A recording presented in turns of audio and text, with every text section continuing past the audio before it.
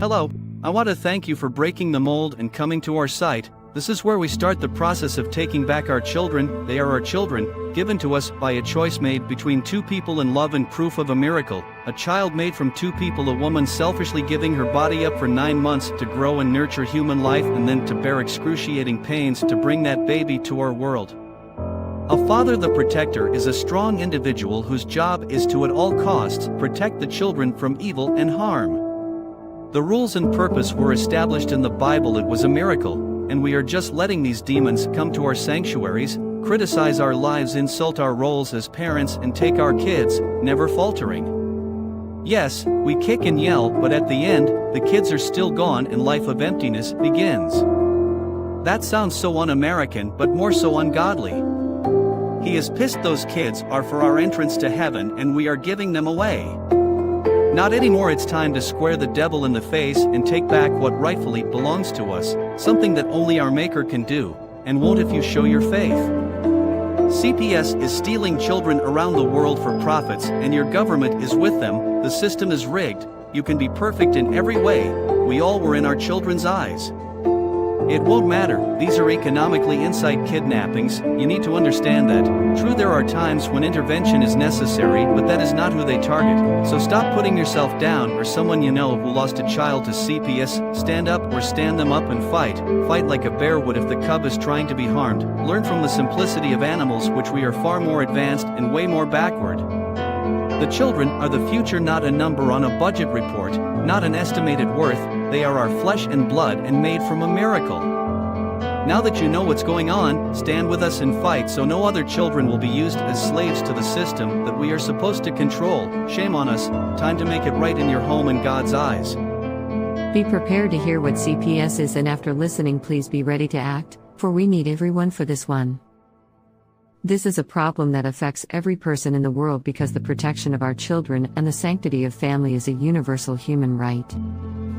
It is time to take a stand and demand that CPS be held accountable for their actions. The corruption has run rancid, and our children, the future of the human race, are being depleted by trafficking and family ancestry being erased. Not to mention the broken hearts and river of tears left behind in the wake of family annihilation. Why? For what? Money. Money for the soul of a child, and this is determined by a person inexperienced in more ways than one, yet our system allows them to play God. What have we become as a society, when the cries of children fill pockets with riches and breaks hearts of family and we the people do nothing? How do we turn our backs on an issue as disgusting as this? No person should sleep comfortably knowing this is happening. Children crying for their families while CPS employees celebrate their cash bonuses, high-fiving in the halls of justice. Think this is a lie? Look at Social Security Act Title IV and Safe Families Act. They promote the caseworkers to quickly steal these children from loving families in record times. And what did these families do so wrong? Most of them nothing. Have you ever noticed the children that die have been called upon as many as 30 times? That's because there is no money in children who have already been spoiled by true abuse or born to true drug addicts. No one pays top dollar for that. the money is in the perfect blonde-haired, blue-eyed good family and upbringing. Yes, instant family. Just add kid for whatever price they ask. No one is out of reach from these demons, and they must be held accountable for their crimes against innocent families. How are judges so freely letting children be erased from the heritage they are entitled to? They inflict on the family the same level of punishment given to a murderer or person society has to eliminate, as they are so wretched existence is no longer favorable. Termination of parental rights is the equivalent to the death penalty in more than one way. Think about that for just a moment. Do you know someone who has lost their children, and if so, is the death penalty a worthy and just punishment? That is on the adults. Why do the children then get punished as well? This system is itself cruel and unusual punishment. This is America. We don't treat living people in such heartless ways. For all this to happen, it's corruption from the ground to the White House. That is the truth. Together, we can raise awareness about the injustices done by CPS and fight for the rights of our children. There are so many of us affected by CPS corruption, yet we isolate ourselves in shame. Not anymore. AbolishCPS.com has been created to show with force what has happened to us is wrong, and we are not remaining silent. We are the parents of those children you have wrongfully taken. We stand to abolish CPS. Please stop the real abuse. AbolishCPS.com.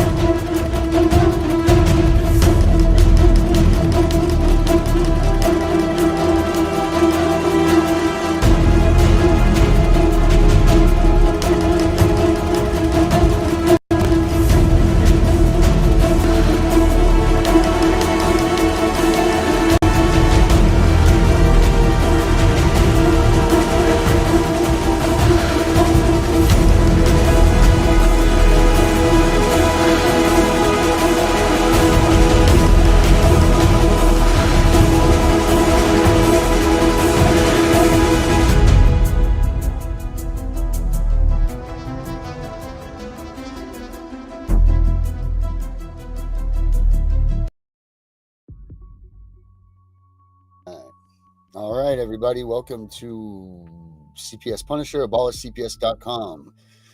It's the new show, the new way we're going to do things around here. I am your host, the CPS Punisher. Tonight, for our opening night, I have a very good friend of mine, a very exquisite man, a man that has a lot of passion and a lot of rage and a lot of things that this country has to offer. It is my good friend, the Angry Citizen, is joining me tonight. Dana, how are we doing, my man? I'm doing very well. God has blessed me. Thank you. Honored to be here. Yeah. Well, it's a Saturday night in Maine, Dana, and here we are, hours apart. It was a beautiful day. It was a day that Maine is made of, right? A nice day in Maine. But if they only knew what Maine was really about. You are not with your daughter. Nope, I am not still. And that makes Maine suck. However, what we do have right now... It is an abomination.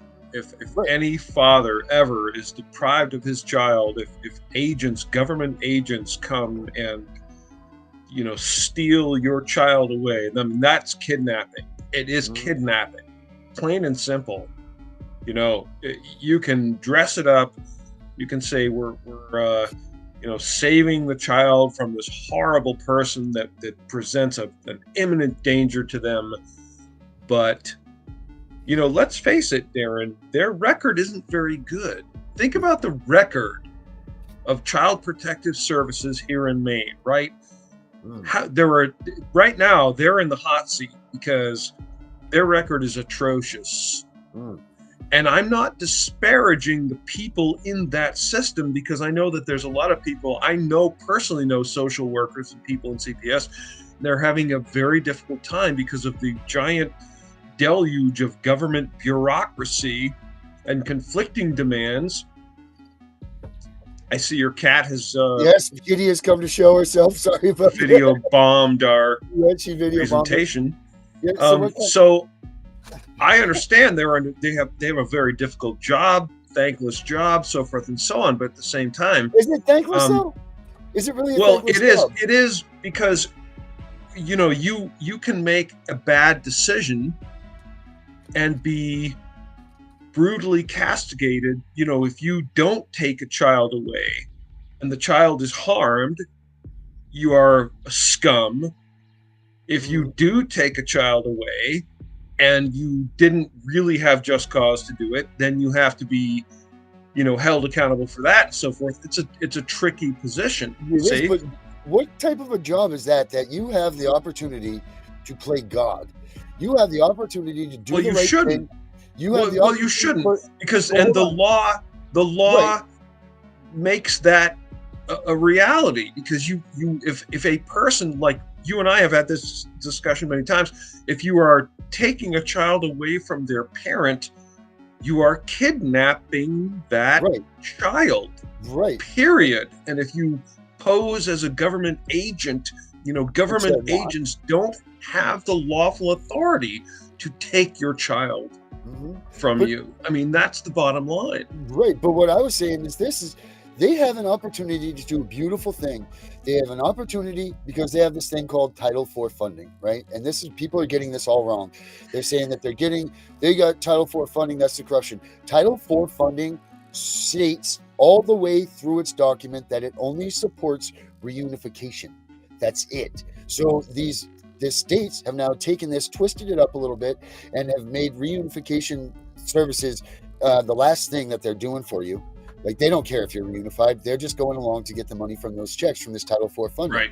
However, they're not following the guidelines, because how can they say that they're going to terminate your parental rights, but yet reunification is still the goal?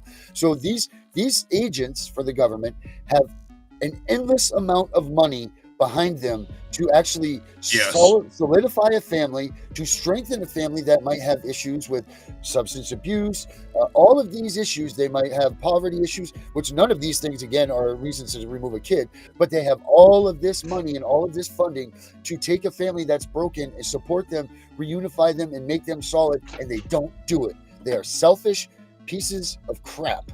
They want to get their bonuses that they get for, adopting a kid off. They want to hurry up and press the envelope so that they can get another one on the board, another $3.5 million. Do this math, man. So there's some discrepancies to say what the worth of the child is by this set of start and finish, anywhere between $1.5 to $3.5 million, right?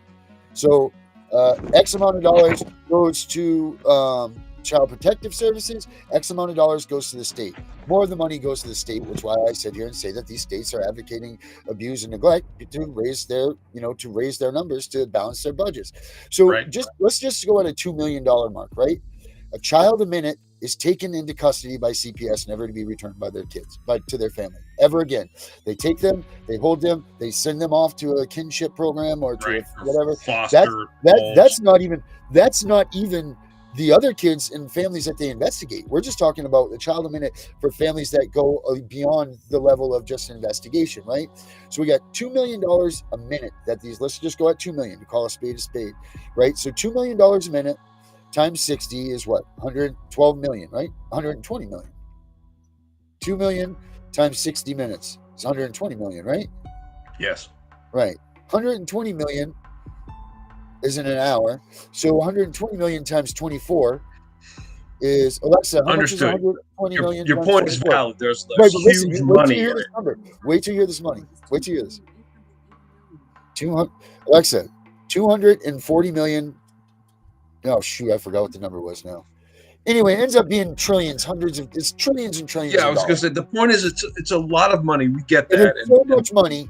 It is so much money that it could almost buy a broken family a home, put food in their fridge for the rest of their lives, support system. They have all of these means, and they're not doing it. They're just tearing families apart and spreading waves. I mean, that's just it. And how an organization, I'm glad that, the director from Maine just stepped down, Todd. I'm so glad that he just stepped down. Because he obviously was failing this thing in Maine. Maine is the #1 state in the United States for abuse and neglect by double. Yeah, it's very rural, and there's a lot of lack of opportunity here, high taxes, a business unfriendly climate, poverty, unemployment.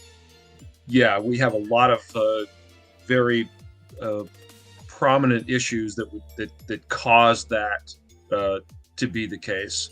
But do you believe that? Do you actually believe that Maine is more than a LA or more than a any of these states out here that have major cities? I mean, heck, Maine probably has the population of LA. I don't know what those numbers are. Don't hold me to that, obviously. But you know what I'm saying? I wouldn't know either. What I'm saying is that these numbers are freaking astronomical. And the way that I see it is that Janet Mills screwed up that surplus that LePage made. And the reason that our numbers in the state of Maine are so high and are increasing is because they're trying to balance that surplus budget out and get that back that LePage had just made. You can't tell me any different. How do you hire more people, get more funding and all of these things, but yet you're adopting at a higher rate? You're taking more children at a higher rate. There are more kids that are dying in this system than are being helped. Now, I get it. Sometimes things do slip through the cracks. That happens. But here's the thing. It happens more often than not in CPS. And you know why? Because no one wants damaged children. They don't want them. They don't mean as much to anybody. They're very hard to adopt. No one wants, when people go to adopt these kids, man, unfortunately, they don't want a screaming, alcoholic, opioid-infected baby. They don't want these things. So these babies get shoved out like they mean nothing, when they are the ones that need the money that is funding. They need to be paying attention to these families and leave these other families alone that are having a little skirmish between a mom and a dad, that are having an argument. That's where this needs to be in these focuses. And people need to realize what's going on, because people are uneducated about how CPS really works and who they are and what they're about, because you don't ever know about CPS until it's your turn. Until they intrude on your life. And by then it's too late. You've already or it's someone someone you're close to. Mm-hmm. Yeah. I mean, how many people do you know? How many people do you know, Dana, that are involved in CPS? I personally know several, but that's because I know a lot of people. The average person would not know, very, very infrequent that the average person would know someone that's involved with CPS that actually and know their story, not what CPS says or what the agents say, you know. So yeah. But where is it that we bring education is obviously the forefront thing that needs to be done, but you need to get education awareness to everybody. And how do you get that out in front of people that are going to just shrug this off as it's never going to happen to me? And you know, like, how is that introduced to those people? How do you do that? You know, like where, when, how? Because the rights, that's a tough question. That's an impossible question. You know, think about it. People don't care about a thing until the thing affects them. It's a sad reality. It's where we are. So people hear about a corrupt system of some sort, but they don't necessarily worry about it. They're not going to do anything about it because it's not intruding on their lives. Right. So, you know, you're doing a lot just getting the information out, just doing what you're doing, speaking your voice. You know, we don't know who will hear us, Darren. Right. You know, there may be one person, someone, right? Yeah. 5 people, 10 people that hear your voice and start to really think about this and realizing that government agents and agencies, and especially these so-called child protective services, which in many cases is actually child endangerment services, right, that rip children away from their homes under false pretenses, or at least very flimsy pretenses, claiming that they are going to somehow safeguard those children, and in fact, in many cases, not safeguarding them at all, but putting them with psychopaths and you know, in so-called, you know, foster homes that have been, you know, supposedly vetted. That you know, means they're safe, and they're not.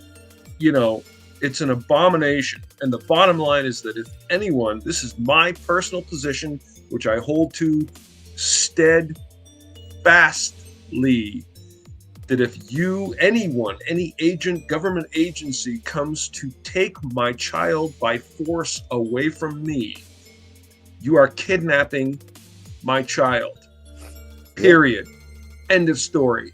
And you will be met with every bit of force that is lawfully justifiable in my defense of my child. You will not kidnap my child in front of me. And you do have a lot of choices. You have a lot of rights. You have a lot of rights, and this is where it goes to the education thing. You're a very smart man and know the Constitution, and your rights are: they come to your home, bye-bye, get out, don't let them in. They don't have the right to come into your home. You don't have to answer questions. Right.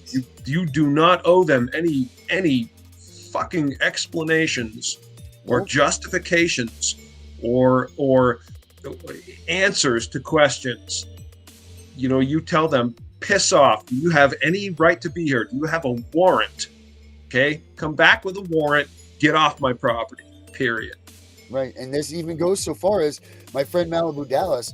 They have an actual letter that they wrote up, and it's available on his thing. It's also available on my site, abolishcps.com. But it's a letter that him and the ADA put together, and it's a letter that goes to the Child Protective Service agents that you put right on your door.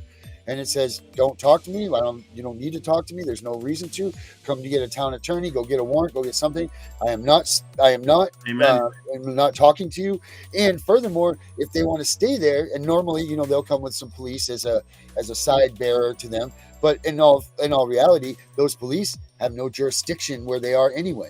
You didn't call them. You didn't call them to come with you. You know, the police don't have that jurisdiction. They're there. Right. Thank you very much. You already had the card made out. Perfect. Yes, sir. Yes, sir.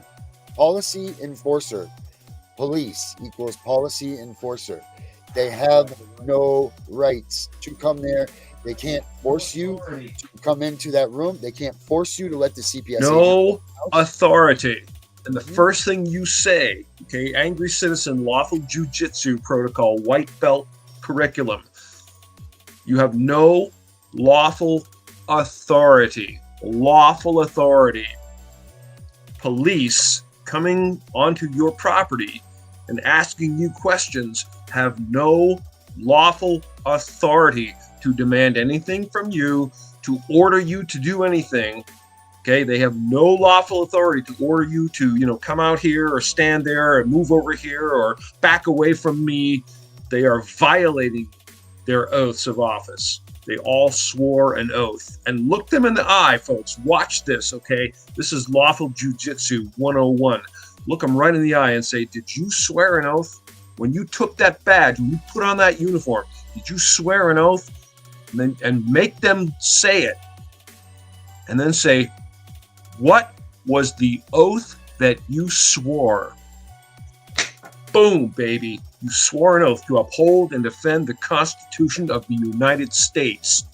Bam! Right. Watch them back off. Watch them dial down their attitude. You say, I am a lawful and constitutional American. I am protected. My rights are inalienable. The Constitution of the United States clearly defines them and states them. All of the Supreme Court decisions have upheld that my rights are absolutely inalienable. You cannot take them away from me. And you work for me. You Correct. serve and protect. You serve me, the lawful constitutional American. Watch them dial down. Mm-hmm. Yeah, they go right back. We'll be right back with that. That's what goes on there, and they need to be they have to be put into check. It has to be done because they're there. They go there with these CPS agents all arm in arm, and they go there to intimidate you. They want you to fall right into their little trap of coming in. Because I will tell you this: the second that you invite a CPS agent into your house, you gave them jurisdiction. Yep. You lose at this point forward. From the moment that they cross that threshold in your home, your game is now gone from offense to defense. And they're very good at pressing you as an offensive player. But defensively, you have this right. No, they're not coming into my home. Thank you very much, Mr. Officer. You guys don't have a warrant. Please leave. And if the CPS agent still don't let them talk you into it. Don't let them, you say no. We come in, no. Well, we want to come in to blah, blah, blah. No. Then they'll say something. This is what they'll do. They'll say, well, we can get a warrant. You say, get a fucking warrant. Excuse my French. Get a warrant. Go ahead. And show me your warrant. Right. And you know what you do? Show me your warrant. This is when you call and you put that police officer in check, just like you said, because what are they? They're the policy enforcer. And what is that CPS agent doing right now? They are trespassing on your property. So you turn to that policeman and you say, excuse me, Mr. Policeman, I politely asked this person to leave my property. They're now insisting that they're coming inside, and I want you to issue them a no trespass. And they will do it. They have to do it. Because now these people are trespassing on your property. Now you have asked the police for your assistance. You've given them jurisdiction to make a policy determination and make these people be removed. So use that against them. Yep. And also everyone in America needs to know that police technically have no authority. Technically, okay, they assume authority and they imply authority and they state authority. But real law enforcement authority lies with your sheriff. Right. The sheriff is the lawfully elected authority, law enforcement authority in their counties. They're voted in America. And if you are having difficulties with anyone, including police, you can call your sheriff and ask for their assistance. Now, I'm not saying they will assist you. There are many sheriffs in America that will shirk their responsibilities and will go along with the paradigm of, well, police have the authority to do this. But there are some sheriffs in America that will stand by their oath and will help you. And you won't get their assistance if you don't ask for it. And you should know who your sheriff is and know what their record is and know whether they stand with we the people or whether they stand with the corrupt elites.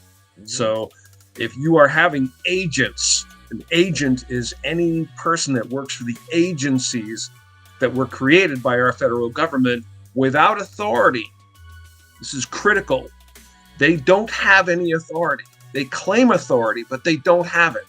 They will tell you they have authority. They will say, I can do this, but they're lying. They're lying. They don't have authority. No government agent or agency has any authority unless it was delegated by we the people. If we did not delegate you authority, you don't have it. Period. That's the question I have for you. That's a good point that you just made right there.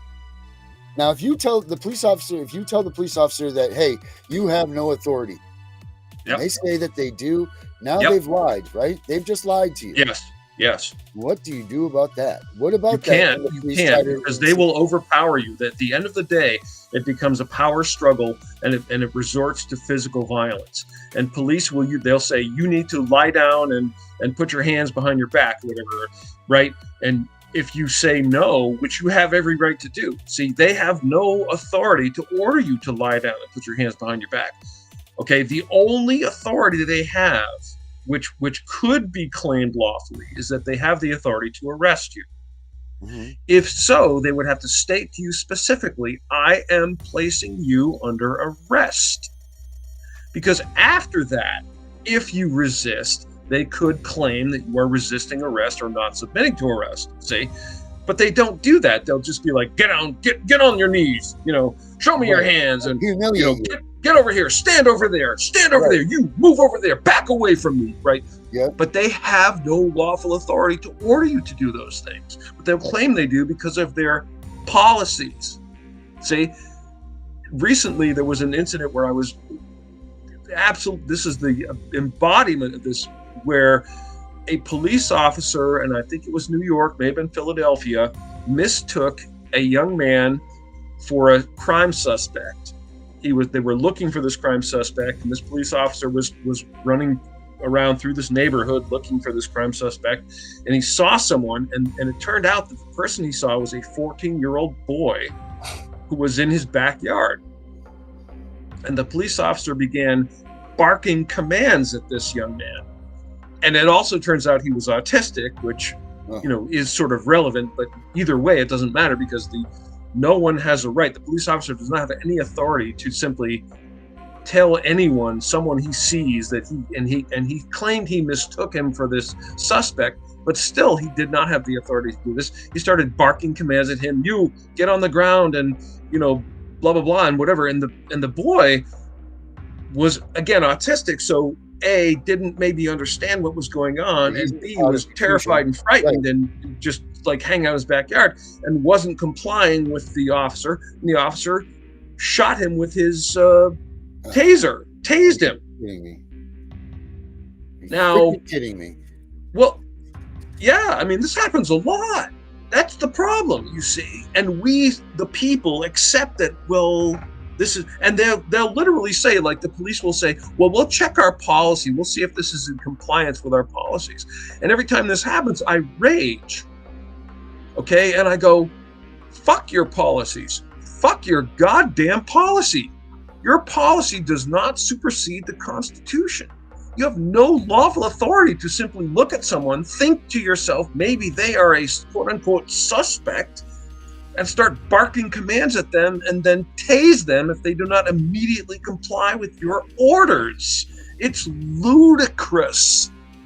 And as a society, we have accepted this. We have endorsed it. We have allowed it to happen. If you watch crime shows on TV, they are always, the police are barking commands at everyone, and you better do what you're told or they will punish you. They will literally threaten you. You know, there was an episode I watched of, I think it was NYPD Blue, and Jimmy Smits was on there as his Jimmy Smits and Dennis Franz being the cool detectives or whatever. And they were going to question someone about some crime. And they were talking to these construction workers, and there was one of them they wanted to question. They walked up to him, and they're like, hey, are you Fred Smith? You know, you need, and this is the phrase they always use. They go, you need to come with us. Yeah. What do you tell me what I have to do? What the hell you mean you need to come with? I don't need to come with you. Who the hell are you? And they'd be like, you need to come down the station and answer some questions. Well, one of the construction workers says something about, well, hey, he doesn't have to come with you. He's not, a suspect or whatever. He's not under arrest. Well, Jimmy Smits got right in this guy's face, and he's like, I'm trying to do my job and, make people safe, whatever. And here you are throwing the Constitution in my face. That's what he said. Throwing the Constitution in my face. Yeah. But what the hell are you talking about? You mean you swore a damn oath to uphold and defend the Constitution? We're just throwing it in your face. We're making you honor your damn oath. You're literally, and Jimmy Smith says something to this guy about knocking his teeth down his throat or something like that, or getting him a mighty beating or something, physically threatening this guy, and that's what they want to sell you, that the police have every right to do whatever they want, and you dare not question them, and you will do what you're told. And I've had this argument with people online. I have one friend that said to me, smash your teeth down your throat. Yep. And this one friend said to me something, when a police officer says jump, I say how high. And I was like, hell the fuck no. Hell no. No, no, no, no, no. I, as an American citizen, have rights. They are guaranteed me. They are endowed to me by my Creator, and they are inalienable, and they are written clearly in the Constitution. And no police officer has any authority over me that is not specifically otherwise granted them by the delegation of we the people. We the people delegate power, and those powers are absolutely curtailed and clearly defined. You cannot exceed them. You cannot say simply give yourself power because you claim it. That's what our government's doing right now. That's where CPS comes in. They just say, we have the right to do this. We can do it because we say so. What is this book, Dana? It's backwards on my screen, but Life, I don't know how Law of Sheriff. This is the Law of the Sheriffs. Law of the Sheriffs. The Anderson Sheriff Manual, right? Okay. So you see it's still backwards, right? Nice. Right. Yeah. So you can get these online, volumes 1 and 2. Or if anybody wants to get them, email me right here, and we will make sure that you get that. But isn't that right that Anderson Sheriff's Manual is pretty much what it's to go by for the sheriffs to abide by? I haven't read that. Send me the link. I'll check it out. I have seen a sheriff's manual, and I've tried to track down the origins and had limited success with that. But yeah, the sheriffs are the key. The sheriffs are lawfully elected, the supreme law enforcement authorities in their respective counties, elected by we the people, accountable to we the people of our states, and they will save us, because there's no power that's supersedes They're supposed to have the militia in our towns, in our counties, in our areas. Well, we do. I mean, the militia is simply the entire civilian population. Like everyone capable of bearing arms is a member of the militia automatically. We the people are the militia.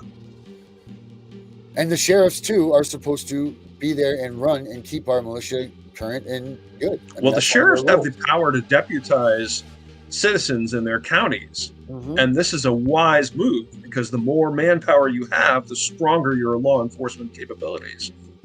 Right. It's just so important that everybody realizes that we do have law enforcement on our side, and true law enforcers, and that is the sheriffs. They're the only legal they're the only lawful and legal. There are a lot of sheriffs nationwide who have Sheriff Sharon Worley, Sheriff Mark Lamb.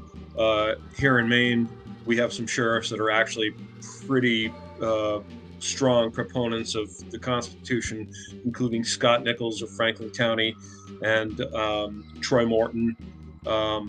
And in general, law enforcement in Maine is aligned with we the people. So I'm actually pretty pleased to be able to say that and mean it.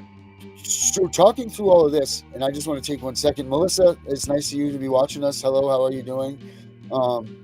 sometimes I get lost up in these, but Melissa's right here, and we do have a chat right here. So if any of you guys have questions or want to get in and chime in on what we're talking about, please feel free to hit us up in the chat, because we do see these things.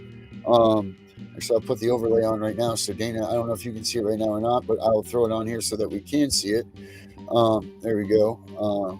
It's empty. Look at that, it's empty. But Melissa Hara did say hi, so I want to make sure that we said hi back to her. Dana, what do you think the police or the sheriff's involvement need to be in the state of Maine, or how can I get the sheriffs involved in what they're doing, Child Protective Services is doing towards the residents and the people of Maine, and not only Maine, but the rest of the United States? What can we do? What do you think the sheriffs could do for us in these CPS investigations? And this is just hypothetical, off the whim. Like, what do you, because I know you're very knowledgeable about the sheriffs and there's so much talk about it, but it seems like there's all talk. How do we get the sheriffs, and how do we get them involved so that it does be a part of their job? Like, what can we do to get the sheriffs involved with us? I think that the sheriffs have to hear from we the people, just like all of our elected servants. It doesn't hurt to drop a phone call, a text, an email, a letter even to your sheriff. Know your sheriff. And, you know, if they're not doing a good job, it's okay to tell them, I disagree with your decision or what you did on this or that. There's a sheriff in Maine right now, and I forgive me, don't remember which county, who's currently under fire for some actions that he took, and an effort is in place to remove him. And it may be well justified. So, you know, if we the people know our sheriffs and give them our feedback, then they are more likely to be involved with us and help us with our issues, including with the CPS. So where do you think the sheriff involvement would be as far as like a CPS investigation? Do you think it would behoove it to tell the sheriffs we need assistance when they come to our homes, that maybe you call the sheriff when CPS is at your house? Yes, or this is a brutal confrontation, but if there are agents at your house and they want to steal your child, you need to call the sheriff and you need to make them take a position. You see what I'm saying? They may or may not support you. Okay, like any elected servant, they may or may not stand by their oath, but they can't if you don't call them out. And you have to do that. You have to say, I need you to protect me. I need you to say, this is not lawful. You cannot steal my child. You cannot kidnap my child. And make them either say, he is right. You can't take his child. I stand with him, or ally with the agents and say, yes, it is okay for them to take your child. And then that's just going to be determined by who that person is behind that badge, right? Yes. Like, that's kind of like a crapshoot. It's but the recourse for after has been set forth now, because now they haven't upheld their oath of office, right? Yeah. If that happens, let's say you do that, and the sheriff sides with the agents, then you have fact and truth and evidence and the law on your side. You and I have talked about the affidavit. The affidavit is a very powerful tool. When anything that happens along those lines, you document it very clearly and create an affidavit, and then you send it to the offending parties, whether it be the sheriff, the police, the governor, anyone. And the affidavit is a sworn statement of fact made under penalty of perjury. So if you send the affidavit, you're firing some serious ammunition, saying either prove me wrong, or you need to. You're basically admitting that I'm right. And if you're admitting that I'm right, then we can now go to court, and the court cannot refute what I am claiming without being flagrantly fraudulent. Because if I send the affidavit and you don't rebut it, then it stands as fact in a court of law. And it means so much that you're saying, put me in jail. If I'm lying to you, put me in jail. Exactly. It's like pushing all your chips on the poker table. All in. Right? You're all like, I'm all in, man. Here you go. Prove me wrong. I'm calling your bluff. Prove me wrong. Yep. Boom. And let it be, let it sit. I mean, I think everybody should have, honestly, man, I think everybody should have an affidavit, like pre-written out with their names, with certain, situation at hand on this date, yada, yada, yada. That way, if any incident ever takes place when you're out and about, you can write on this thing, freshly remember it in your mind, even from a car accident to an argument with a friend, anything that could cause you further pain and suffering in your life, you can write it down, you can fill it out and sign it and send that son of a bitch, because like you said, if no one responds to that, that becomes the word, right? Like it's fact. It's fact. You can't, if you write an affidavit and someone does not reply to it, does not rebut that affidavit within the allotted time, normally about 14 days, you say that now stands as fact in a court of law. You can't go to court and say that didn't happen or this person's lying. Nope. Whatever that says is law. Yep. That's exactly right. It's fact. Period. So it would just be like I said, I think that people should have, a pre-written one of these son of a biscuits sitting right there in their wallet at all times or something, right?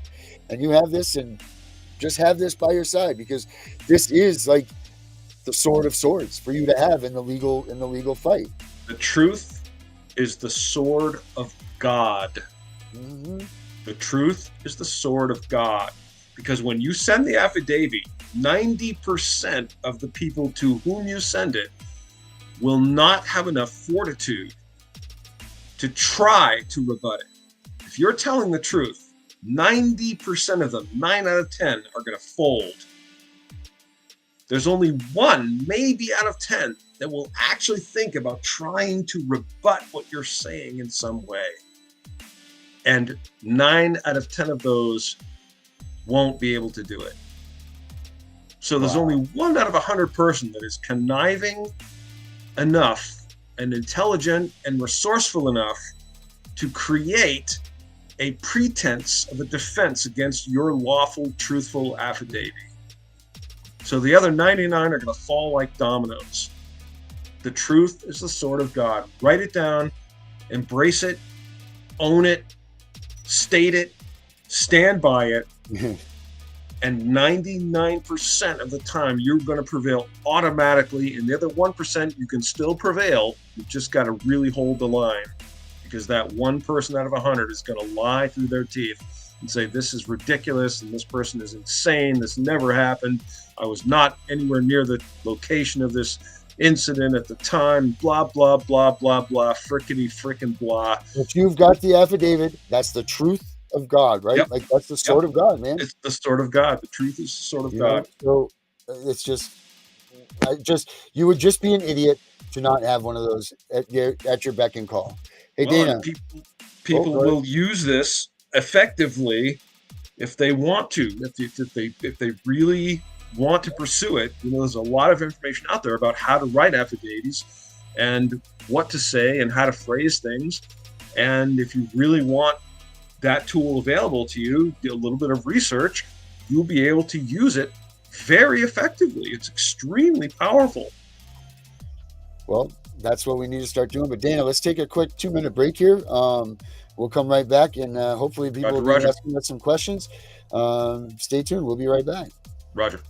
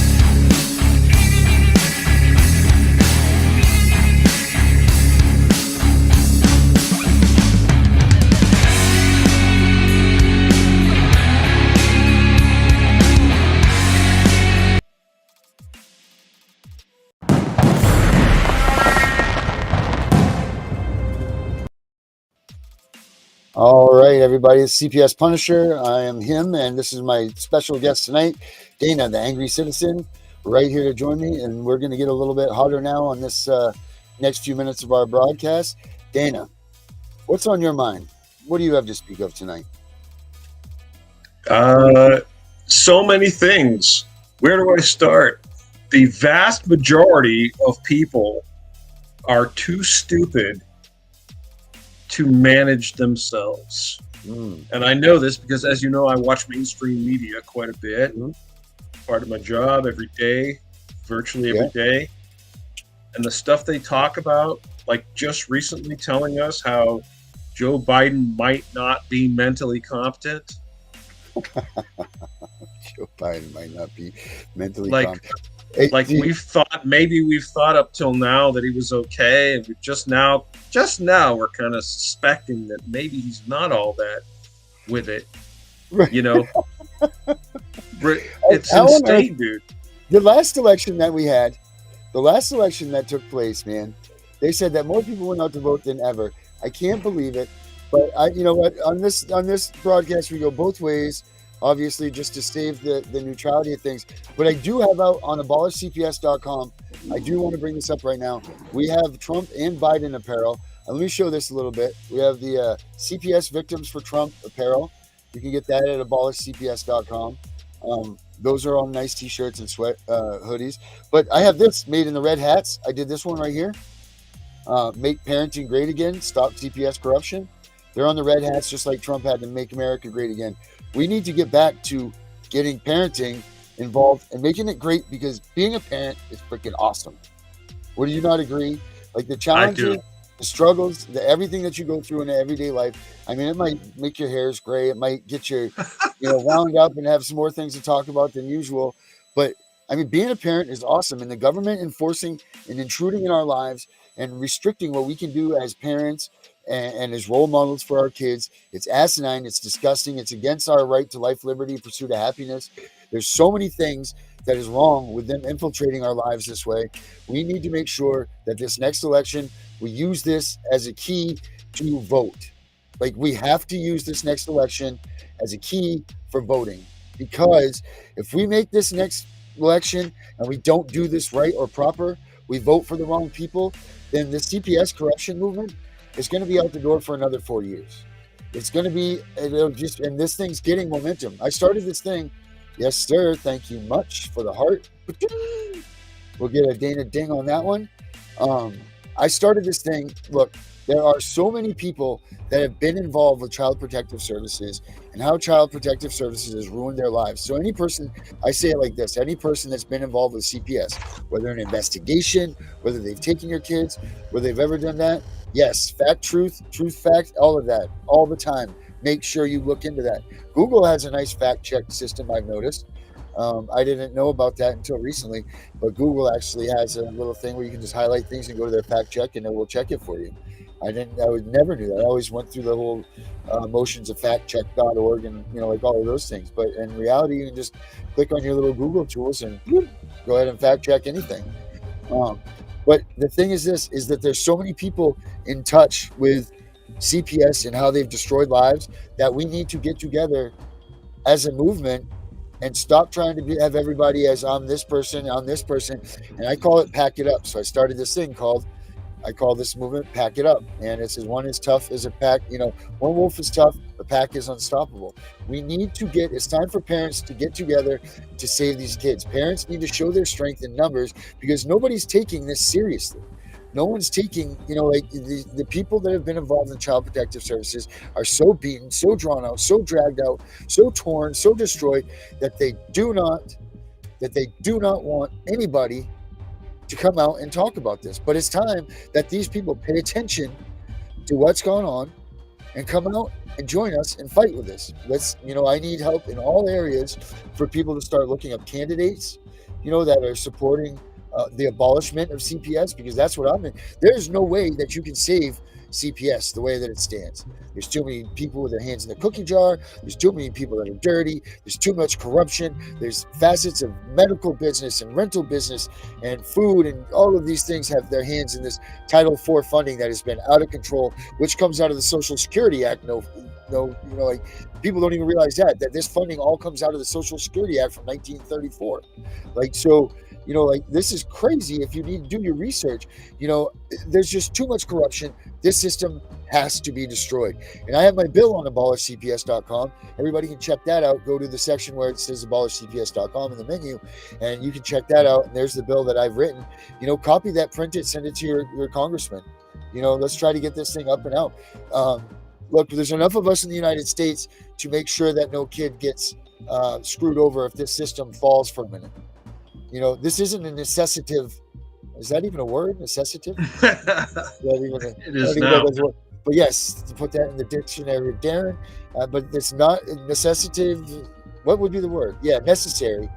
It's not a necessary part of our government. Like we're not going to fall apart as a country if Child Protective Services gets dismantled for a few days while people figure out how to get back, the kids and get this system into place. We are strong Americans. We can unite together when we need to. 9/11 proved that some of us still have hearts and we still have this concept. So we can let this system abolish and build it from the ground up and build it around the kids, not around organizations, not around any of this other stuff. It needs to be centered on what does that one child that's being abused that need from all of us. Not what does the institutions need. It needs to be what does that child need, not the institutions that are running it. Because these institutions that are taking this money are spending this money. Why do they all have Mercedes and Benzes and all of this stuff, but yet they're driving into poverty embellished places and people don't even have a car? This is ridiculous. But yet a CPS agent will roll up in her nice new Mercedes. What is that showing? The track record of the kids that she's removed from a house? Why are they doing this? So this needs to be focused on each child, not on the organization. That's just my opinion, but I think that's the only way that we can make this work. We need to build the trust back up for people that are overlooking our kids. And another thing is, why the hell are we as people, human beings? Look, the Bible says, and I talk about this all the time, don't read the book to get the answer. Look to the animals. They'll tell you everything that you need to know. What happens if you go to a chickadee's nest and try to remove an egg? That little thing will peck you to death until it gets you away from its nest. Why are we as parents so apt to just be like, yes, sir, take my baby. Go ahead, you can have my baby. Because a woman with a badge came in and said so. What the hell is that? This is our most coveted prize that we have. God gave us the tool of God gave us what we need to be God. He gave us creation. He's allowed us to have a part of Him. We are creators now. We create our children, right? So we're destroying what God has done for us, and this is the facts. Facts are facts, whether you're religious or not. He's given us a tool, and we're blowing it. We are all blowing it. We are all taking advantage of the fact that we can have children, that we are creators of human beings, and this is just getting out of control. And we need more. We need more people to realize how serious children are. That they're not dollar signs. They're not any of this stuff. That we are their makers, and they're literally the parents are being belittled. They're being torn apart. They're being removed from their lives. The way CPS is doing this, it's absolutely disgusting. This is instilling fear and everything in these children's lives. How do these kids that are removed by CPS ever feel secure about anything again? I mean, a child is secure to their parents. They come out, they look to their parents to feed them, to clothe them, to warm them, and all of this. CPS comes along, rips that child out of their home, which they think is a 100% safety net. How do you think a child that grows into an adult now will ever have trust again? How's that ever going to work? This kid will never trust anything again. So the system is completely disgusting. It's completely ass backwards, and it needs to be abolished. Because all that's happening is what I've just stated. And we don't know what the effects of this are because it's not been going on long enough. It's only been going on since like 93 when the America's Safe Families Act came, when the Clintons put this forward on us and put the adoption, let's speed up adoptions and let's hurry this through so that the permanency isn't harmed in a child. And all they did then was create bonuses, for caseworkers to adopt children out. It's all disgusting and it's all true. I'm not lying about anything. Go ahead and look it all up. It's right there. All of these facts are right there for you. But a CPS needs to go away and it needs to be recreated and it needs to focus on the damaged kids. It has to include them, because why are all these kids dying that, you hear these stories about kids that they've been called on 40, 50, 60 times, and CPS hasn't ever shown up at their house. Yet a police officer calls on me because of a broken bail condition that had nothing to do with my child, and they come here in force. Why? Why is that? There was not even one thing that I had done directly to a child, and I'm put on a list now for the rest of my life that says I can't even be around children.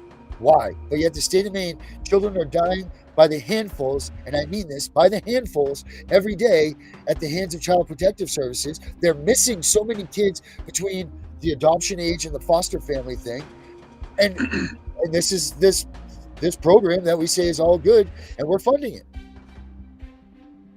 That's what I'm saying about that, Dana. Well, there you go. And that's that. So we're coming up on 60 minutes here, brother. Probably to wrap this up. Yes, sir. What do you got, Dana? You got any last words? Just if we the people stand together, all things will be made right. The vast majority of us agree on most issues. We just are distracted, divided, and we cannot unify because the dark overlords are constantly telling us that we have to fight among ourselves, and we don't. Most of us agree. Most of us are on the same page regarding these issues, including Child Protective Services. No one wants to see a child taken away from parents so long as those parents are even vaguely capable, and certainly never, ever stolen from parents to be thrown into some foster care hellish environment of child predators.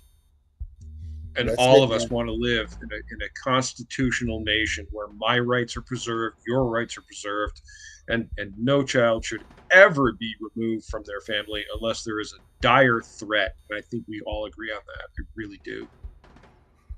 I agree, 100%. Couldn't say it any better. Carrie, thank you so much. I'm glad that I am back. I'm going to be back Monday through Fridays, 7 o'clock. I know tonight we start a little bit later, but Monday through Friday, I'll be back at 7 o'clock. Hey, make sure that you subscribe and like, too, to the channel. It's somewhere on, you guys are watching on YouTube. I know this goes out to much more than YouTube, but if you're on YouTube watching this, subscribe, like, do the things that we do. I'd appreciate that very much. Let's try to get me up over 40. I'm setting my goals short, but yeah, Carrie, we're back and coming with a vengeance. So make sure that you tune in with us. Dana, thank you so much for joining me tonight. I appreciate it. You're always a good time. I'm going to try to make you more part of this than you want to be, but I'll through my. Hey, you know I'm here to help you. You know I support you. I'm coming for you, Dana. God willing, we'll get your daughter back to you, my friend. Yes, sir, we will. All right, Dana, thank you so much for joining us. For everybody, thank you so much, Dana. I'll talk to you soon. All right, everybody, that was great. That was my buddy Dana, Angry Citizen. He is awesome. I love that guy. He has, I'll get his information. I'll put it on ballercps.com for everybody because he's got his own thing going on too. That's just amazing. I mean, this guy he just loves the shit out of this country, and he will stop at nothing to make sure that that this stuff goes through. He's been a tremendous help to me in fighting for my daughter Nina in the state of Maine. But I'm here to fight for you guys. I'm back 100%. I got a lot of good things coming up for everybody. So make sure you stay tuned. Monday through Friday, 7 p.m. Eastern time. Get a hold of me at info@aballercps.com, or you know what, go to aballercps.com, check out the website and message me through there. There's a message system on there. There's the apparel on there. We got all kinds of things on there for you to look at. There's chat rooms. There's all the apparel that I've created for everybody for this movement. If you want me to make apparel for your movement, I'm certainly glad to do that for you guys and get you guys up and running. Let's just show our unity, people. We got to pack it up. We need to come together as one. We need to show this country that we mean business. We're not tolerating these people touching our kids and our families anymore. All right, everybody. CPS Punisher out. Until next time. Thank you very much.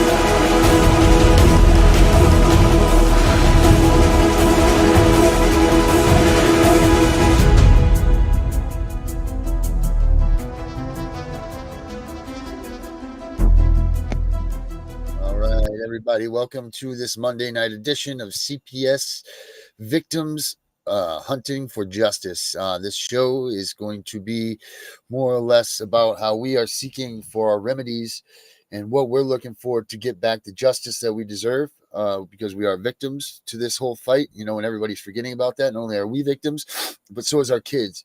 Our kids, obviously, first and foremost, they're the most important part of what CPS is doing to us. It's disgusting what they're doing to our kids.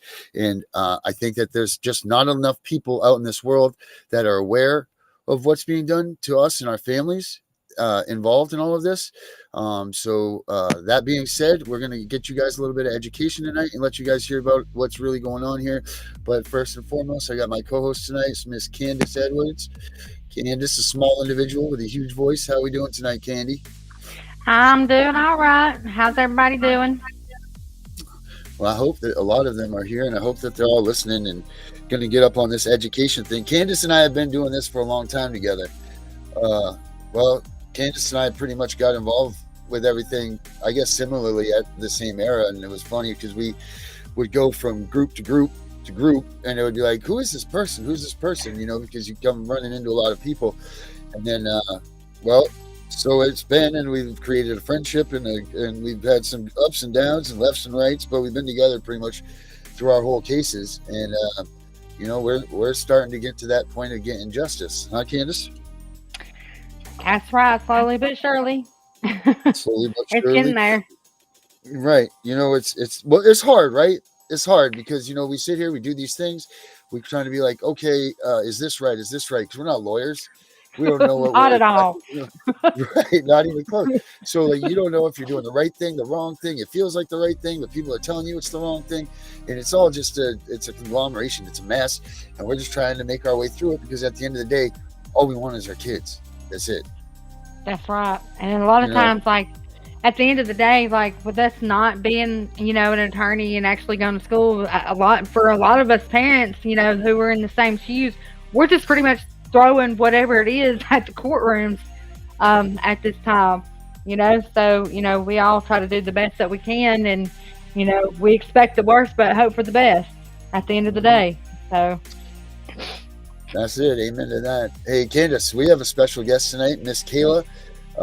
She came in here with us right here. Hey, Kayla, how are you? Hi. Hi, Kayla. How are you? I'm good. How are you? I'm doing all right. Considering why we were all brought here, right, and talking about what we're talking about. Kayla, just we had the guest that was going to be on tonight was a last minute no show, and Kayla, thank you so much for coming on tonight, and I hopefully that this happened for a reason, that God made this happen for a reason. Maybe we'll get some goodness out of this. But that being said, I don't know a lot about you, Kayla. Do you mind giving yourself a little introduction about what's going on with you? So I've had a CPS going on for about a year now. It's been extremely brutal, and still have not got my kid back. Okay. How long's it been? Yeah. It's been a year. It's been a year. What do you mind talking about a little bit of what took place to make all of this nonsense happen? Yes. So it started back in, I'd say, about January. I was hanging out with somebody I probably shouldn't have been hanging out with, and he put his hands on me. No. I thought I did the right thing. He was in the car with me. My son was 9 months old at the time and was asleep in the back seat. He had put his hands on me. I took him straight back to his vehicle at my house, dropped my son off with a family member, and went and pressed charges, and he went to jail. I had a caseworker show up to my house and completely used it against me, saying that I was allowing domestic violence in my home, and threw in a safety plan. And during the safety plan, a argument broke out with a family member, without being able to talk to my caseworker, she said that because me and my stepmother at the time got into an argument, my son was in immediate danger, and it occurred on a Saturday. When Monday rolled around, I got a phone call from my caseworker telling me that I was no longer allowed to be around my son, that I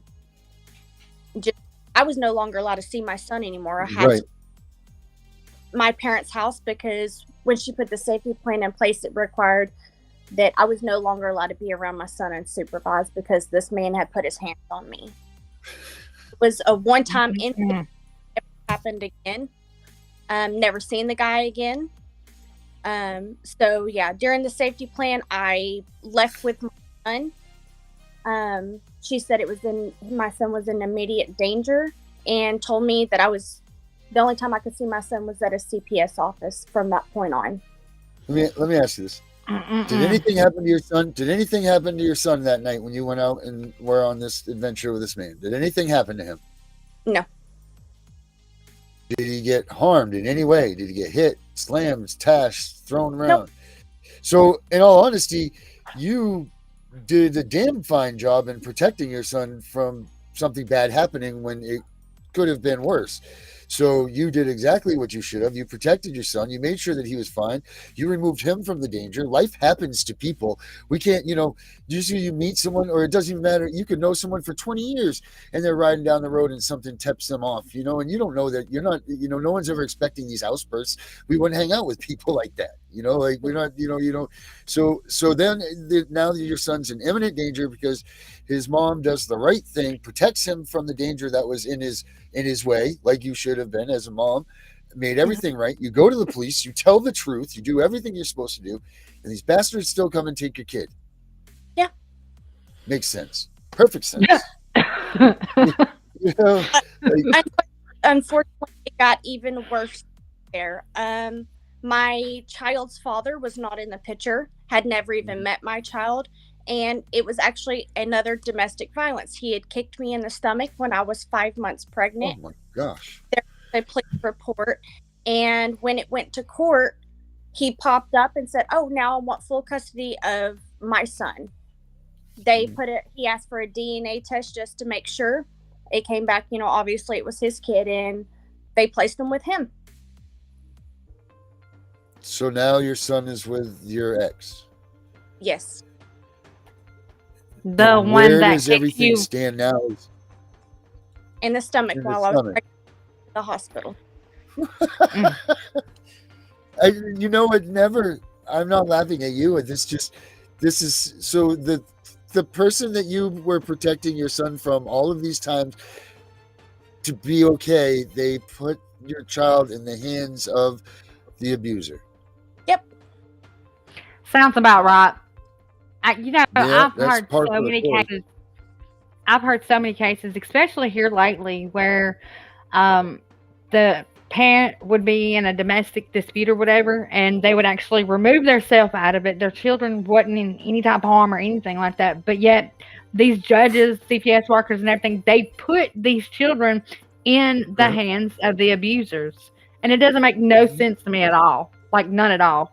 That's not protecting the children. It makes no sense to anybody, right? Like that's absolute nonsense. What have you had the same caseworker this whole time? So the lady that first showed up to my house putting the safety plan in place, saying that I was no longer allowed to be around my son unsupervised. Oh yeah, that's okay. Yep. Is not the that I ended with. Okay. So when they first, sorry, I'm trying to find my pen. I get it. When they first came and got your son due to the imminent danger, when they first came there and said your son was in imminent danger because there was an argument between you and your stepmother, did your stepmother call and say that you guys had an issue, or did the police call, or what took place there? So what had happened was everybody was sick in my home. My aunt wanted to see my son, so I was like, yeah, everybody's sick, you're more than welcome to hang out for a little bit. Right. My stepmom comes out of the house freaking out, screaming as I'm putting my son in my aunt's truck, and calling names, freaking out, and then turns around and jumps on the phone with my caseworker and goes, she's trying to kidnap my son from me. Oh. And because I removed my son out of that situation, I broke the safety plan, and she removed my child from me. And how long did it take for them to get your daughter out of imminent danger? How many days will they come? So the first assault occurred January 31st, and she did not come until February 16th. That's good. Yeah. The argument between me and my stepmom was a Saturday, and she never even showed up. This was all over phone. She never handed me a warrant. She never had anything signed by a judge, nothing. She just told me that I could no longer be around my son no more. Yeah. Whew. Okay. Wow. Makes perfect sense. Right. I mean, I don't even know why you're on this show. I mean, like, wow. So, where what are you? What state are you in? Your state? Texas. Okay. Texas. I'm Alabama.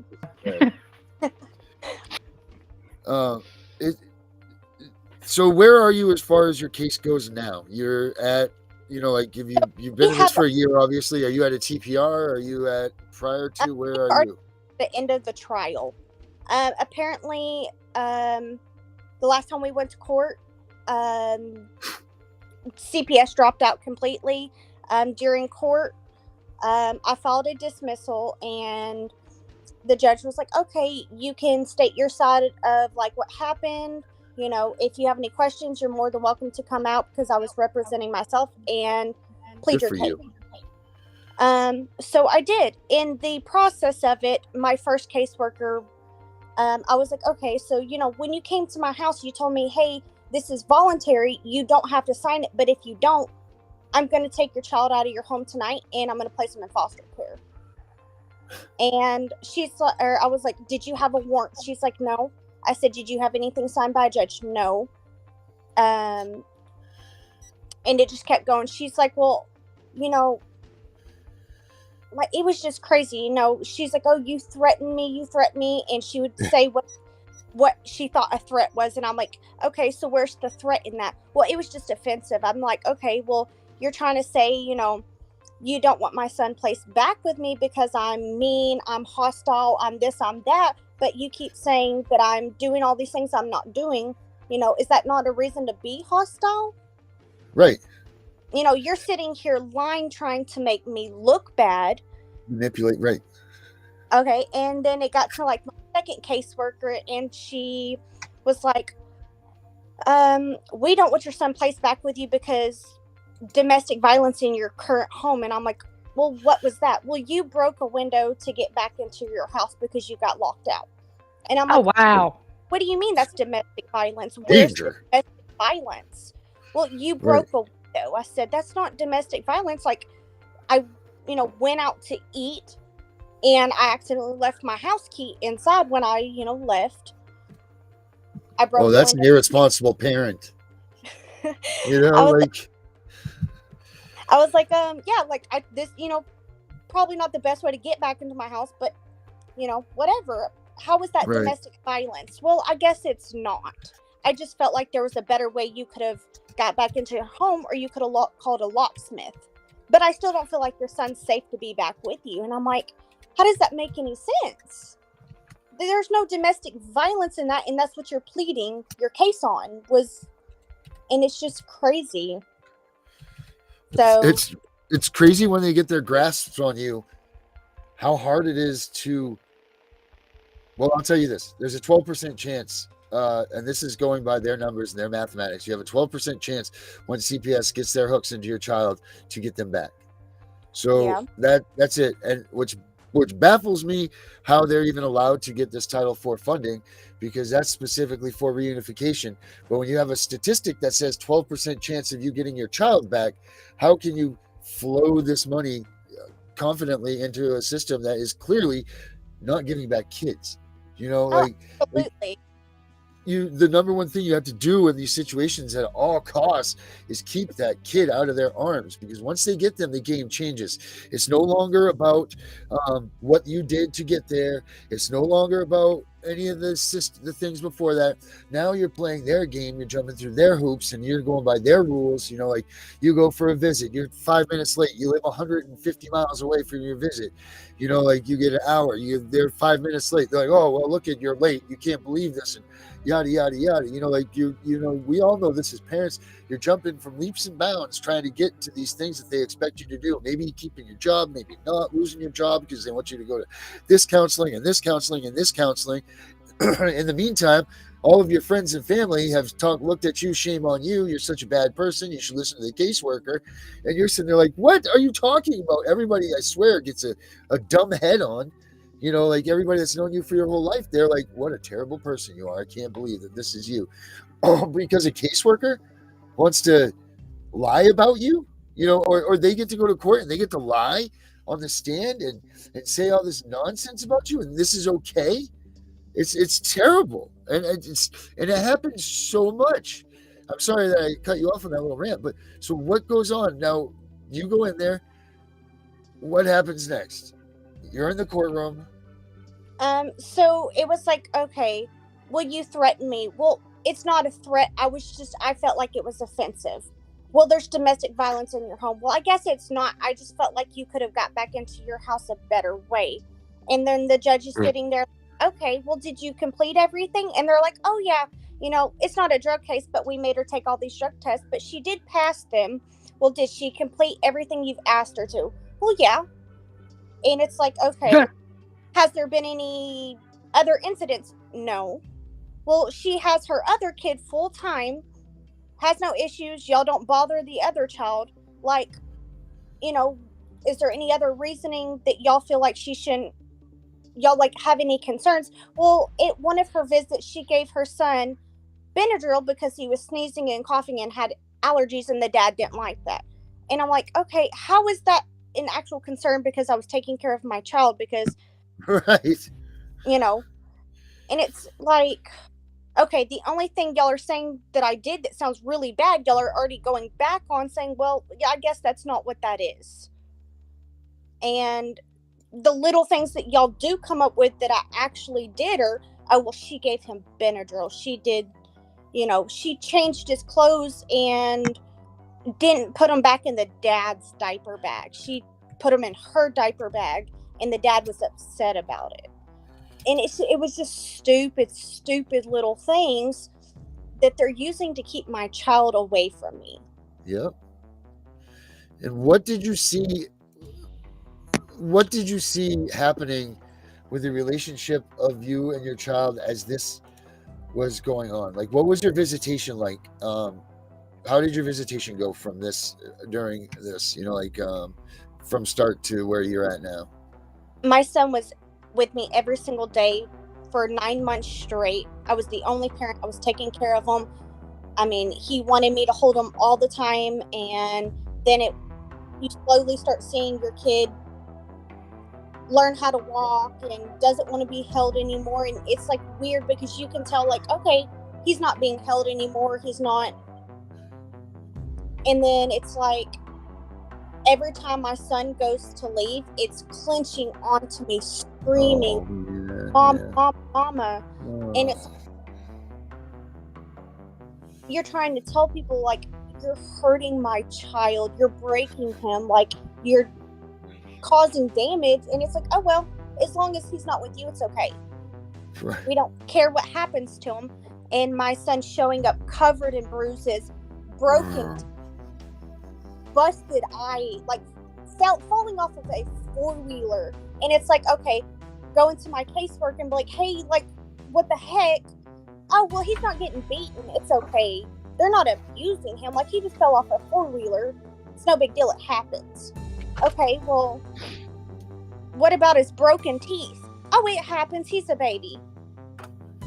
Coming to visits covered in his own, excuse my language, shit, after a 2-hour drive because they didn't clean him properly before sending him with a CPS worker. Oh, it's a baby. It happens. No. That's a But if parent's you did job that, to take care of a child. And it's like, but if you did that, what would happen? Freaking issue. If I did Right. it. Mm-hmm. I think my son was learning how to walk, and he fell during one of the visits one time, and they tried to cancel my visit because of it. Because he fell down. While he was learning how to walk. So he didn't catch his balance yet. He was like barely taking steps, and he fell one time, and they tried to cancel my visits on me. Wow. And it's crazy. It's like, okay, he falls one time, you don't want me to see my kid no more, but it's okay for my kid to show up covered in bruises, bloody rashes, infected private parts. I mean, Jesus. all sorts of things, and you have no concerns. Like, you're okay with my child being there, and it's wild. It's almost unbelievable, right? It's almost like you sit there and you're like, wow, you know what? There's just no way on God's earth that this is real. There's no way that this judge, I'm going to get some justice here. There's got to be someone that's able to come in. They're going to step in and they're going to say, this is just a bad dream. There's just no way that so much blatant abuse and neglect and faultiness and lying and all of this stuff can be there and not have this work out in this beautiful, wonderful court system that since a child you've been told that this is the cornerstone of America and this is where our rights and this is where freedom and yada, yada, yada. It's a bunch of crap. Yeah. They don't care. You go in there, you've done nothing. Your child, like you said, bruised, beaten, cracked, all of this stuff that you tried so desperately to make sure never happened to that kid, or they never had to see the things that they saw before they went to this new foster home that, who God only knows what the hell they're doing there, and it's all over the place. But no one's listening. No one's helping. No one, I don't know if no one cares. I don't know if they don't want to deal with it, but I just don't understand. Did you have any knowledge of CPS and what they were doing before your child was involved? Like, did you know, like, to the full extent of the corruption and any of that stuff? Because I didn't. And I feel very ashamed that I didn't. I came into it this way. But because this is just so horrid. But, like, once you got here, right, like, that had to have been how you were thinking, right? Justice is going to come flying out. I can't believe this. Yeah. Oh, Candace, you? I mean, is that how you felt about it? I mean, this story is the same. It's just happened so much, and people need to realize that they're not untouchable from the arms of CPS. If they want your kids, they're coming for your kids. I'm going to tell you, it's like this. With me being a veteran, it doesn't matter what kind of status you have, period. You can be a doctor, you can be an attorney. I personally know an attorney who actually had CPS involved in their home, and that's an attorney. So just because you think you might be, a little bit of a higher class than what most people are, you're not out of the question for CPS to come in and take your children. Because I'm going to tell you right now, it's not about the class. For me personally, I honestly feel like it's got something to do with the bloodlines, but that's a whole different story for a whole different day. But as I was saying, nobody's out of the arms of CPS. They really aren't. They're just there to traffic children. They're not there to protect our families. They're really not. These children are better off with their families being beaten, being raped, being, locked up in a closet or whatever, than they would be better in a stranger's home, period. Point blank. I don't care who you are, what stances you stand on. I've seen too many cases. Too many children have died in the hands of being in foster homes, period. And if they go there, they shouldn't. That should be it. They should be vetted so well that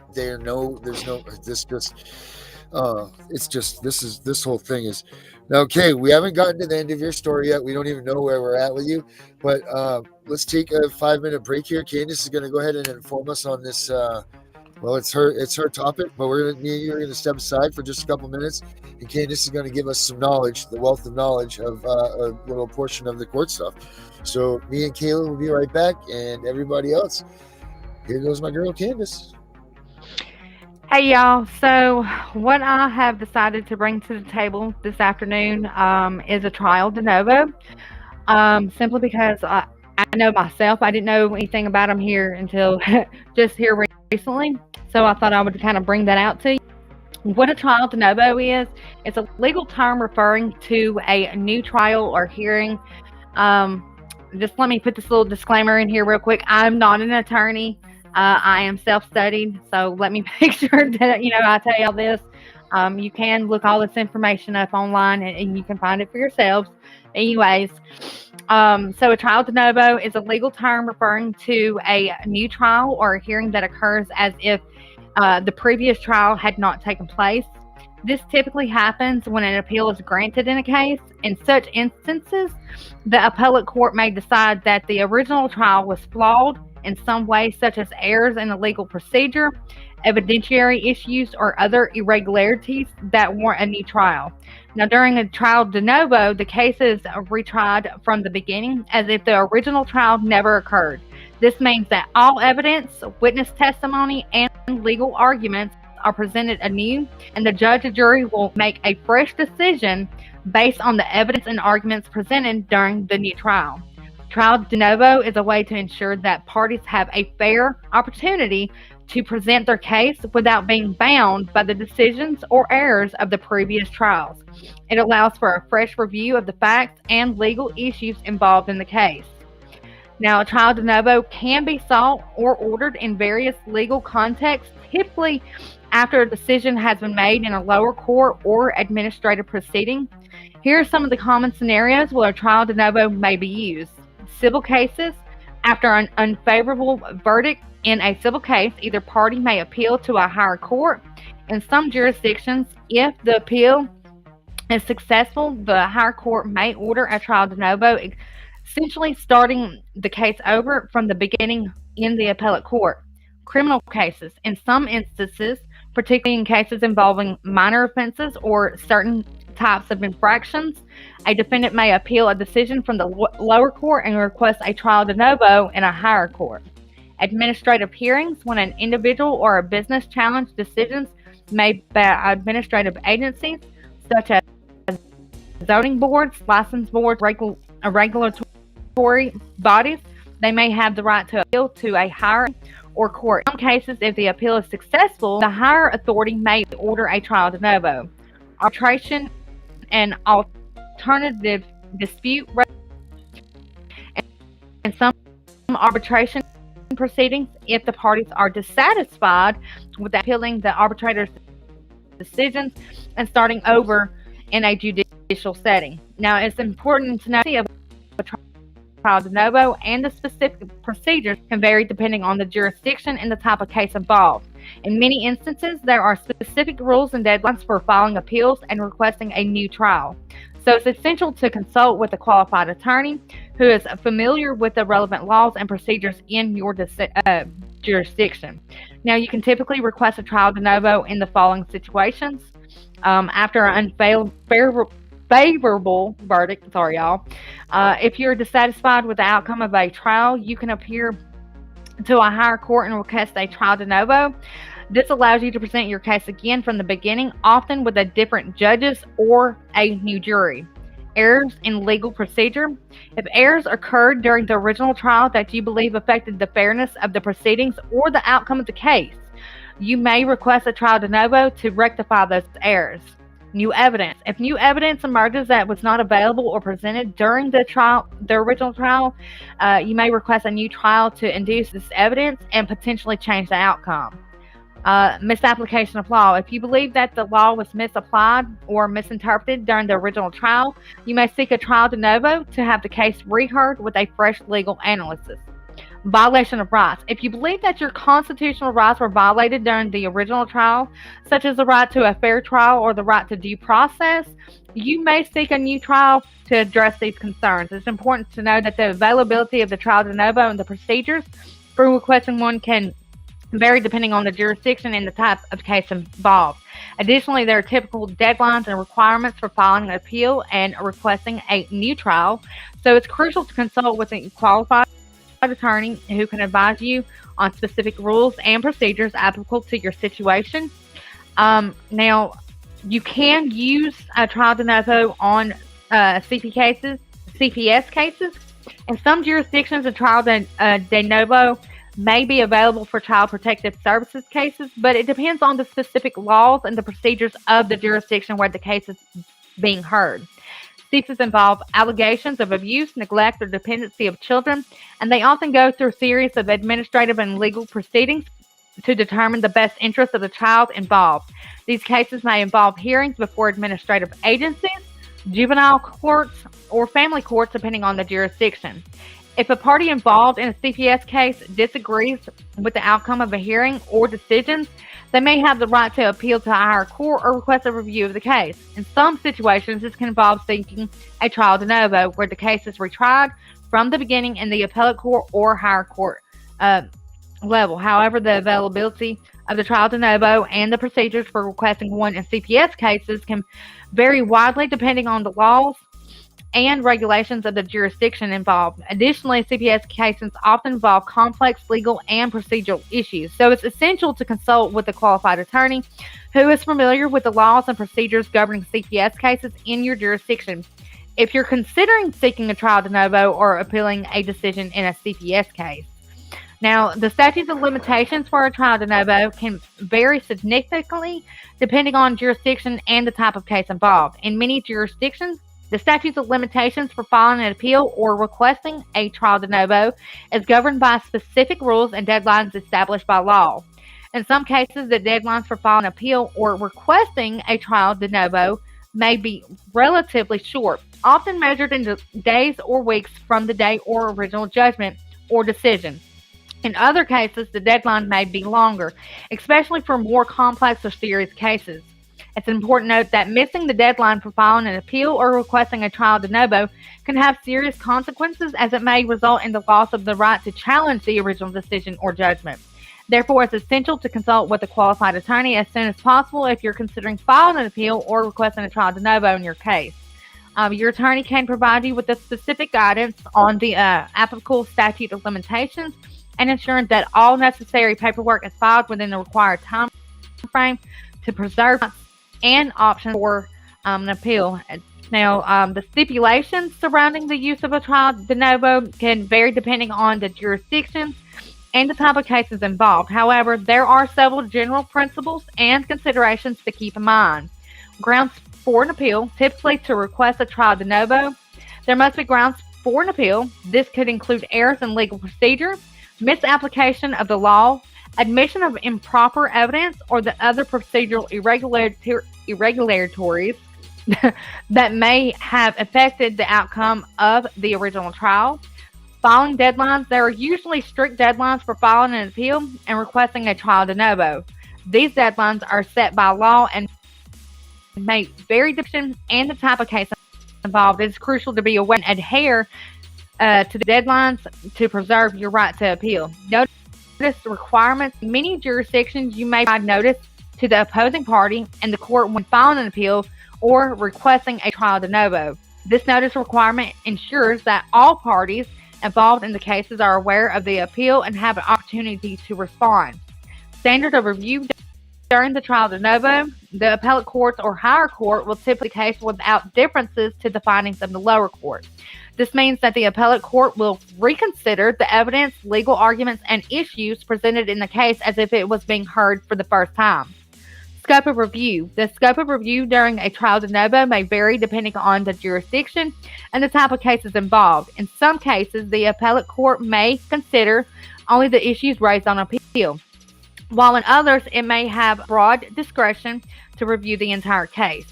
Deposition of the case: after conducting a trial de novo, the appellate court or higher court may issue a new judgment or decision based on the evidence and arguments presented during the new trial.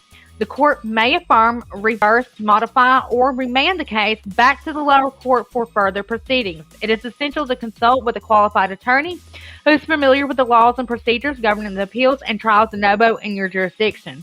An experienced attorney can help you understand your rights, evaluate your options, and navigate the appeals process effectively.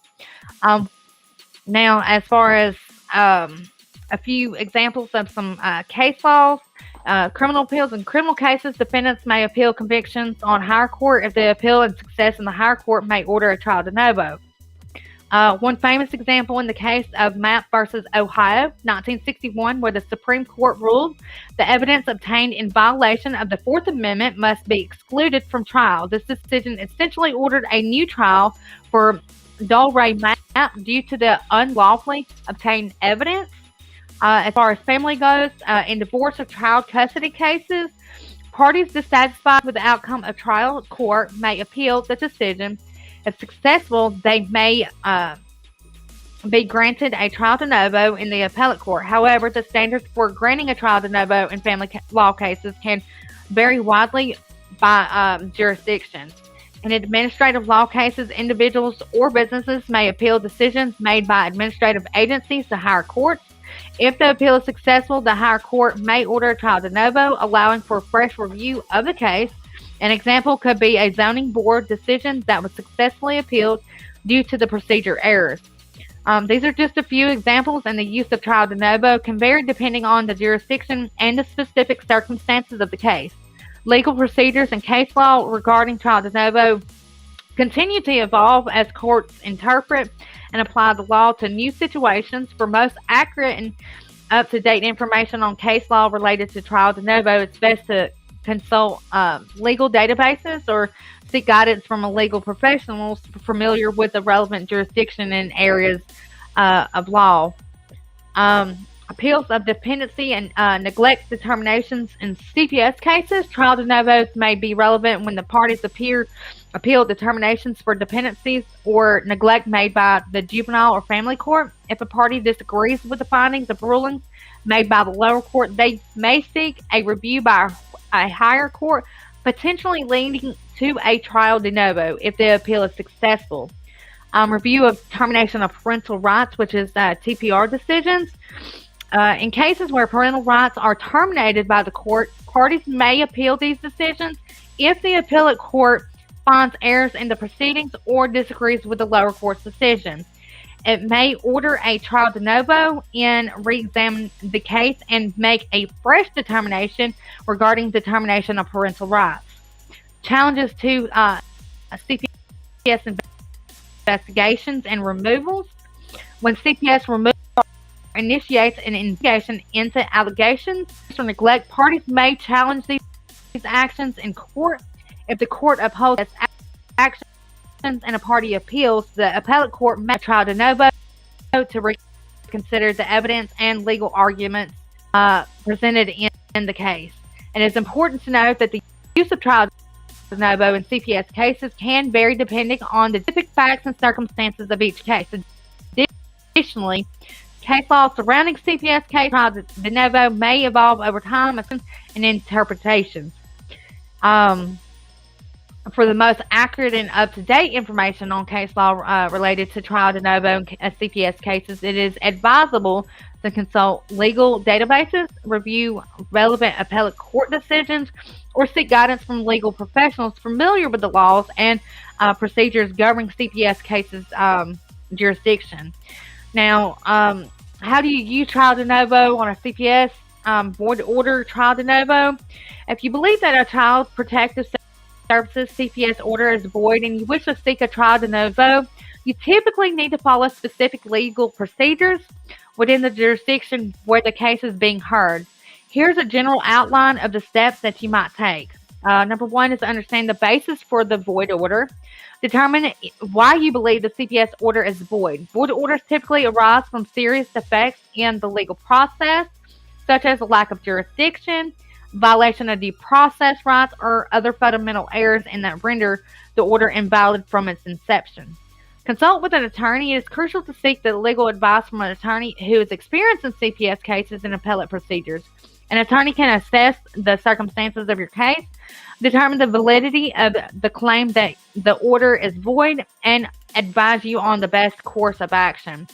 File a motion or petition. Your attorney may file a motion petition with the appropriate court seeking the relief from the void order.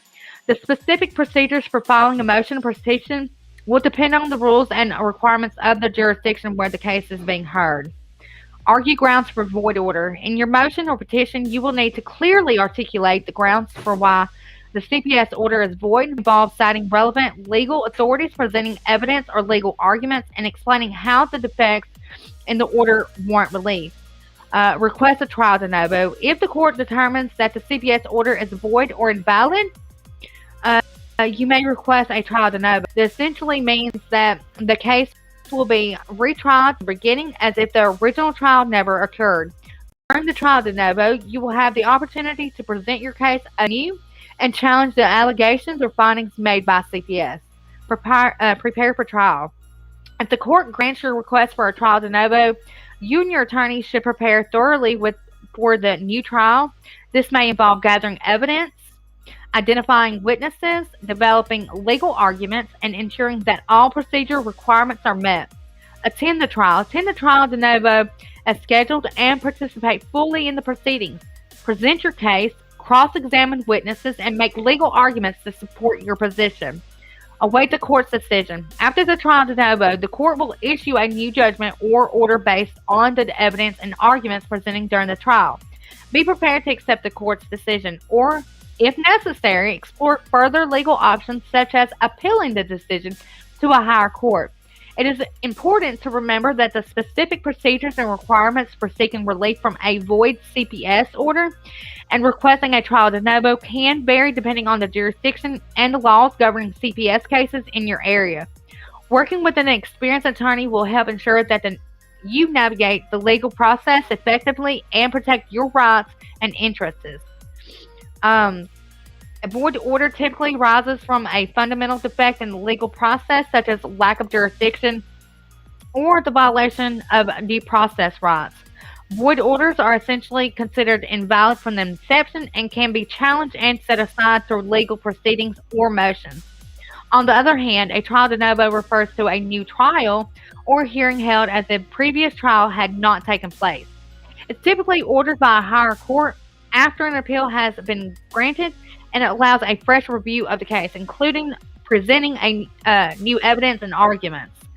While there might be instances where a void order is overturned and a trial de novo is ordered, they are not necessarily interdependent or directly related in all cases.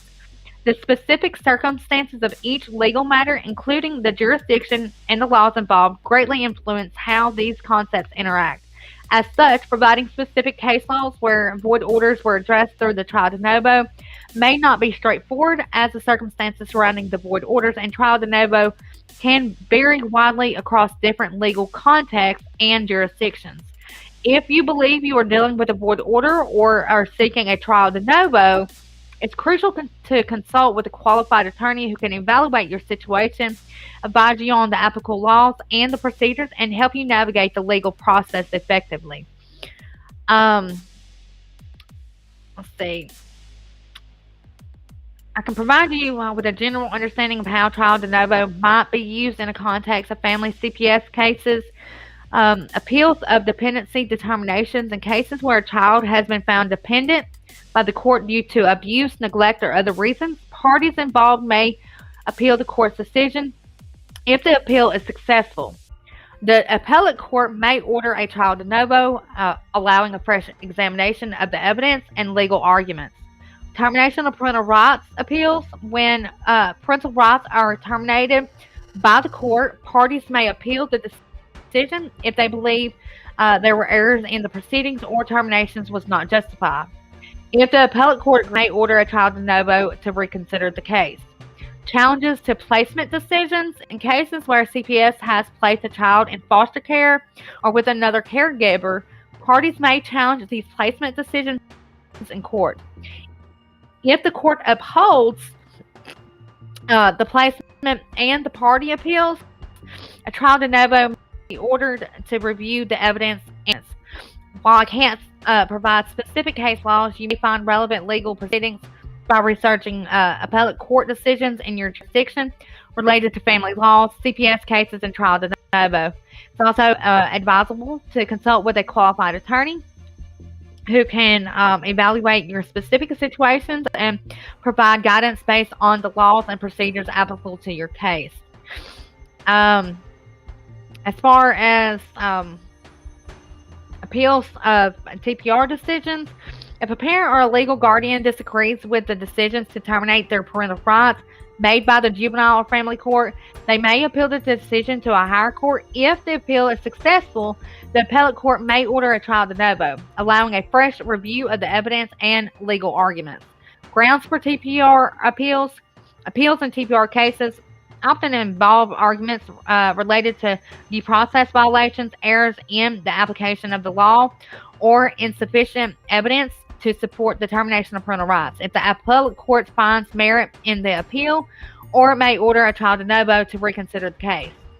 Scope of the review in trial de novos. During a trial de novo in a CPS TPR case, the appellate court will typically review the case without deference to the findings of the lower court. This means that the appellate court will reconsider the evidence, legal arguments, and issuance presented in the case as if it was being heard for the first time.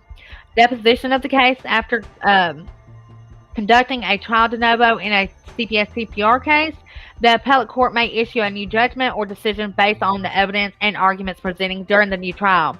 The court may affirm, reverse, modify, or remand the case back to the lower court for further proceedings. Child custody and visitation. The case involving child custody and visitation rights, parties may appeal decisions made by the lower courts if they believe errors were made in the original proceedings. If the appeal is successful, a trial de novo may be ordered, allowing for a fresh review of the evidence and legal arguments related to custody and visitation. Divorce and property division. If the divorces where there are disputes over the division of marital property or assets properties, may appeal decisions made by the divorce court. If the appellate court finds errors and irregularities in the original proceedings, it may order trial de novo to reevaluate the divisions of property and assets. Spousal support and alimony. Disputes over spousal support and alimony awards may also lead to appeals and requests for trial de novo. If the appellate court determines that the original award was improper or unjustified, it may order a trial de novo to reconsider the amount and duration of the spousal support. Paternity and parentage. In cases involving paternity disputes or establishment of parentage, parties may appeal decisions relating to paternity testing, child support, and parental rights.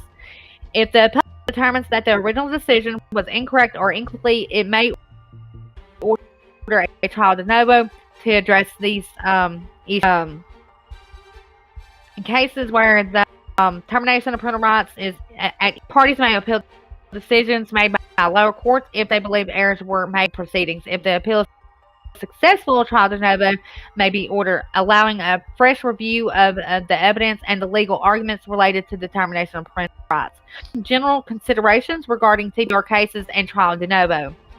Grounds for appeal. Appellate courts may review TPR to ensure that the lower courts followed by proper procedures and applied the law correctly. Grounds for may include procedure errors, violation of due process rights, or failure to consider relevant evidence. Scope of review during the trial de novo in a TPR case. The appellate court typically reviews the evidence and legal arguments without differences to the findings of the lower court. This means that the appellate court may reevaluate the case independently and reach its own conclusion based on the evidence presented. Deposition of the case. After conducting a trial de novo in a TPR case, the appellate court may issue a new judgment or decision based on the evidence and arguments presented during the new trial. The court may affirm, reverse, modify, or remand the case back to the lower court for further proceedings. Now, as far as family law, the use of trial de novo typically arises in situations where parties appeal decisions made by lower courts. Here are some general areas of family law where trial de novo may be utilized. Child custody and visitations. Appeals regarding child custody and visitation orders are commonly in family law. If one party disagrees with the custody arrangement or the visitation schedule ordered by the lower court, they may appeal that decision. If the appeal is successful, a trial de novo may be ordered, allowing for a fresh examination of the evidence and the legal arguments related to custody and visitation. Property division and divorce disputes over the division of marital property or assets in divorce cases may lead to appeals if the appellate courts find errors in irregularities in the original property division order. It may order a trial de novo to reevaluate the distribution of assets and liabilities between the spouses. Spousal support and alimony appeals regarding the spousal support or alimony awards are another area where a trial de novo may be used.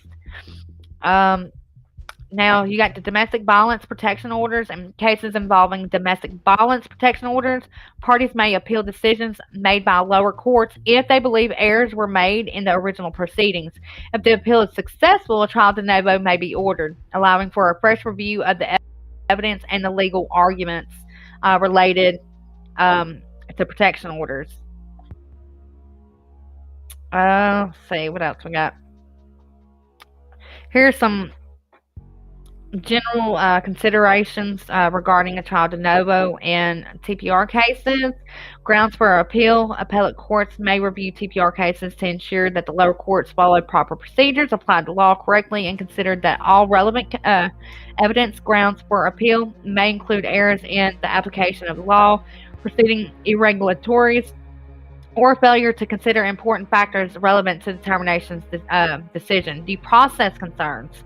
Appellate courts may closely scrutinize TPR proceedings to ensure that parents' due process rights are protected throughout the process. This includes ensuring that parents have adequate notice of the proceedings, the opportunity to be heard, and the right to present evidence and witness on their behalf. Best interest of the child. While the best interests of the child are paramount in TPR cases, appellate courts may review whether the lower court properly consider all relevant factors in determining the child's best interest. This may include assessing the evidence regarding the parent-child relationship, the parents' ability for the child's needs, and any potential risk to the child's well-being. During the trial de novo in a TPR case, the appellate court typically reviews the evidence and legal arguments independently without deference to the findings of the lower court. This allows the appellate court to reach its own conclusions based on the evidence presented. After conducting a trial de novo in a TPR case, the appellate court may issue a new judgment or decision based on the evidence and arguments presented during the new trial. The court may affirm, reverse, modify, or remand the case back to the lower court for further proceedings. Let's see.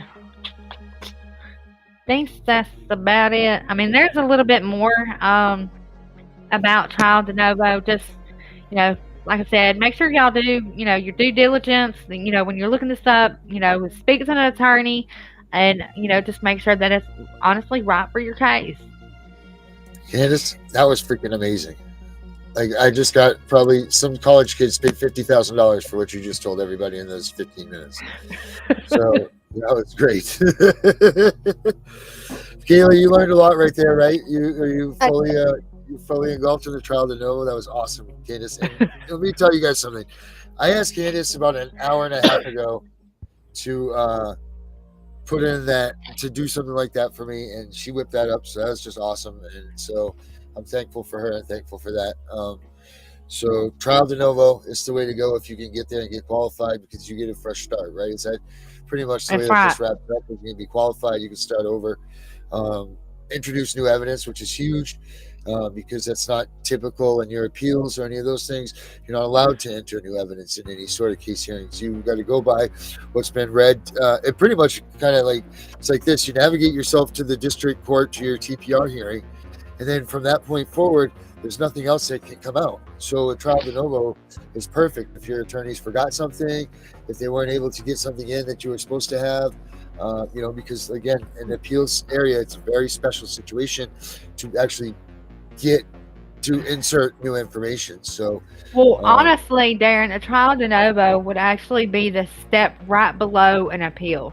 Like, I would do a trial de novo before you do an appeal. Okay. Well, that gives you the opportunity to bring new information that you normally would not have, right? All right, guys, we're back here with our guests here, Kayla, and back in our green room there, we've got Officer Herbert Petty. If we have him, we're going to start using him. He's on call with us.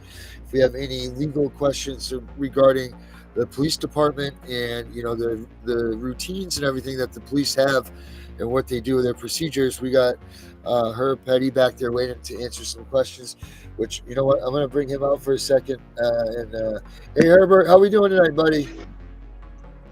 Good. How you doing, Darren? Hey, I don't know if you heard Kayla's story, but her story involves a bunch about her. She was in the car with her child, and a gentleman that was in there started having an incident with her.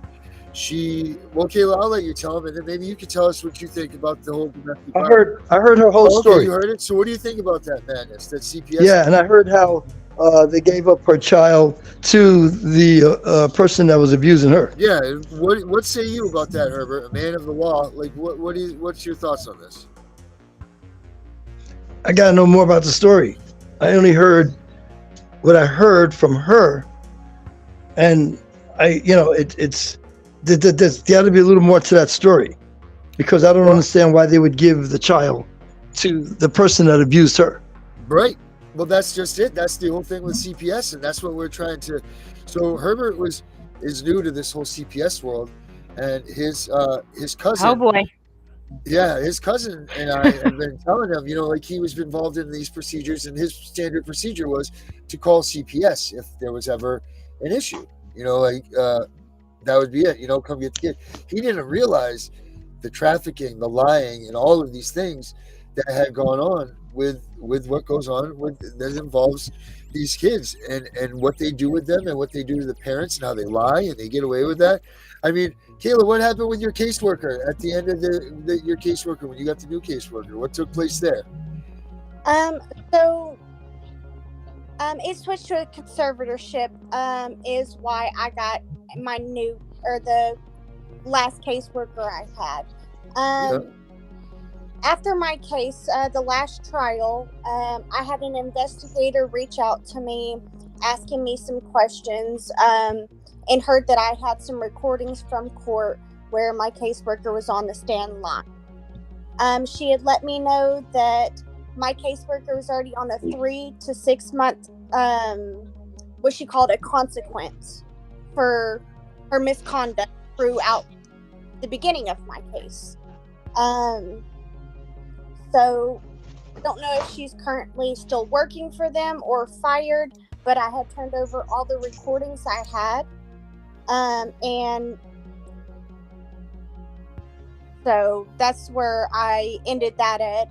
And the last thing I heard on my case was that, everything was supposed to be in court order, and it was going on 3 weeks ago, but the judge has still refused to sign anything. And I'm thinking it's because he's trying to hold off signing anything, so I run out my time. But it's been about 3 weeks now, and he still will not sign my court order, so I can. So what did the TPR order come out to? Was it a TPR order that you went to trial for? So CPS wanted to drop out of the case. They said they were going to give the dad pretty much full custody of my child. Okay. It came out pretty bad. I currently am only allowed to see my son 1 time a month now, supervised. Yeah. So supervised.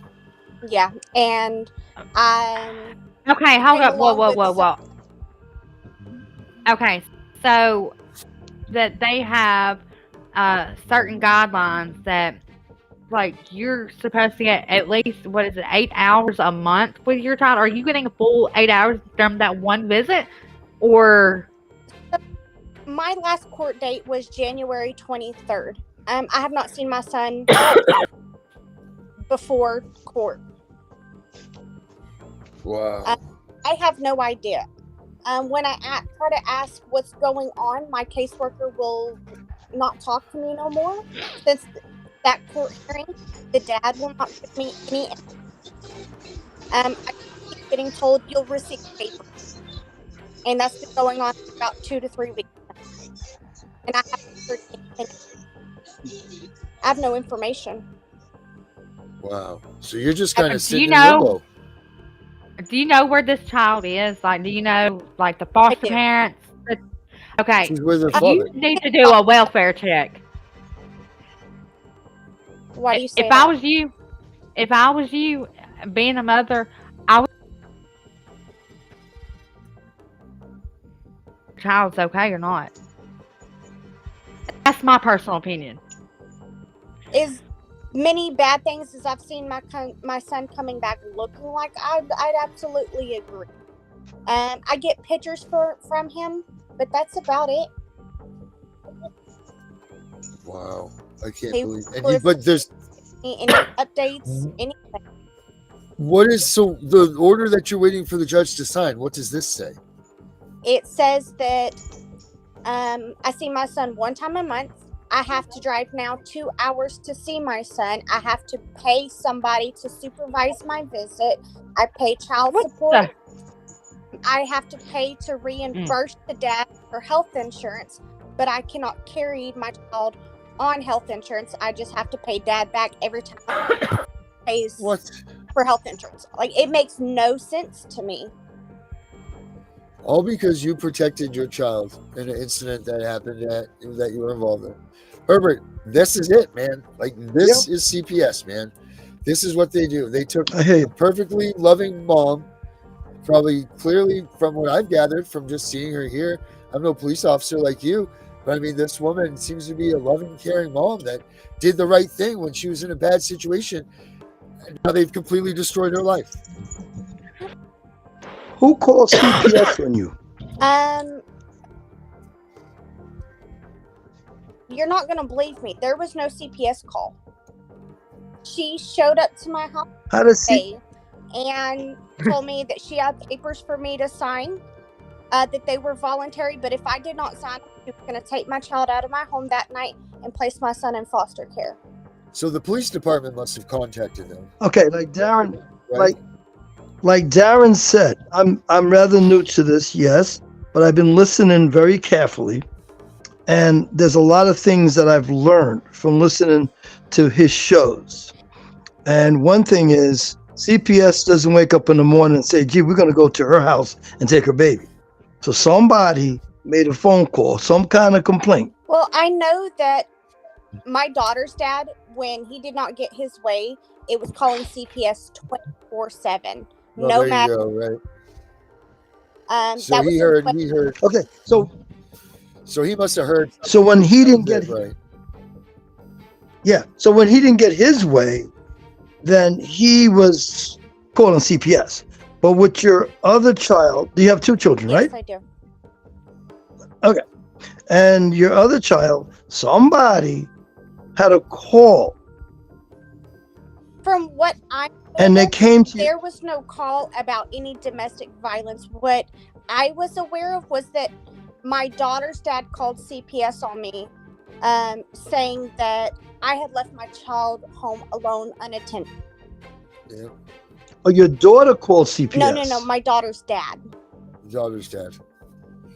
Okay. So when CPS... jealous fathers or mad fathers trying to get back at you, pretty much is what's going on here. Right. Now, when CPS arrived, were they by themselves? No.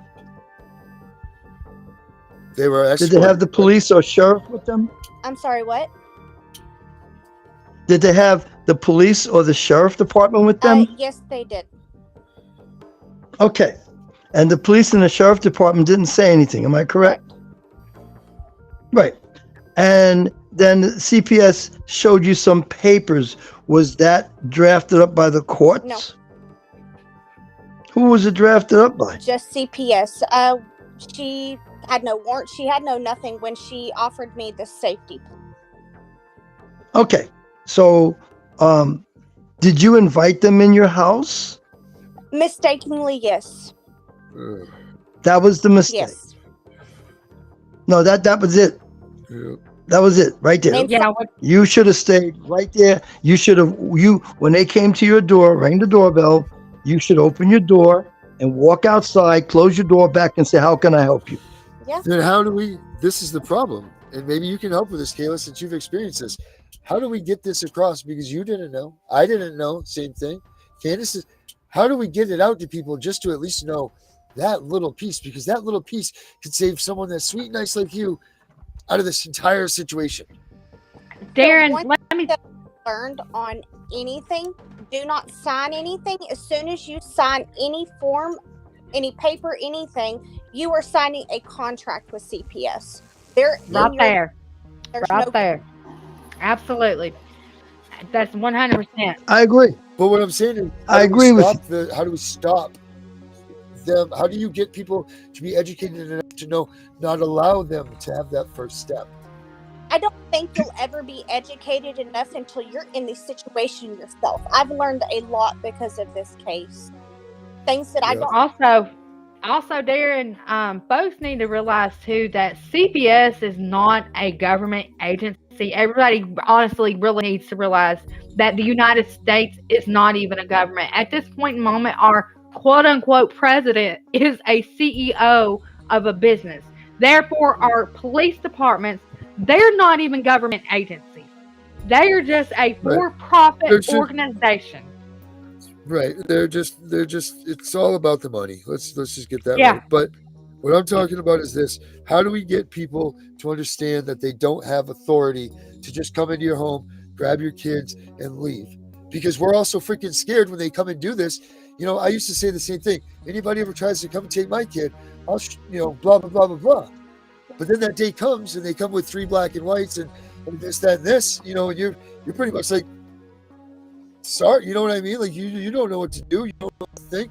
The lawyer that you made advice is worth the crap, So like, if I would have known, hands down, that's voluntary and all of this stuff, and like if I would have known half of even a quarter of what I know now, I would be sitting here with my daughter doing this show, but I probably wouldn't be doing this show. So, maybe this happened for a reason, maybe it didn't. I don't know, but we need to figure out how to get this out there. And get it to people that, even if it's just a simple bit of, don't let CPS in your door. Even if it's just that little bit, that could have saved you how much? A lot. You know what? Maybe we need to start printing out some flyers and start putting them, at the go. Putting, don't let these folks in your home, because a lot of people, everybody thinks that they're a government agency. Everybody thinks that they have the right to come to your home and take your children, and they don't. They really don't. Everybody that I've been dealing with here recently, I've had about 3 or 4 parents per month that, said, hey, look, I'm worried about, CPS, and I have to straight up tell them, look, ignore them. You don't have to give them, don't have to do nothing for them. They ain't nobody but just a business, like your gas station, whatever. Like right. And like everybody that I have literally have told them that, they just completely shut them out of the home. Yeah, it's crazy. Well, guys, we are. But to answer the question about how do we get people to know about CPS? Well, first of all, it's that's a loaded question. Right. When you mention about putting posters up at gas stations and stuff like that, you're on the right track, because the people, it's like in criminal activities, nobody knows anything about the law and the rights and everything else unless they fall into it. Right. And then it's too late. Like, I think Darren understands. I shared something with Darren that when you hear about the Miranda has to be read. You didn't know that. Right. Ladies, you did not know that. You thought that a police officer could just recite the Miranda to you, and that's legal. It's not. He has to read it off of something. He has to read the Miranda, or else everything you say cannot be held against you. So that. And people don't know that. Said the Miranda rights are actually still in effect, because my understanding, what I got told down here in from Randolph County, from where my whole case even started in the beginning with, I asked about my Miranda rights, and they didn't tell me my Miranda rights until I got into the investigations room. They said that they don't have to read those no more. Yeah. Okay. No, okay. I'm gonna give you another part of that too. Police officers do not have to read you your Miranda as long as they're not going to interrogate you. So if they're gonna, so you were correct. Right. When you got into the interrogation room, they read you your Miranda. Am I correct? Correct. Good. Now here's the question: did they read you your Miranda, or did they just recite to you your Miranda? Oh, they got me a piece of paper. No. They're supposed to read you your Miranda. Oh, that's crazy. I'm gonna write that one down for my book. They give you a piece of paper. You can easily say, I can't see that. I don't have my glasses. True. They're supposed to read it off of a piece of paper, off of a card. They're supposed to read it to you. Wow. Not recite it like you see on television and Hollywood movies. See, I got told that the Miranda rights don't even stand anymore. Like, they don't even have to cite them off to you or anything. And, like, here's my thing. Like, okay, so you get pulled over by the police. They're interrogating you right then and there. So don't you all have the right to, like, you're being interrogated? So. No. When a police officer pulls you over, he says, ma'am, I'm pulling you over for whatever reason. If he doesn't tell you the reason right away, he's going to say, may I see your license, registration, and your insurance card? That's not an interrogation. Right. No, the whole thing interrogation. Oh, go ahead. Sorry, Herbert. No, I'm going to tell you what interrogation is. Interrogation is you broke into the candy store and you stole a pack of cigarettes and then you went out. Now, they're asking you, how did you break into the candy store? Was there anybody else with you in the candy store? What else did you steal from the candy store? That's an interrogation. But after you broke into the candy. When you get pulled over sometimes. After you broke into the. Like, I've been known, like, where. Go ahead. When you get pulled over sometimes, like, police officers will literally ask you, where are you going? Where did you just come from? What do you do out so late? That's interrogation. You could tell them. You could say, you could tell them I'm going home. I'm going to my boyfriend's house. What are you doing out so late? I'm out late because of this and because of that. That's not going to affect you. My smart mouth would say it's none of your business. That's actually those questions. Those questions he's asking you basically is being nosy because why am I being pulled over, officer? That's your question. Please, could you tell? I'll answer your question. See, this is how you do it. I'll answer your questions, but then I have a question. Why are you pulling me over? Right. I just can't pull a car over because I just feel like pulling a car over. Okay, so let me ask you a question. But this all lines into the same thing. CPS can't just come and take our kids because they want to take our kids, but they do. That's correct. And the CPS is going to take the kids, from what you guys taught me, they got to have a court order. Right, but they don't most of the time. And they're supposed to have... No, they have to have a court order. They have to have a court order to come and take the child. Right. If they just come because of a complaint and say, I'm taking the child, no, they're not. This is the thing, is that we are all so used to taking the official person or whatever, and we're so afraid of either being in trouble or whatever that we just go ahead and instantly hand them our child because they come with the police with intimidation, because they use other aspects, they use threats, they use coercion, they use all kinds of things, and this is what we get at. Guys, that's right. Yeah, so this is it. That's what does. And that's all they're using the police for is intimidation. Because like I asked you before, did the police say anything? You said nope. Because they can't. When the police, right, guys, we're way past. The police there's nothing. No, there's nothing for the reason why the police is there is just in case there's a confrontation. That's all. Well, so they'll say. Well, I mean, just no, I'm telling you. Expectantly, you would think that they're protection because these people are literally coming to kidnap our children. That's exactly what they're doing. They're kidnapping our children right out, literally out from underneath us. And a lot of us are so shocked at what's going on at the time. We don't, we don't think fast enough. Like, we freeze up at the moment. I know, but see, like you said before, you got to get something out to the people to understand that when CPS comes, go outside and talk to them. Right. That's something that we need to definitely work on. But this time I'm really going to say it, guys. We are way past our time. I want to thank everybody for being here tonight. It was awesome.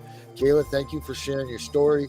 I want you to stay in touch with us because we want to definitely hear which way this goes. If there's anything that we can do to help, you know how to get in touch with us. I don't know what we can.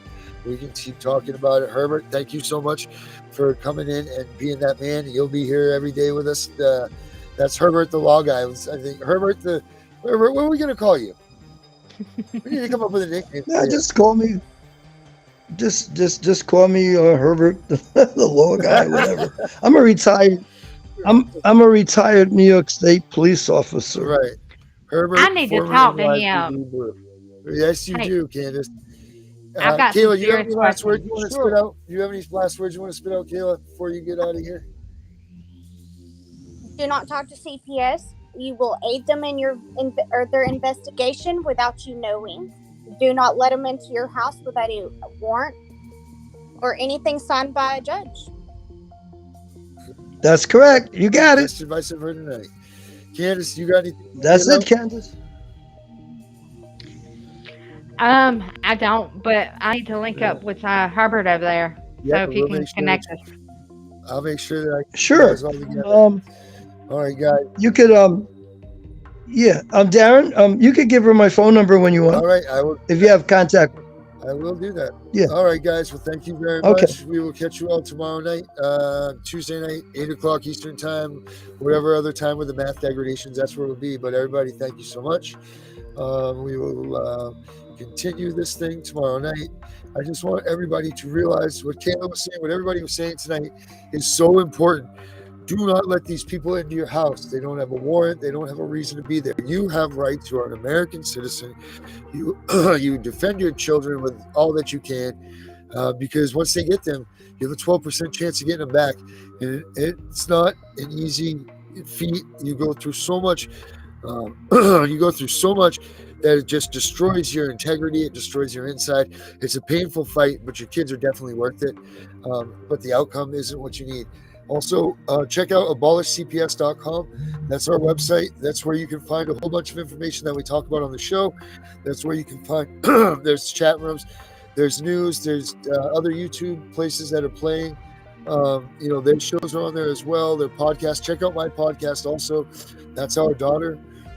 It's on Spotify. It's on Google. It's on a bunch of those streams.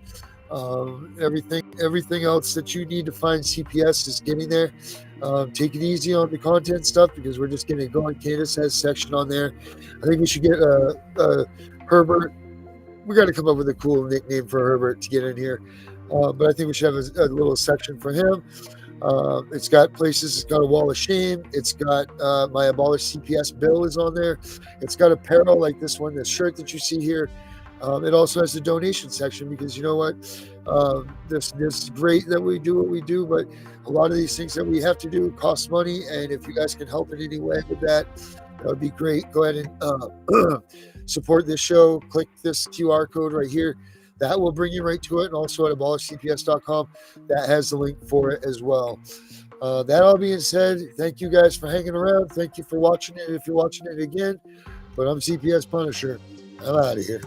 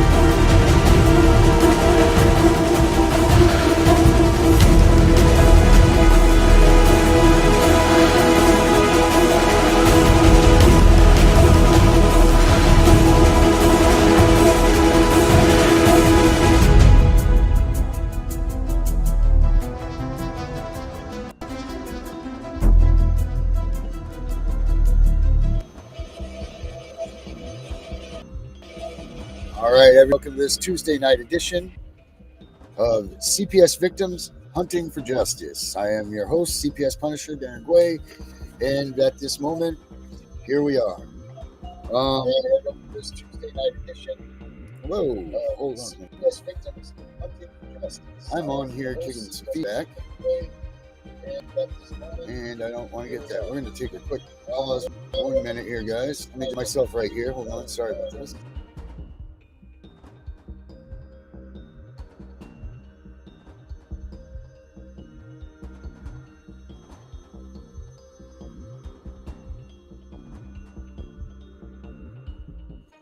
All right, I apologize for that. All of a sudden, I heard myself again, and I was on the other computer. So now we have no echoes. We have no more worries. We have nothing going on. Tonight, it's another night talking about child protective services, what the wrongs and rights. And well, there is no rights, right? Because we've been given inalienable rights in this world that we live.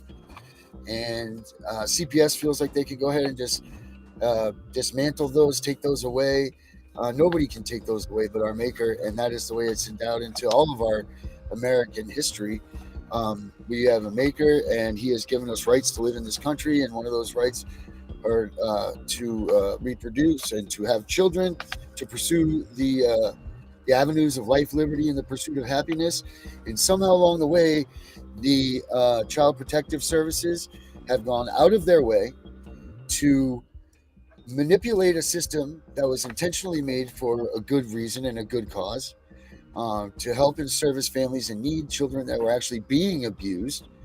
And we're talking about children that were showing up excuse me, with broken legs, battered, bruised eyes, things of a matter of severity that they felt like someone needed to step in. So this is a big deal in this country, guys. This is the problem, is that we've allowed our government to step in to our homes and decide what we, the people, are allowed and not allowed to do with our children. Okay, when this system was created in the 60s, it was meant to help these families in low income and begin to identify these children that are actually being abused.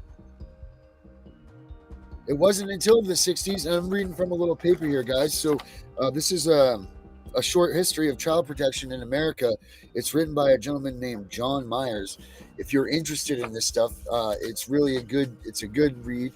But he goes on to say that it wasn't even until the 70s, 1975, that we put this into place, and that it was actually considered a government organization.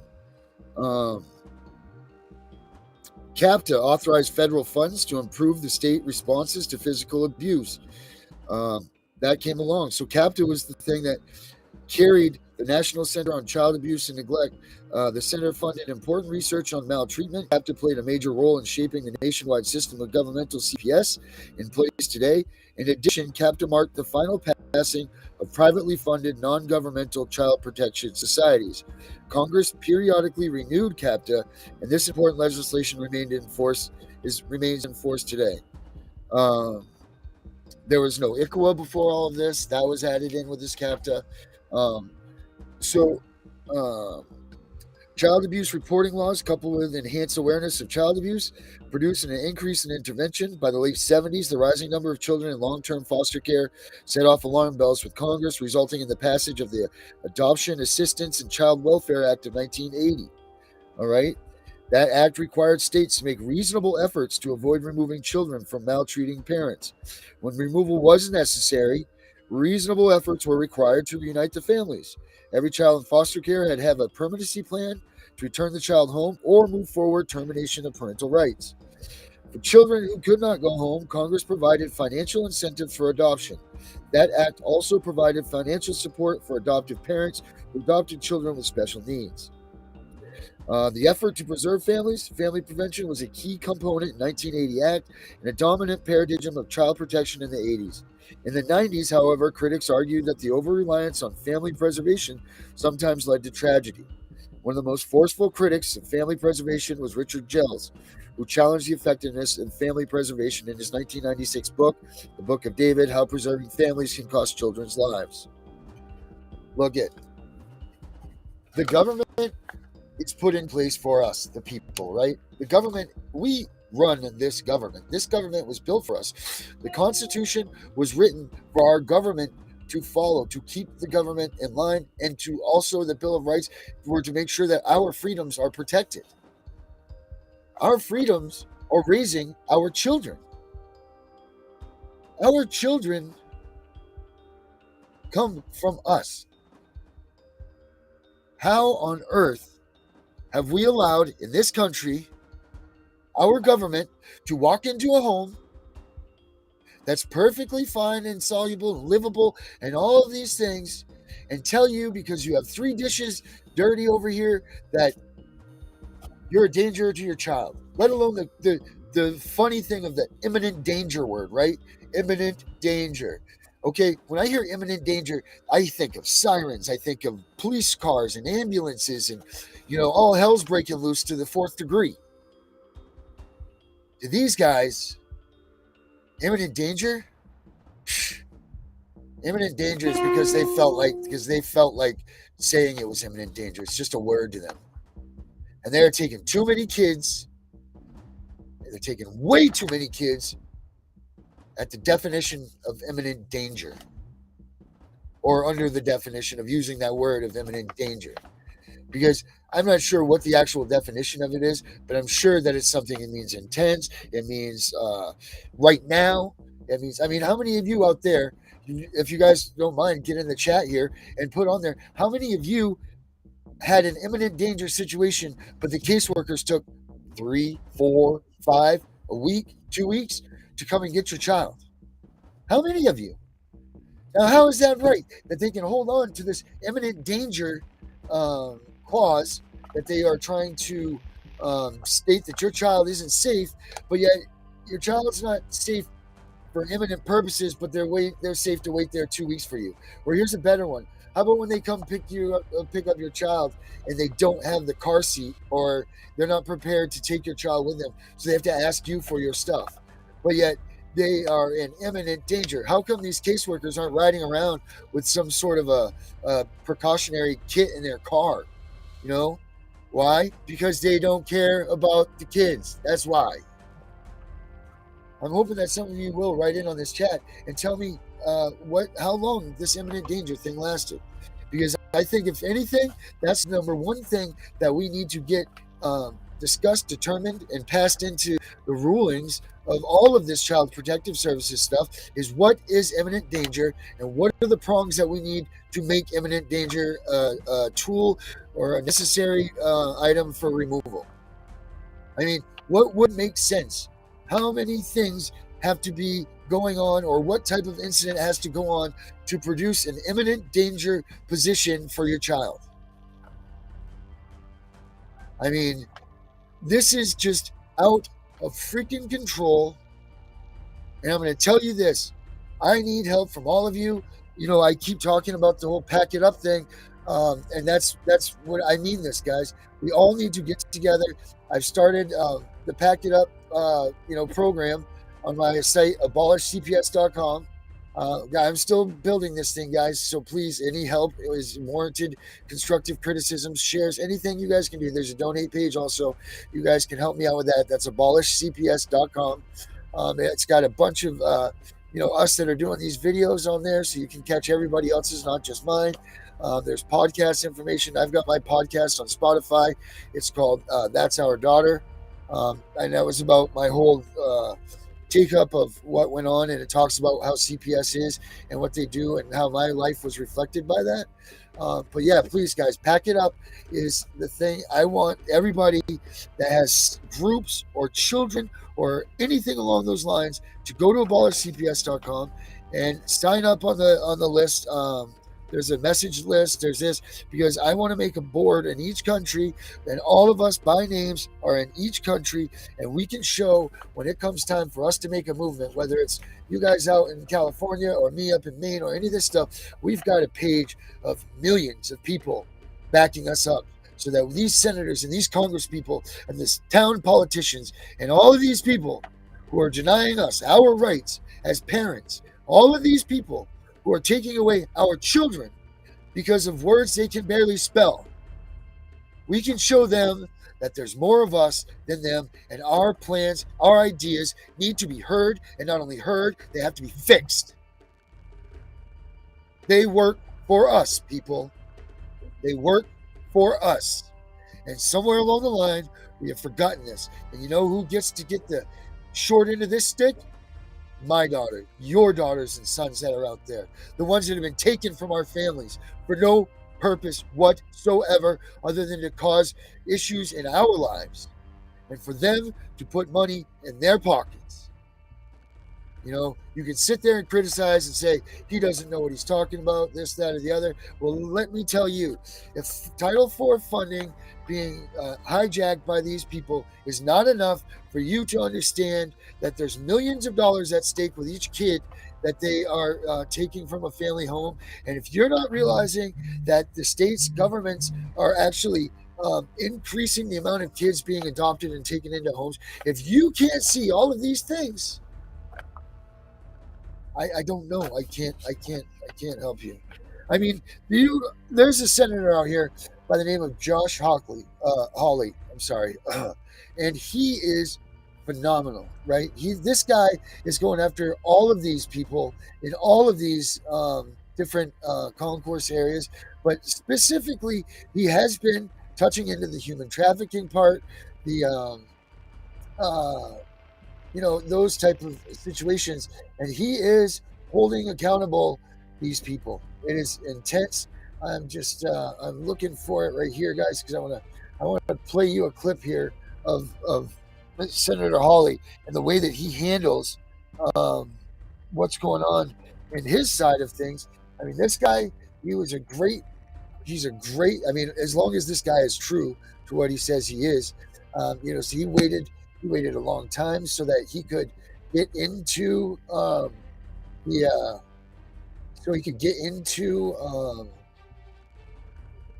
the politics. He didn't even try very hard for national issues because he knew the state side of the politics going to be heard. So he saved all of his energy and everything for this time now, where he's on the national scene on a great spotlight.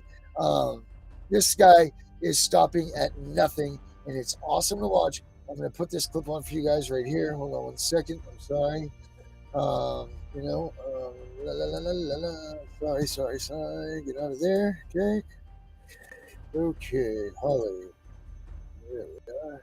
Where do we go here? Sorry, guys. I've lost y'all. Let's find you. There we are. Okay. There we go. All right. About that. I'm back. I want to show you these videos here of Senator Hawley and how he has been approaching and making these senators and these Congress people understand how big and how nasty the problem is that we have here. And you guys are going to wait till you hear to share audio, share tab on the screen instead. Okay, we need to do the entire screen. Sorry about that. Go over here, screen 1, 3, 2. Let's do screen. So I need to just do this. Sorry, guys. Sorry. Sorry. I know here. There we go. Okay. Got Josh Hawley right there. Okay. Let's put him over here, please. Thank you. I'm getting better at this, guys. I'm sorry I don't have a producer yet. That's why I have the Fundly account. I'm trying to find somebody that can help me do this stuff, because I want this program to be very impressive for you, and I want you to watch it and it's put together. I mean, you can see the structure of it.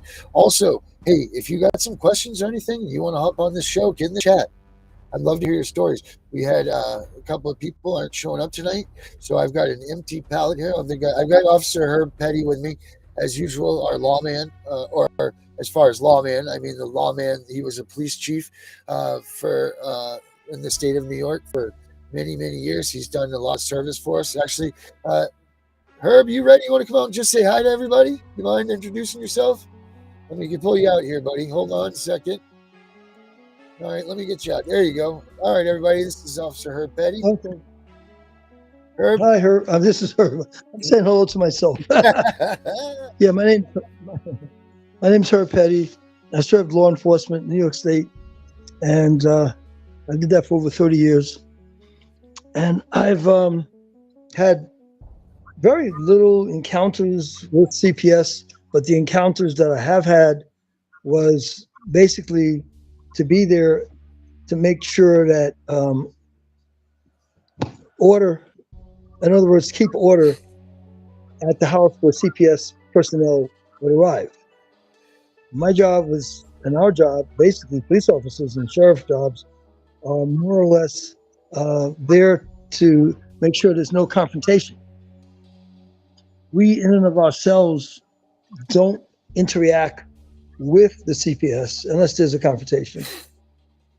When we respond to calls, and there are situations where a parent or parents have to be taken into custody, we generally like to reunite the child with a family member or someone that the perpetrator might know that could take care of the children. Right.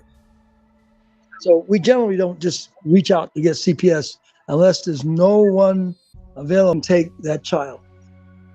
Okay. All right. Now that's what your understanding was, right? Back when you were in law enforcement. Right. Yes. But you're seeing now what's really going on, right? Like you're seeing how these people and their antics and their tactics, it's almost like a bullied Gestapo like thing, right? Like you've seen these videos.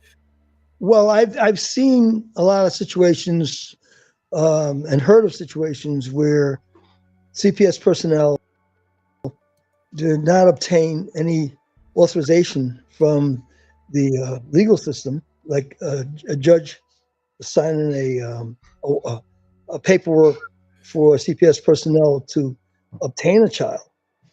Right, and they would go to the house, and that parents would feel intimidated because they'll see a uniformed police officer and CPS is saying, we're taking your child. And parents just give up the child without a fight. I think parents should ask, well, do you have any documentation from a judge that says you could take my child? And I think in most cases, they probably don't, because when CPS personnel walk up, they usually have some documentation signed by a judge. Mm-hmm. Usually. But when they don't, I think the parents, usually they'll have something. But there are times when they don't. Right. And parents would just invite CPS into the house. They invite the police into the house. And the CPS personnel would say, for whatever reason, they're going to take the child. And sign this over here. If you agree, sign that over here. If you don't agree, well, we're taking the child. So I know we're suggest, you're my go-to guy when it comes to the legal questions. But you know what? I'm going to share the screen right now. I'm going to get off the Holly thing for a moment. I'm going to share this screen. This is off of abolishcps.com right here, which is, our website here. Let me make sure it shares the audio. Okay. Pick two here. All right. This is a situation. Okay. That, this is a family that a father that has been fighting for his children for it's been quite some time now, but he has the whole thing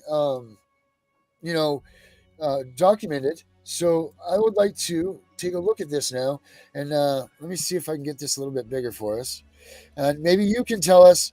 I can stop or whatever, start whenever you want here if you see something you want to get at. But maybe you could tell us about what's going on here and how you see this and what's going on, because this is more or less about what's going on. All right, so let's try to do this here.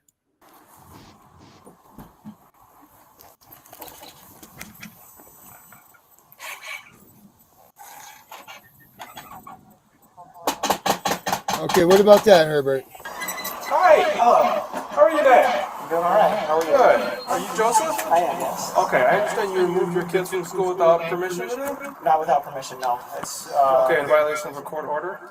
No, in fact, the court order that's standing right now allows me to have my children every Wednesday and Thursday okay. over the weekend. Okay, so I'll just be straight up with you. We're here to remove the kids from your house. Okay, we're going to sign an emergency order. Okay, first of all, Herbert, as we hear right here, the police officer is with the CPS agent. Okay, you don't see them. I've seen this video before, so I know what's going on. No, I didn't. No, I didn't. Right, I just saw. Well, that's what I'm saying. I've seen it.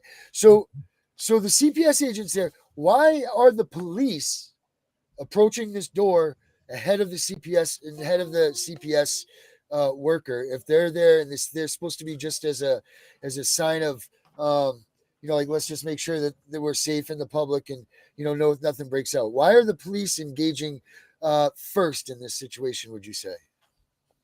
I couldn't tell you why. I would just say this. A lot of people look out their window. They don't recognize someone. They won't answer the door. Okay. There's a uniform officer at the door. They will respond. Okay. So it's not just a salesperson. Okay. Like it's not a salesperson knocking at the door. So you think that's just because so they can identify who they are for sure, and that it's all legit, and that's why you think that they're doing that. That's would be your professional. That's when I think. Okay, all right. Well, let's continue on watching this here. Let's see what we got. And take them out of your house, okay? Did my lawyer contact you? No, lawyer did not contact us. No, so we're here to remove the children from social. There's another guy. When the OFP is dismissed, and my lawyer has made this explicitly clear, when the order for protection is dismissed, we revert back to the standing order, which is the divorce decree, which says every Wednesday and Thursday, Mr. Class has his children. Every other Friday, Saturday, and Sunday, Mr. Class has his children. But if there's an additional court order saying something else. But there isn't a court order. What's the court order? What's the court order right now that I'm violating? The safe plan that you mentioned. That's not a court order. The judge signed off on it. No. They didn't. Can you show me that? He does have the document. Can you show me the court order? So the court order. Not a safety plan is not a court order. Okay. This is where I would start to question this again too. Where now this guy is asking these police to see an order, because if you remember, that police officer said, "We're here to remove your kid. Your kids, there's 3 girls in this situation."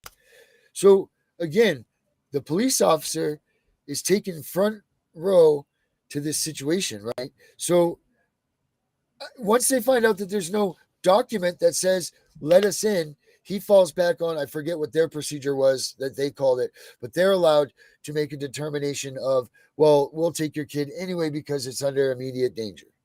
But again, as a police officer, if you didn't have this paper in your hand that supposedly we're supposed to all get, what would you do as a cop, Herbert? Like, what's the procedure right now? Well, first of all, I didn't understand why. I didn't hear the CPS personnel speak to the. In fact, it was the officers. Right. That's all that's been so far. Right. This guy was just speaking up when I just paused it. So, but did you see also the way that other police officer stepped in front and he got in the way of the door too, almost like he was blocking the guy, and he was definitely posing as towards a, an intimidating way. He was definitely there to, beef up his presence and their presence. Would you agree to that? Yes, I saw it as a beefing up of the presence. I felt that even when they were knocking at the door. Right. Their strength. All right, let's go on here. But I don't. My CPS personnel do not initiate themselves involved. Right. At this point, let the officers sit back. Right. That's what. Let the officers sit back and let the CPS officers do their job. Right. Okay. So let's see what we got going on here. Right, so there's no court order. He's sitting back there. Look at him. The safety plan is not a court order. And I told you very explicitly last Tuesday that I worked with CPS. No. Let me finish. I told you very clearly last Tuesday when we spoke via Zoom with the social worker. I said, I worked with CPS for 5 years. I have no problem working with CPS. I'm fine with doing the safety plan. I have a supervisor with me. You said, okay, that's fine. We will have a supervisor with the children. I have a supervisor with the children. Is that right? Yeah. Yes, supervisor gets children? No, agreed upon supervisor. So when I let you know I'm going to have another adult with me, I gave me my mom and my sister's name first. He said, okay, I'll contact them. Why didn't you get my children last week? Because she fled the state, took them to Florida. So then I said, all right, I'll do everything I can. I said, I said, quote, I'm not in agreement with the safety plan. I haven't signed it. I'm not in agreement with it. However, because I want to work with you guys, I'm willing to still bend over backwards, even though the order of protection was dismissed. I've been falsely accused over and over again of abuse, but I'm still playing the game.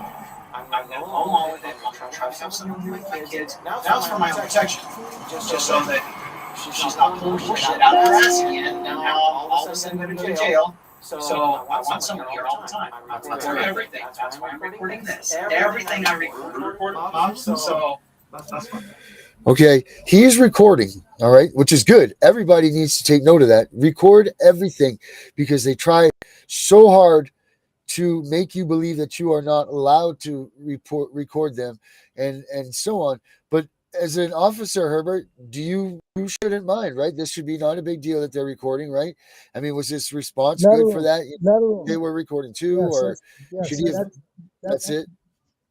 That's fine. That's fine. My concern is that the parent should be talking to the CPS, not to the police. Right, he's selling his case to the CPS worker, not the police department. I mean, he's selling it backward. He's trying to sell his thing to the police more but that must show that. So that again kind of shows that he's more intimidated by the police than he is for the man that's really there to take his child. Right. He should be discussing all that with the CPS personnel, not the police. The police doesn't have a depth to feel what's going on. Right. All right. Well, let's see. Let's move forward with this thing. I'm tired. My patience is zilch for this. And now I've got MPD here, who I consider trusted allies that are supposed to uphold the law. But they're telling me that we don't get involved in civil matters. That's what Dino was telling me yesterday. All right. That I want to talk about. That right there, I want to talk about. So if me and my wife, when we had a child with us, if we had our baby with us and we got into an argument, and the police come and they separate us, and we want to choose, which one of us get the baby or whatever, the police department's going to tell us what? We don't get involved in civil matters, correct? Correct. Why is it when CPS calls, the police come with them and they side with them? Because this, and again, is really a civil matter, right? No. You see, CPS is involved. I can't respond. I can't answer that. Except for by saying that I'm responding to a call by CPS. Is there securing, make sure there's violence, make sure there's no outbreaks. Okay. We generally just stand there. And why the officer is talking with the guy, I don't get that. Why the guy talking to the officer, I don't get that. And I haven't heard from the CPS person. Right. Well, let's see if we can get him to talk. See what he has to say. My children, right? When there's no order in place depriving me of my rights, I am not okay with this. You have lied to me. Now he's going for nothing about this. No, it's my turn to talk. You have told me nothing about this. I've talked with you over and over, crying, screaming for months now. That my rights are being deprived. She runs on to the state. Did they show up and call to Florida and say that she's left the state and we need to bring the children back? Probably didn't yet. Bring the children to my house here to take my children away. That's in the best interest of my children? How is that in the best interest of my children? Answer me that. We were supposed to work together as a family. We are supposed to fight for this case. So I'm well aware. At this time, that's why we want to put the kids on hold. This is still not, you haven't answered any of my questions. I don't know what this new allegation is. I haven't seen my children for over 4 months. How can I put them in danger? This is the one with Eden. Of Eden by her dad. And still I haven't met the kids since she went under Scott County. So she got everything was dismissed in Hennepin County. So what does she do? The day before I'm supposed to pick up the children, I'm supposed to pick the girls up last Wednesday. On Tuesday, she calls Scott County. Okay, thanks for the allegation. This is why I'm crying. Like, are you not connecting the dots? Right. It's frustrating, and I can see your frustration. I see that. Okay. Listen, I've done what I asked to do, and now you're gonna take my kids away. Like, it's just, I can't let you do that. Mr. Cross. So me and my partner, we're here for your children. Me and my partner. All right, there we go again. Me and my partner are here in the best for the children. Obviously, you and your wife. Okay, there we go again, right? They clearly just said that he was here for the best interest of the children, or not for the best interest. He was there to get the kids, which now tells me that they've already talked to the CPS agent before they went there. CPS told them that we were going there to take the kids, and they also made it known that it was the responsibility of the police officers by somebody, right, that they were there to take those kids. No, it's CPS is there. But the police just said he was there. That was the policeman that was talking. He just said he was there to take. Yeah, I'm gonna rewind this a second here, just because maybe I misheard it or something. But let's see here, right there. Let's try that here. Here we go. Let's re-listen. No, I heard what the police said, but his job is just to make sure. We're here for your children. Me and my partner. Okay. We're here for your children. Me and my partner are here in the best interest for the children. Obviously, you and your wife. You know, I'm sorry with everything that you've gone through with your ex-wife. All right. We're here for your children. Yes. Okay. We all here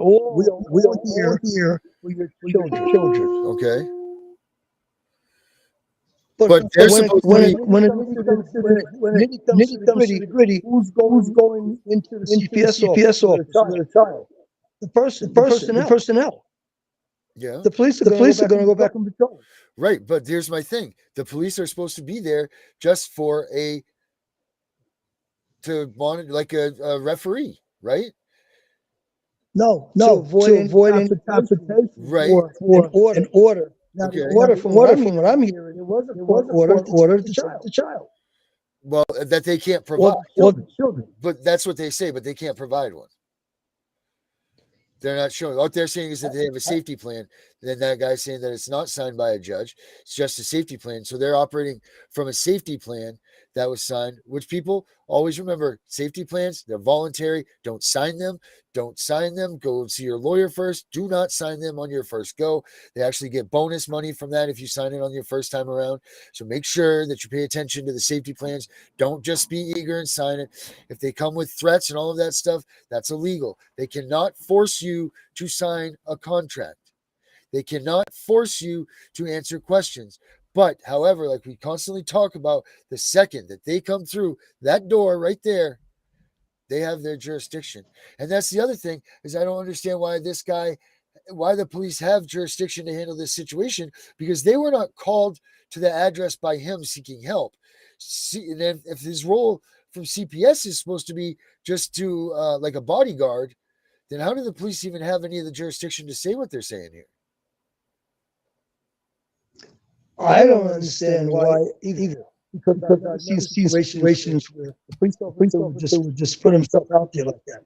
Unless there's a confrontation between the CPS officer and the parent. Then the police officer would jump in. Right, and I understand that. But I haven't seen any confrontation between the CPS officer and the parent. No, not yet. We haven't. So the police. So that's right. So the police should be zipped at this point. Wouldn't you agree? Like they're engaging. I would agree. And I think the parent has a good point about where's the sign? What is it called? What report? They call it a. Well, they have they have the safety order, but then they also have the preliminary protection order. There's a bunch of. No. You order to take the child. Okay, so that would be a PPO up here in Maine. It's called preliminary protection order. I don't know what they call it. And it has to be signed by a judge. Correct. Okay. So then the parent should be pushing where is that document signed by the judge? Correct. 100%. Absolutely. There you go. Because if they don't, so that's where everything went haywire. Right, because if they don't have one, what has to happen, Herbert? Right. If they don't have one, you can't take a child. Right. So this is a boo-boo on the dad's part. He doesn't realize that. I don't think, like, he's flailing. He's scared. I've been in his situation. He's scared. He doesn't know what to do. He's flailing. He's trying to look for help. He's trying to grasp at straws because he knows that these kids are only inches away from being taken away. Let's continue with this. Now, what if the parent turned around, opened the door, and went back inside and come back with a court order? It will talk. I don't know. You're the police officer. What? Number one, the police is not going to arrest him for what? Well, you see what's coming up. That they wouldn't. Well, okay. So this coming up. Only, you know what? You can see right here. This happens next. So let's watch this, and this will answer your question. With Jessica, but our best interest, me and my partners, for the children.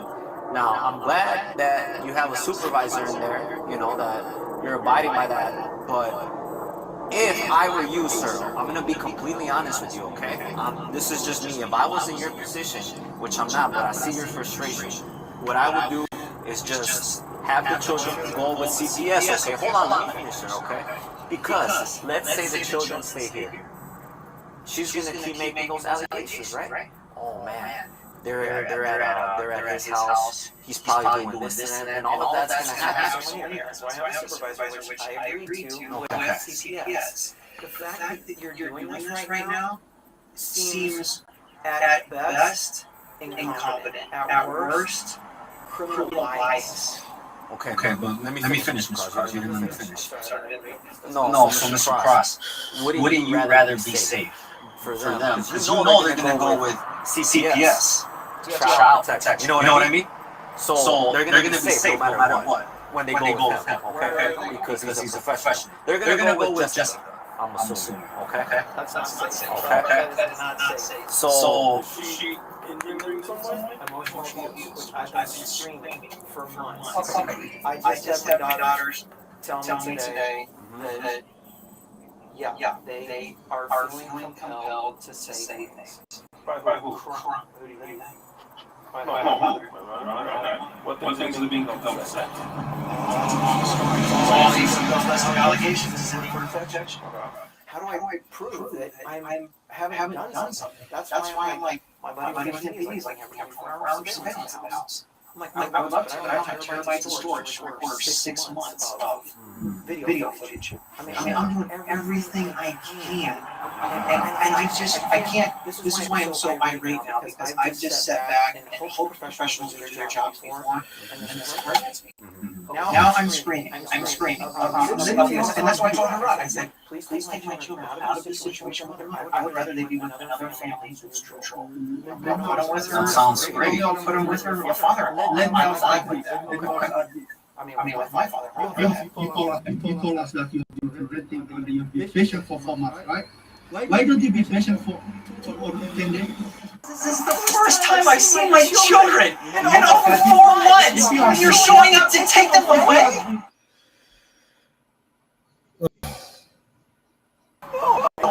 I take my kids. The first time I've seen them. Okay. Do you guys have children? How about this? Do you have children? Listen. Okay. We're here to do a job, okay? And it's going to be done. It's only going to make things worse and more traumatic for them if it turns into some issue with you fighting and trying to resist. Stop. We don't sign an emergency order, and that's what we're here today. We can sign a police hold, and that's what we're doing. On what basis? On the basis they're there. And so that's what we're going to do today. So now he supposedly has something that they call a police hold that they are allowed to use if a child is in danger. Do you know anything about that, Herbert? I don't know the whole thing. Right. Well, I'm just saying. I don't know. Do you know about the police hold? In danger. I mean, I can't even respond to that because I don't know what information they have. Reasonable cause to believe that the child is in danger. Right. Well, that's it. They're not even in the door of the house yet. They haven't even gone inside to look. No. So this guy's already. This cop has already decided that he's taking these kids no matter what. Yeah. But what probable cause do they have? Right. That's it. Other than this guy that says he works for CPS. We're given the full stories, what I'm saying, Gary. Right. Well, they're not supposed to be the. I haven't heard a word from the CPS office. Right. Just very few. But let's watch this. This gets good right here. Watch. The question to your thing about how about when they come inside and they open the door, or what would happen if you turn and close the door? You're going to get this answered right here. And like I said, it's only going to make things more traumatic for them and damage them more. You don't think this is going to be damaging for them right now to be taken out of this house? I don't. Not as much as they see us putting you in handcuffs. There we go. There's the threat. I think we can all agree on that, right? Yeah, that would be traumatic. So they're threatening to handcuff this guy.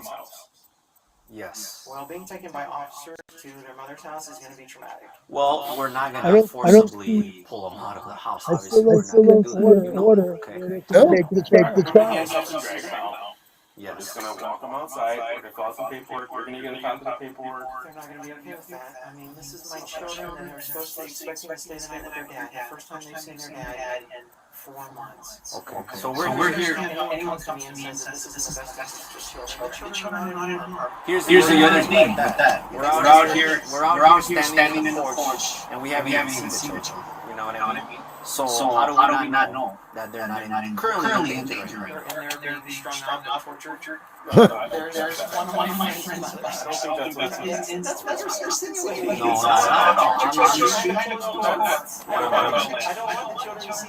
That's outlandish. That's outlandish. Okay, so wait a minute. I gotta say this. So this cop just says that's outlandish, but yet they just question the safety of this gentleman's kids inside the house. Again, I have to reiterate, they're there just to moderate and make sure nothing happens. These guys now have taken the front lead role of removing the kids from this house, and they are going to do it no matter what. Well, it sounds like the situation because the CPS officer still hasn't stepped up to play. Right. He said, a little bit here and there, but he hasn't said anything about why or what or anything else. There's nothing. Yes. And this is where it's very awkward to me. I've never seen a case like that before. Right. All right. So watch this. I keep thinking that it's right here, but we're almost there. Here we go. She's freaking out because she has high anxiety. This is not going to help. And the fact that the government is behind this, I have a real problem that too many police officers who tell me they can't even respond to active shootings. I didn't tell you we can't respond to active shootings. That we don't even have enough officers respond to active shootings. But now you're willing to respond to active shootings. Now you're willing to come to my house, take my children away for civil murder. I know you guys think about it. I know you see. I know you see what's happening here. I would like to be able to at least contact my lawyer. Well, your lawyer's not going to change our money. Only a judge. If your lawyer magically said. Sorry about that. There you go. That's the only way we're going to take them off. Okay. So you're going against the standing order based on the CPS plan that has no jurisdiction over anything. We're here to make sure services. We're going to take the children out of the house. That's good. That's what I've been trying to say, that I want to see the children. I can train the children, but you're telling me that you're going to take them anyway. Yeah, but I mean, it's like we're standing here when we can. Obviously, they already saw us clearly. So it's like we do want to see the children. So he's trying to force his way into that house, huh? You gotta abide by this safety plan, and I have abided by it. Verbally, okay, that's fine. Where's the supervisor, sir? Do you want me to bring her out? Well, we don't know. There you go. There's your answer, Herbert. Is that what you like, right? No. Absolutely. I didn't hear it. Say it. Okay. He says, I'll play it again. Let's see. It's right low. I'm getting echo. Oh, okay. Sorry. So he says, well, I'm going to go and let me just make it right here when he says it. Here we go. Safety plan. And I have abided by it. Mr. Muse is the one who told me to have a supervisor. He said, okay, that's fine. Where's the supervisor, sir? Do you want me to bring her around? Well, we don't know. There you go. Yeah, because that wouldn't be like, right? No. Well, absolutely. I'm a former Marine. I've served my country. I've never had an issue with the law. I've never been in a physical confrontation. Well, thank you for your service, sir. Well, like I said, we appreciate that and everything that you've done. And it's better, like I said, to remain law-abiding, right? I mean, right now we're here to do a welfare check. Okay. So he just said, no, he won't let him turn around because he's going to lock the door behind them. Okay.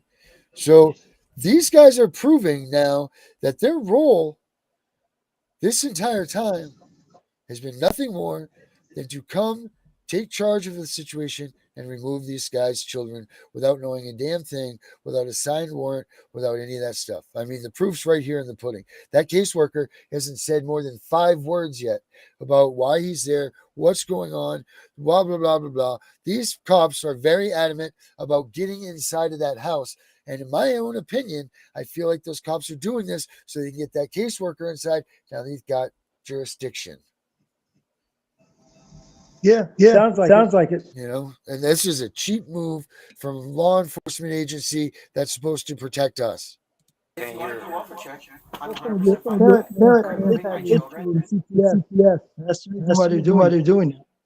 Right, but they're supposed to also take care of us, the citizen, right? Like that's supposed to be part of their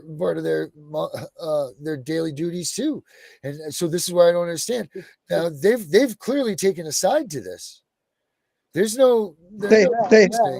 They have. Right.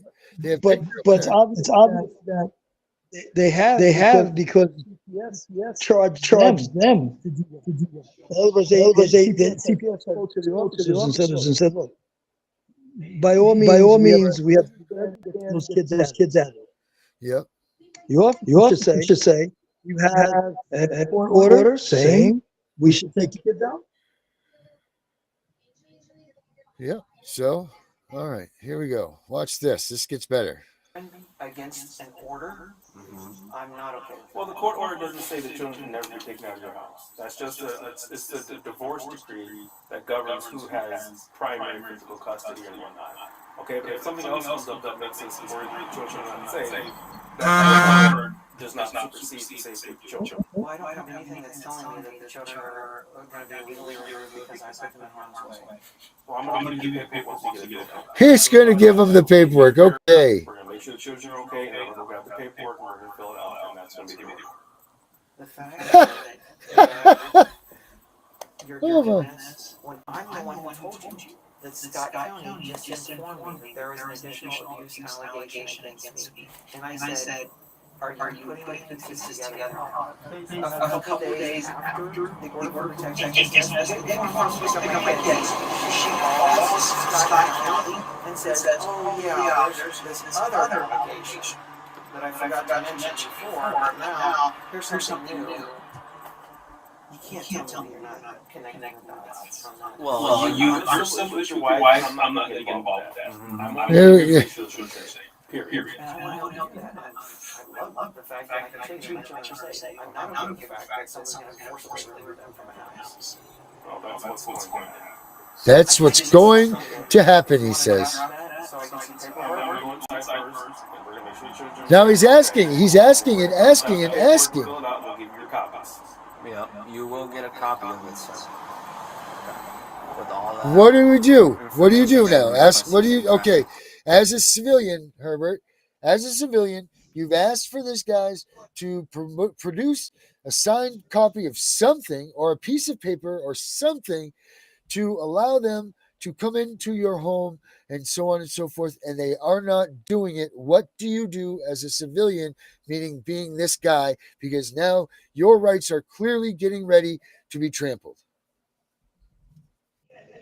Personally, I think there should be a talk with the CPS officer and the police at the point. Because it's obvious that the homeowner, the parent, knows how to stand his ground. Right. And I mean, where would it apply here? The stand your ground laws, or the castle laws. Stand your ground, I'm talking about. When I stand your ground, I'm talking about. He knows his right. The parent knows his right. Understood. And these people are breaking the law, and you have certain rights that you have to defend your home, right? What rights does this guy have to stop them now from coming into his home? He's already stopped them to have an entry.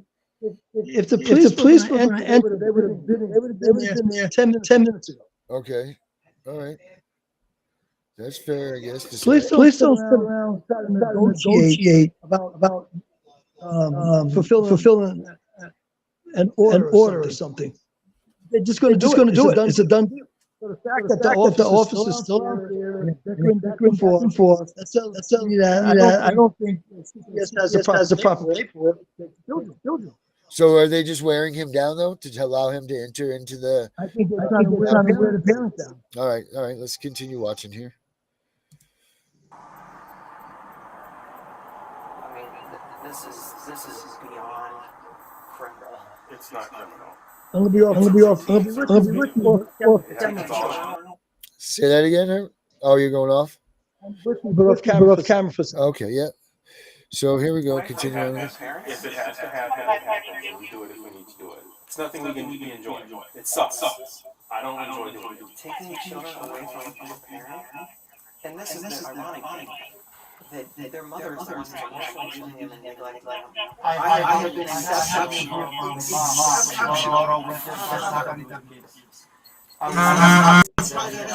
not even an average father. I go out of my way to put these kids first. And the fact that she's trying to tear them away so that she can replace me with a husband. We wouldn't even be here if you take them out of school. Now he's turning the blame back onto the guy. Right. He's supposed to talk to them before they left. Did you tell me that? I talked to Jessica. He talked to Jessica. Is Jessica supposed to report to me that information? Is today my normal parenting time? Okay. Like I said, we're here to remove the children. Period. CPS things need to be removed. They have information that they're investigating. Okay. So credible, right? Credible. So no matter what, these cops are going inside this guy's house. Like I said, I'm not going to lock the door and lock us out. I'm not gonna lock the door. You're welcome to stand. Nope, we're gonna come in with you. No, right? You won't. No, he's still trying not to let him in. We're here to remove the children. We're coming in. Okay. Part of that is checking their welfare system. Sure. I mean, I was gonna bring that up too. Yep, he entered the home under threat of arrest.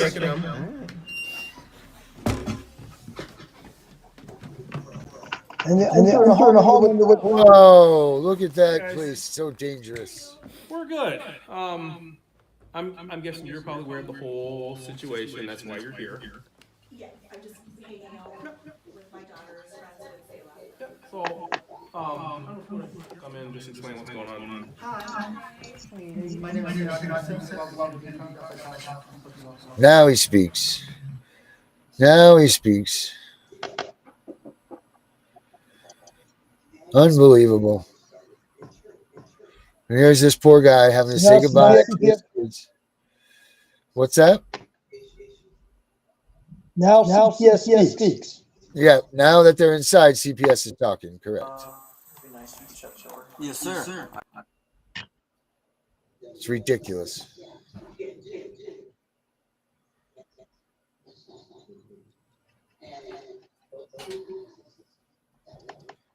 And there was no court order to take the children. No, we never saw anything. We never saw a dang thing. So.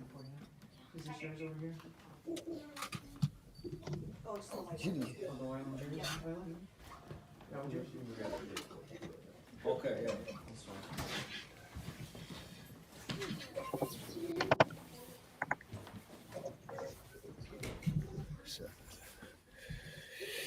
And we all know here what goes on. We don't need to watch this. This is this. He's gonna place him with mom for now. I mean, who's taking him? This gentleman is? Yeah, he's gonna take him, and then they're gonna go to mom. Just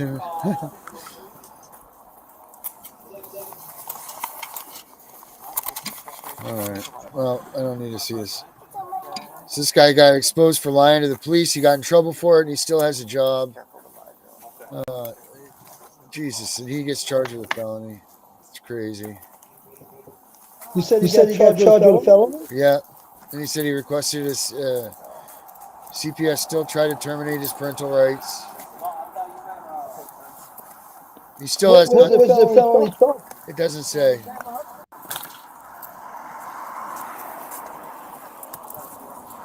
See, that's why I said we got all parts of the story. That's Right. pieces of.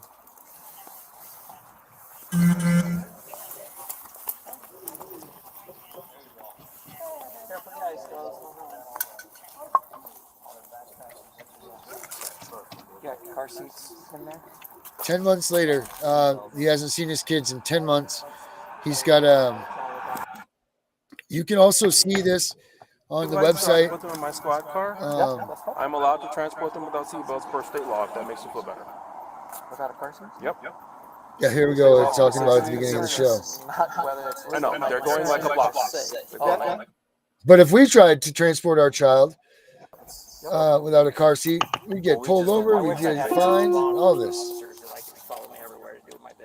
We're not following her around. There should be a fine. Press is trying to keep you guys separate. That's all. I would love to have a team of law enforcement officers that would do my bidding too. We're not doing her bidding. We're not doing her bidding. That's the way it's working. I was here for you last week, I love you guys. specifically for you. Just so I like to point that out. Just so. A report down. RescueMyChild.org.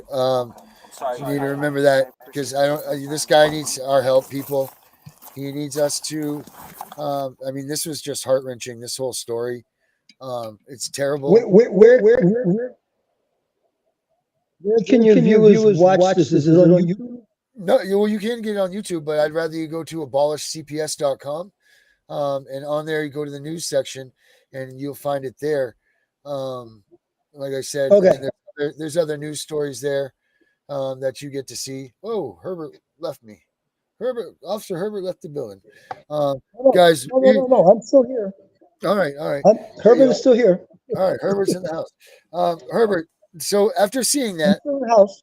After seeing how the police and how they, they interacted, what they did, the things that they did, what say you about that whole thing? Because we got to wrap this up now. After we'll talk about this, but what says you about what just took place there? How can you, as a former police officer and a very decorated and high up police officer, can you say that they were right, wrong? What would they do? Give what you would say to the audience here. What could they do? Give a quick little rundown of what you saw, what you think, man. Well, my feeling is number one, that the parents should have been talking directly to CPS, not to the officer. Okay. It could be very polite and say, officer, I understand, your position, blah, blah, blah. But may I speak to the CPS personnel? Okay. Because I'm looking at it from the perspective of, has a crime been broken? Like, was there a crime? And a crime is nothing more than a misdemeanor or a felony. So what was the misdemeanor? What was the felony? I didn't hear any misdemeanor or felony. No, I didn't hear anything that was going on other than he took his kids out of school on the day that he had for visitation. This is something that has to do with CPS and the courts and the parents. Right. So as police personnel, they shouldn't even get involved. Right. And this is, I mean, we heard firsthand, these guys were gunning to take these kids out of his house. Like that was their intentions from the get-go, was to go there and take those children away from that man. And no one was going to change his mind. No one was going to tell them any different. It was right. It doesn't matter if you're right, wrong, or indifferent. That's what was happening, and that's what they were doing. Yes. And they should have showed the individual, the parent, the paperwork signed by a judge saying that we have the right to take the kids. Excellent. Well, guys, you heard it was never done. No. So what would you say about this entire interaction? Is this legal, illegal, not valid? What do you think about this? I can't comment on that because, like I said, I don't know the whole story. Right. But based on face value, if you were to just... Based on face value, I did not see the parent given the opportunity to see why his children are going to be taken away. And a signed court order by the judge. Right. I didn't see anything like that. And I didn't see the CPS officer really interact with the parent. No. It was mostly the police personnel. Right. The only time police personnel do that is when CPS is not available. Okay.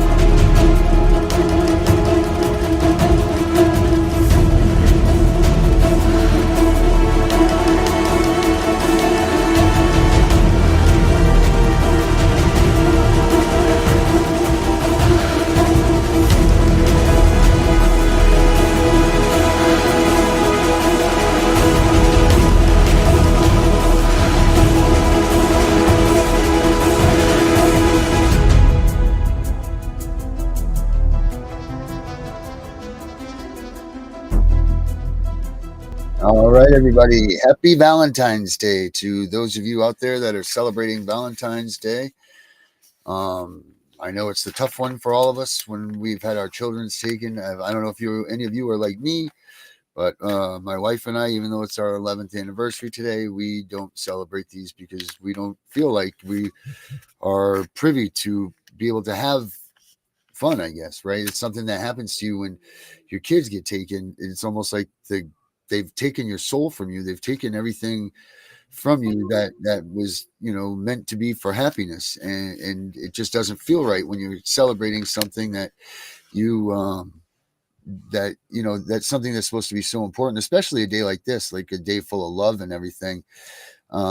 It's very hard to overcome the feeling of loss and then try to fill it with a day of love and gratitude. But hey, do the best you can, because if you've made it through this with your partner, then you've done a hell of a job, because it's very tough. The stats are very, very high in breakups. And that's not only if you break up and you make it through, but that's just CPS alone, tearing your relationship apart with your spouse, forcing you to separate from them, saying that the husband is a domestic abuser, or just separating you outright. There's so many people that have ended their relationships due to CPS, and this is all part of their game too.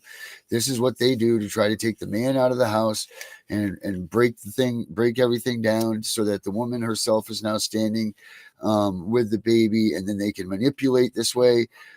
Especially if the woman had become dependent on the man and her husband, like my wife and I, we share the responsibilities. There's things that she's good at that I'm not good at, and actually she's better than me at everything, but there's things that she lets me think that I'm better at than her. And then there's things that she's better at. And then together, we become a great parent, but it works out for our relationship. So when they take away part of that from your relationship and you lose that half, it's tough, man. It's tough to have a relationship when they've removed your other solid one. So anyway, congratulations to anybody out there that has been through this. They're still going through this, that can hold it together to keep their relationships, and then still on top of that, truly still be in love. I mean, kudos to you guys. So happy Valentine's Day to those of you that will take that happy thing. Our guest tonight, guess what? Not from this United States of America. No way. She's from the great. Oh, I got something to show her too. She's from the Quebec, Canada. Her name is Josie. And man, wait till you guys hear this story that she's got to tell. This is pretty intense, but she's a fighter. We were just talking backstage, and she's really something.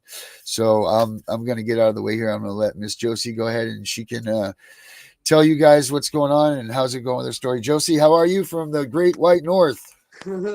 I'm doing really well. Thank you. Happy Valentine's Day to everybody. Yeah, you too. I mean, it's a tough day. Every holiday is a tough one, but yeah. But we have to still manage to live a little bit, I guess, like the world doesn't stop. I mean, it seems like it does, but we got to try hard to push through. And, like, especially in the relationships when CPS have come in. I don't know what happened in your situation or how that went down, but I know in my situation, they tried to put me through the ringer and make my wife think I was the monster of the world and all of this stuff. And she knows better. I'm scared of her. So she knows, she knew darn well that it was all lies, but they do that stuff. But well, imagine me. I was telling my husband that I was suing his boss. Yeah, that's right. So just even to break this in, right? So Josie, beside everything else that's in this story, your husband was a CPS agent, worker, whatever they are, for 30. How did he not have all the manual on this stuff, or does he still have a manual that he can ship to us so we can look through? But my husband, so my husband worked there, but he was one of those innocent guys. He wasn't a social worker, so he did health and safety.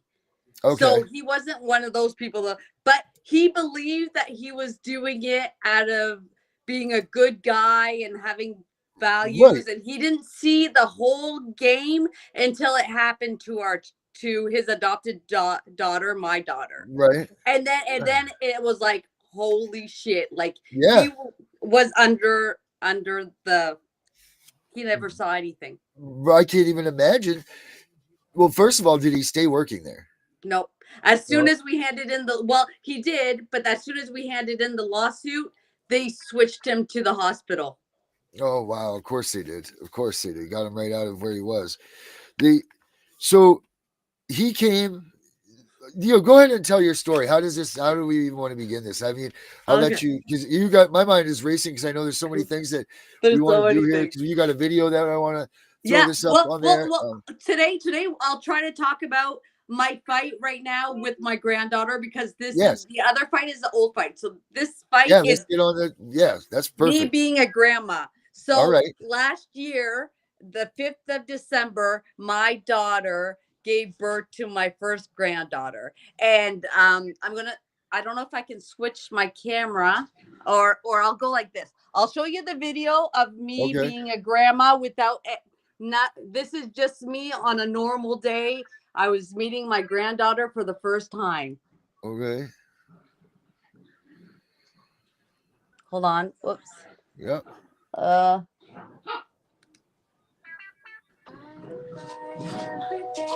Do you see it? Yeah, we see it. Yep. Darling, don't be afraid. I loved you for 1,000. I love you for 1,000.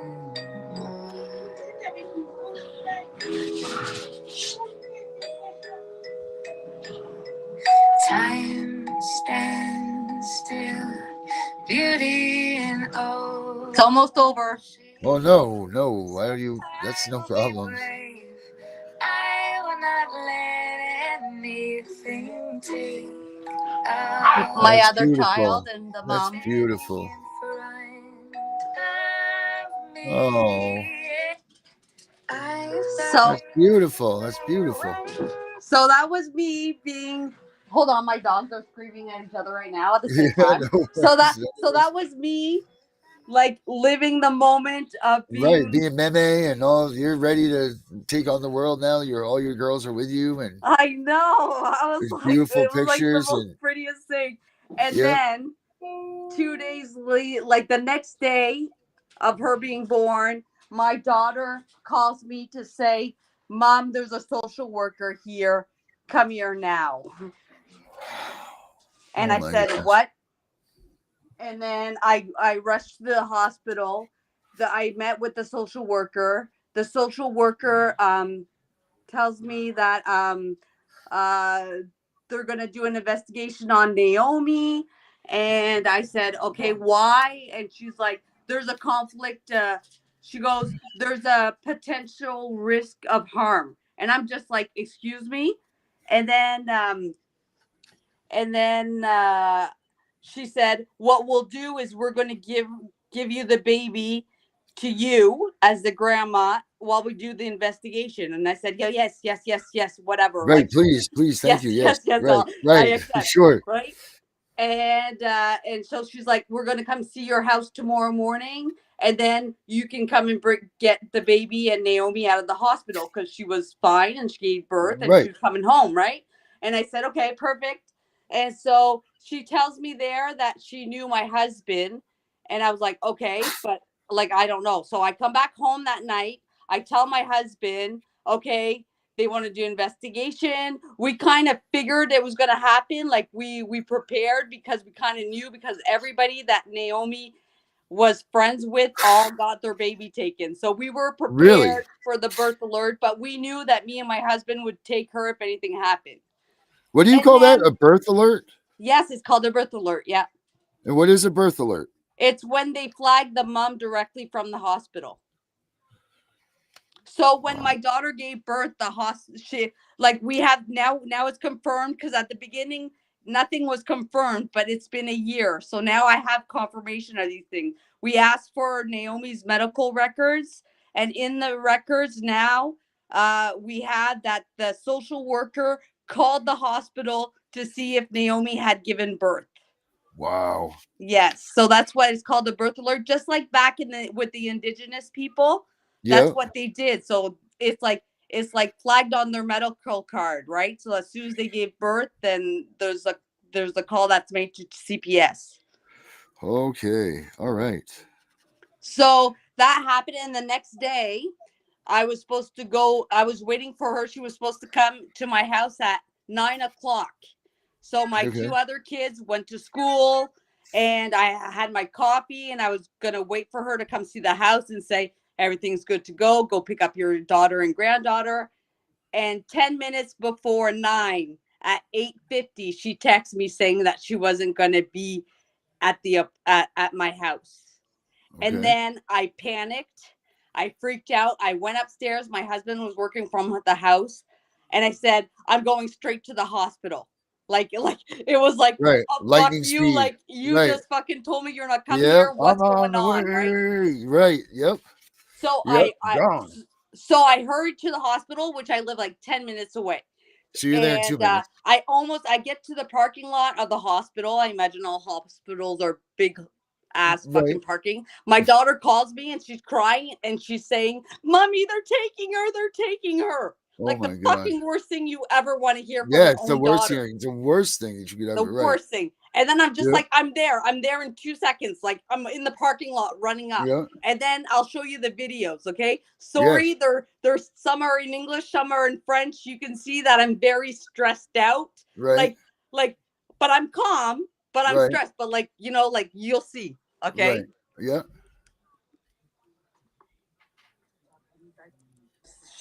Fucking shit out of this. Remember how I warned you about birth alerts? Well, guess what? They fucking had a birth alert of my daughter, and right now they want to steal my granddaughter. They do not want to give it to. They do not want me to have my granddaughter because I am fucking suing children's aids because of what they did to my girl. So I need you guys to fucking share this shit out. They're trying to steal my grandbaby. Steal this fucking thing out. Please. Okay, I'm Chicoutimi in Saguenay, Quebec. Find me a lawyer. Do something. Get the fuck. Carry this shit out, please. They're trying to steal my granddaughter. They will not give her to me because I'm suing the fucking asses off. Okay, TikTok, you guys. Okay, so that was one. And then I get upstairs. I'm in the elevator going up. Okay. Right. Pourquoi? Là, vous me laissez pas rentrer voir ma petite fille. Vraiment. Vous êtes qui, vous? OK, mais j'ai le droit d'être ici. Now, are those police? Hey, Josie, are those police? Are those police? Those are security guards from the hospital. Okay. All right. And they're not letting me enter. They're not letting me enter to see my granddaughter. Like not even for the last time. Like they are not letting me enter. Right. And so now I'm trying to be calm. Like, why are you not letting me go in? Well, like, why are you already there before I even came? You like, shouldn't even everything know. was Right. planned. You shouldn't even know. You shouldn't have a thing here. Let me ask you what, if you hold on 1 second, I'm going to bring Herbert in. Let's ask him real quick about this security stuff at the hospital. Hey, Herbert, the law enforcement czar. Oh, we can't hear you, Herbert. For some reason, I lost you here. We had you before. No, sir, not yet. I just want to ask him if he knows what the deal is, like the security guards stopping you, how that works in the jurisdiction of the. And then after that, they called the police, and then the police shows up. Okay, perfect. This is the stuff. So Herbert's new to the world of the CPS stuff. We'll get his audio worked with here. If something's wrong with his audio here. Let me make sure it's just not me somehow muting him, because that's been known to happen before. No, it's not me. Well, we'll get back to Herbert once he figures this out. All right, go ahead and carry on with that stream. Sure. Okay, so right. it was pretty. That one was pretty short, and then I go off again. Wait, hold on. News, please. I'm at the hospital. They don't want me to take my granddaughter. Please call the police. Call anything. I'm at Chicoutimi Hospital in Saguenay. Share this shit. They're trying to do intimidation tactics. This is a birth alert. They're trying to steal my granddaughter. They don't want her to come home with me. Please fucking share the shit out of this. Go, okay? I really need your help. Call fucking news media. I don't care. Call them. I'm on the 3rd floor in Chicoutimi Hospital. Go. This needs to be public. Go. Okay, guys, I need. Like, you see how fucking panicked I Yeah, was? yeah, I do. I mean, I've been in that situation, so I understand the fear and the panic and the wanting the urgency. You know, you only have seconds. These people are trying to steal your child, for God's I sakes. know. You know, like And then this is the part with the police. okay. Vous ne quitterez pas les lieux. Non, je ne quitterai pas les lieux sans ma petite fille. Exactement, c'est pour ça qu'on est là. La petite fille a été retirée par la DPJ. Vous n'aurez pas la petite fille. Fait que c'est pour ça qu'on va quitter. Vous devez quitter. Pourquoi j'ai pas ma fille? Elle a été retirée par la DPJ. Ben, la raison du pourquoi, c'est quoi? Elle a été retirée. Vous demanderez à la DPJ. OK, ben, monsieur policier. Oui.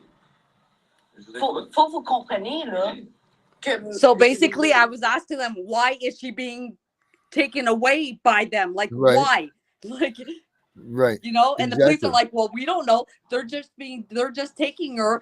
Their CPS is just taking her, blah, blah, blah. And I'm like, why? And then they take me out of the hospital. All right, let's see if we got. I think Herbert may have fixed this. Let's see here. Herbert, are you there? Yeah, can all you right, hear so me? we can hear you. We can hear you now. Yes. Okay. To the lady, So we to can the handle lady this. with the security guard.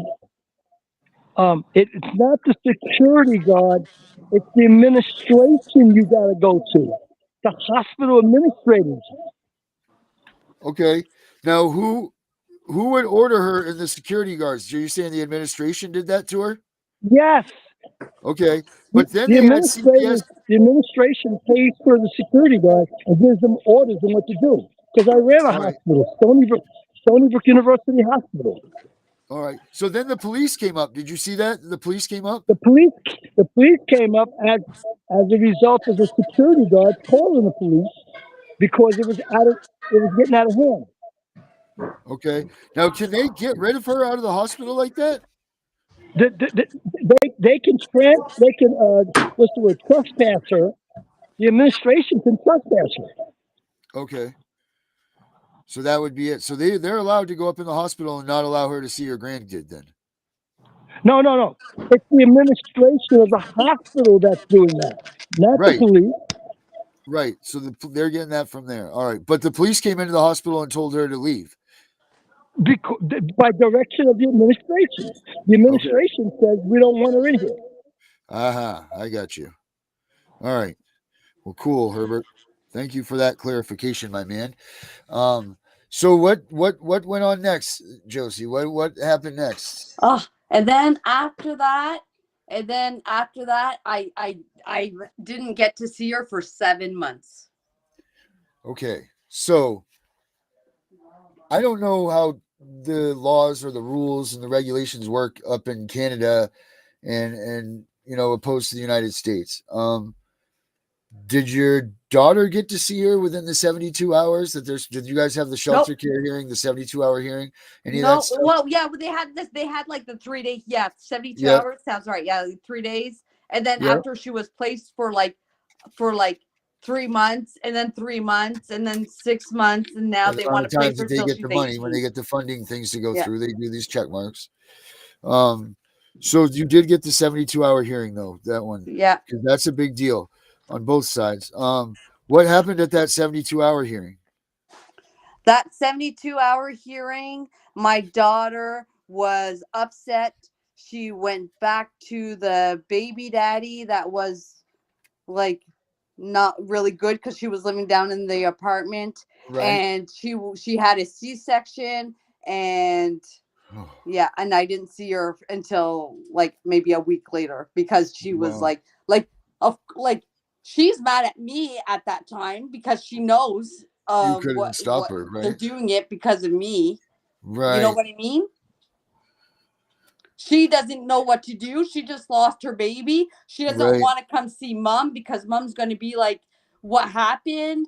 You know, there's mom's the reason, right? Mom's the reason in her mind anyway. Her mind, mom's the reason. There is no reason. Like when you're in the hospital and you don't hurt your baby and you don't do anything, like what? No, she didn't have drugs, right? She wasn't positive on drugs. She wasn't any of that stuff. She was just this. This is really the only thing that happened was that you were suing CPS. Yeah. And that's it. She had a baby daddy that wasn't supposed to be on the birth certificate, but he was there because that's what young girls do sometimes, right? Right. So he was there, but the next morning when all this happened, they made her panic. They made her sign his name on the birth certificate because she's like, I'd rather the baby have 2 visits than 1. And she put his name down, and she thought it was going to be better if she had a daddy's name on it. And yeah. And then So she what? left with him. Without the baby, though, or with the baby? No. So what reason did they say that they were keeping that baby? Well, it changed. Well, at the very beginning, they said it was a conflict of the couple. And then when I said conflict of the couple, she's not even with the couple. Like, she's not even with What the the hell is daddy. Like, conflict she of was living the downstairs. He couple? had another apartment. And I was like, I don't get it. And then after they changed it in the 72 hours to a potential risk of harm. Oh, there we go. Yep, potential might happen. Yeah, potential. Like, anybody could potentially hurt someone, right? Right, and they could potentially be walking out the street with your child and get hit by a bus, and no one saw that coming. Exactly. Either, Exactly. It's ridiculous, this potential stuff. It is. So at the 72-hour, what did you say that again? The couple was what they said at the beginning? At the first thing, there was a conflict between the couple, between Naomi and the baby daddy. So that's why they were saying they were taking the baby at first. But that's what we thought. But like I said, today we now know that it was a real birth alert because she called and asked if Naomi had given birth. Okay. All Do you see? Like, she tried to cover her tracks. Right. But now today, what we know now is that we have confirmation that she called the hospital to see if she given birth. So she was on the list. You see? So none of it is true. Like, none of it. It's all been. So that's how they knew, because they were calling in and checking, seeing where she was or who she was or whatever. Yep. Because did they have any contact with? I know that because you had the past incident with her, obviously. Yeah. But no, from that point forward, was there any CPS, anything when she came home? No, when she came out at like 17, so she was like 3 years that she didn't talk to them. So, but what we think here in Quebec, like, I mean, many moms and grandmas, that if we look at all of our things that we have in common, one is our kids were in foster care is one big thing, and 2 is when the moms, the teenager, the moms, like the young moms, are on welfare. They have a program here that's called OLO, like where welfare gives you like extra cheese, extra milk and stuff. So all these moms were on this program, and we think that it's kind of like called in by them. Okay, like a list for them. Yeah, it was like a list for them to hunt off of. Yeah, so when they're on, because my daughter was on assistance on welfare. I don't know if that's what you guys call it there, but assisted living or whatever. Yeah. And so automatically we think that there's like when they get that special check to get more milk and stuff, that they flag. That's where the flagging starts, and then when they give birth, they call the CPS, and it's like, we're coming to snatch your kids. Right. So they basically have someone either inside the hospital, either taking notes and calling them, or their caseworkers already have their eyes on something going on. And they're probably, like, did you guys notice anybody following her when she was pregnant? Was there you didn't see any sort of signs that they were stalking her out then? No. So then chances are good they had just someone sitting at the hospital. Yes. Yeah. And then when the baby comes out, they say, "Hey, George, we got one right here. Come on and get it." They know because they're getting those little coupons, right? So there's like a social worker that comes in and makes sure that the baby, if she's going to her prenatal classes and stuff, right? So it's all like that. When you see it from like after, now you realize what the whole thing was.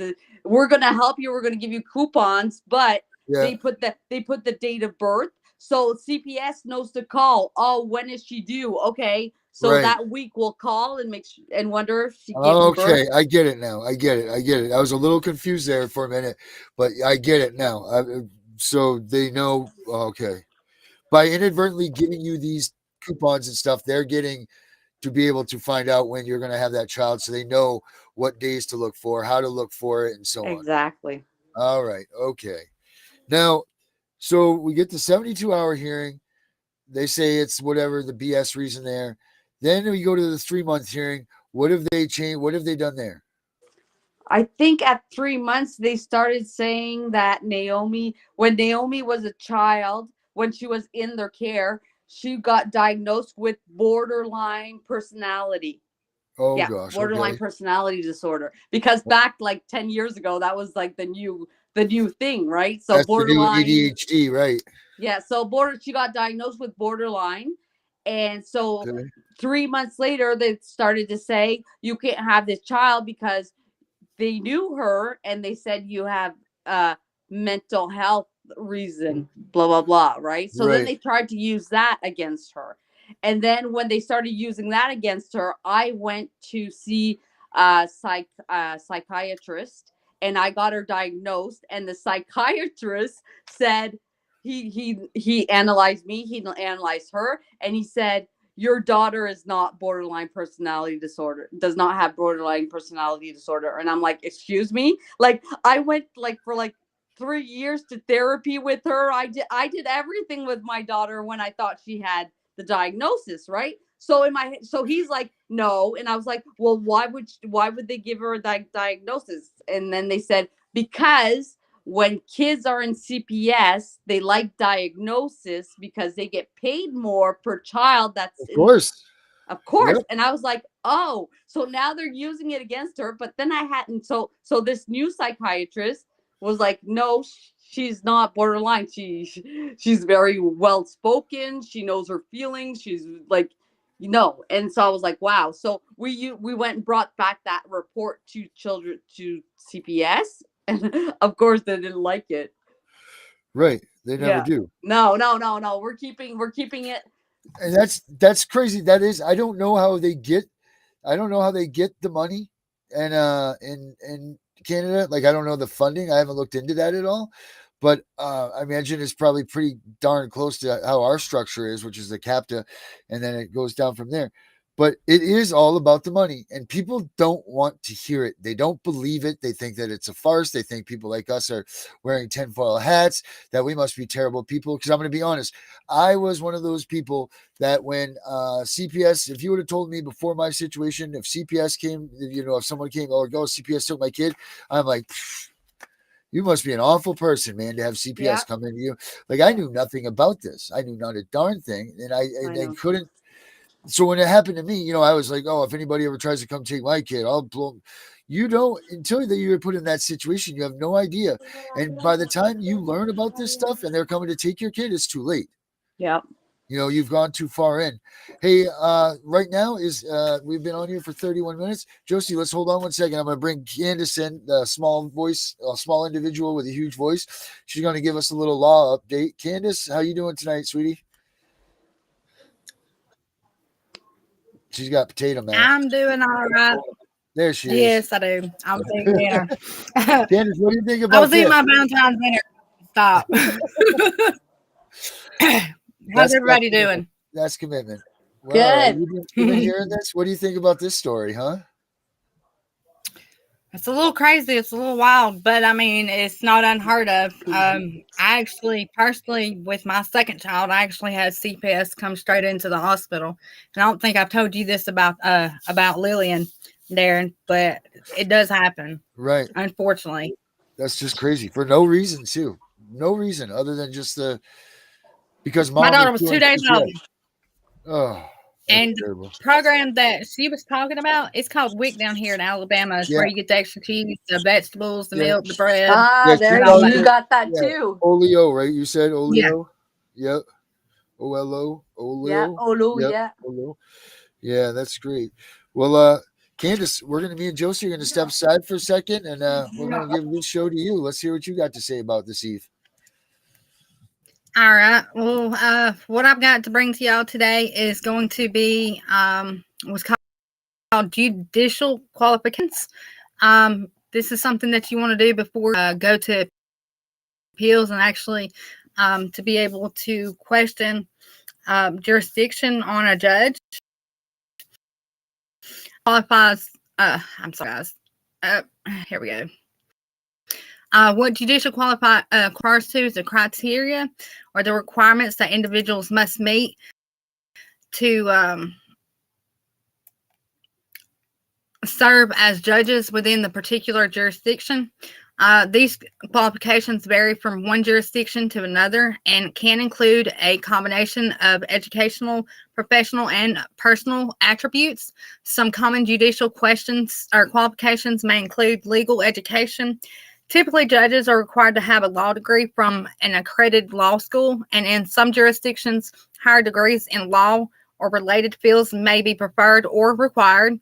Legal experience. Many jurisdictions require judges to have a certain number of years of legal practice as attorneys or lawyers before being eligible for judicial appointment. This experience helps ensure that the judges have strong understanding of the law and their legal procedures. Character and integrity. Judges are expected to exhibit high levels of integrity, impartiality, and ethical conduct. Background checks and character assessments may be conducted to ensure that judicial candidates have the requisite moral character for the position. Judicial temperament. Judicial candidates should demonstrate, I'm sorry, I can't speak tonight, guys, the ability to remain fair, impartial, and composed even in challenging or contentious situations. Judicial temperament is crucial for maintaining the integrity and credibility of the judiciary. Legal knowledge and competence. Judges should possess a comprehensive understanding of the law, including relevant statutes, case law, and legal principles. They should also demonstrate the ability to apply legal reasoning and analysis to complex legal issues. Judicial selections process. The process for selecting judges varies widely across jurisdictions. It may involve appointment by the executive branch, election by the public, or a combination of both. In some cases, judicial candidates may undergo nomination and confirmation procedures involving legislative bodies, residency, and citizenship. Some jurisdictions may require judges to be residents of the jurisdiction they serve or citizens of the country in which they preside. Continuing education. Many jurisdictions require judges to participate on ongoing legal education programs to stay abreast the developments in the law and maintain their competence throughout their judicial tenure. These are general qualifications, and specific requirements may vary significantly depending on the jurisdiction and type of the court. It's essential for individuals seeking judicial positions to familiarize themselves with the specific qualifications and requirements established by the relevant governing bodies or authorities. Questioning judicial qualifications typically occurs within the context of judicial appointments or elections or during the initial stages of legal proceedings, where a judge's qualifications may be relevant to the case at hand. However, the process of questioning judicial qualifications may vary depending on the jurisdiction and specific circumstances involved. In many cases, if there are any concerns about a judge's qualifications or impartiality during the legal proceedings, parties to the case may raise objections and motions to recuse the judge based on specific grounds such as bias, conflict of interest, or lack of qualification. These objections are typically addressed by the presiding judge or the appellate court if the issue is raised on appeal. When questioning a judge's qualifications on appeal, it is essential to have valid legal grounds supporting by evidence or legal arguments. Appeals generally focus on errors of law or procedure rather than challenges to a judge's qualification per se. However, if there are substantial concerns about the judge's qualifications affecting the fairness or the legality of the proceedings, they may be raised as a part of the appellate process. In some jurisdictions, there may be specific procedures or rules governing the questioning of judicial qualifications during appeals. It is important to consult with the legal experts or attorneys familiar with the applicable laws and procedures in your jurisdiction to determine if the appropriate course of action. Overall, while questioning the judicial qualifications may be valid concern in certain circumstances, it is essential to follow established legal procedures and standards to ensure that the objections are raised appropriately and effectively addressed within the framework of the judicial system. Questioning judicial qualifications typically involves assessing whether a judge or judicial candidate meets the legal and ethical standards required to hold position. Here are some steps of the consideration for questioning judicial qualifications. Research the qualification. Familiarize yourself with the qualifications for judicial office as outlined in relevant laws, regulations, or judicial codes and conduct in your jurisdiction. These qualifications may include educational requirements, legal experience, character, integrity, and other criteria. Review the candidate's background. Investigate the background and credentials of the judge or judicial candidate in question. Look at their education, professional experience, legal practice, judicial decisions if applicable, and any relevant disciplinary history. Assess legal and ethical standards. Evaluate whether the judge or judicial candidate meets the legal and ethical standards required for judicial office. Consider factors such as integrity, impartiality, independence, judicial temperament, and adherence to the ethical codes or conduct. Seek information from reliable sources. Gather information from reliable sources, including the official records, professional associations, legal publications, and reputable news sources. Verify the accuracy of any claims or allegations regarding the candidate's qualification. Ask relevant questions. If the questions of the judge or judicial candidate are in question, consider raising concerns through appropriate channels. This may include submitting inquiries to the judicial nominating commissions, professional associations, government agencies responsible for judicial appointments, or relevant oversight bodies. Participate in judicial selection processes. If your jurisdiction allows for public participation in the judicial selection process, considering attending public hearings, forums, or meetings where the judicial candidates are evaluated and questioned. Raise questions or concerns about the qualifications of candidates during these proceedings. Advocate for transparency and accountability. Advocate for transparency and accountability in judicial selection process. Encourage the adoption of clear and objective criteria for evaluating judicial qualifications, as well as mechanisms for assessing and addressing concerns for judicial candidates' qualifications.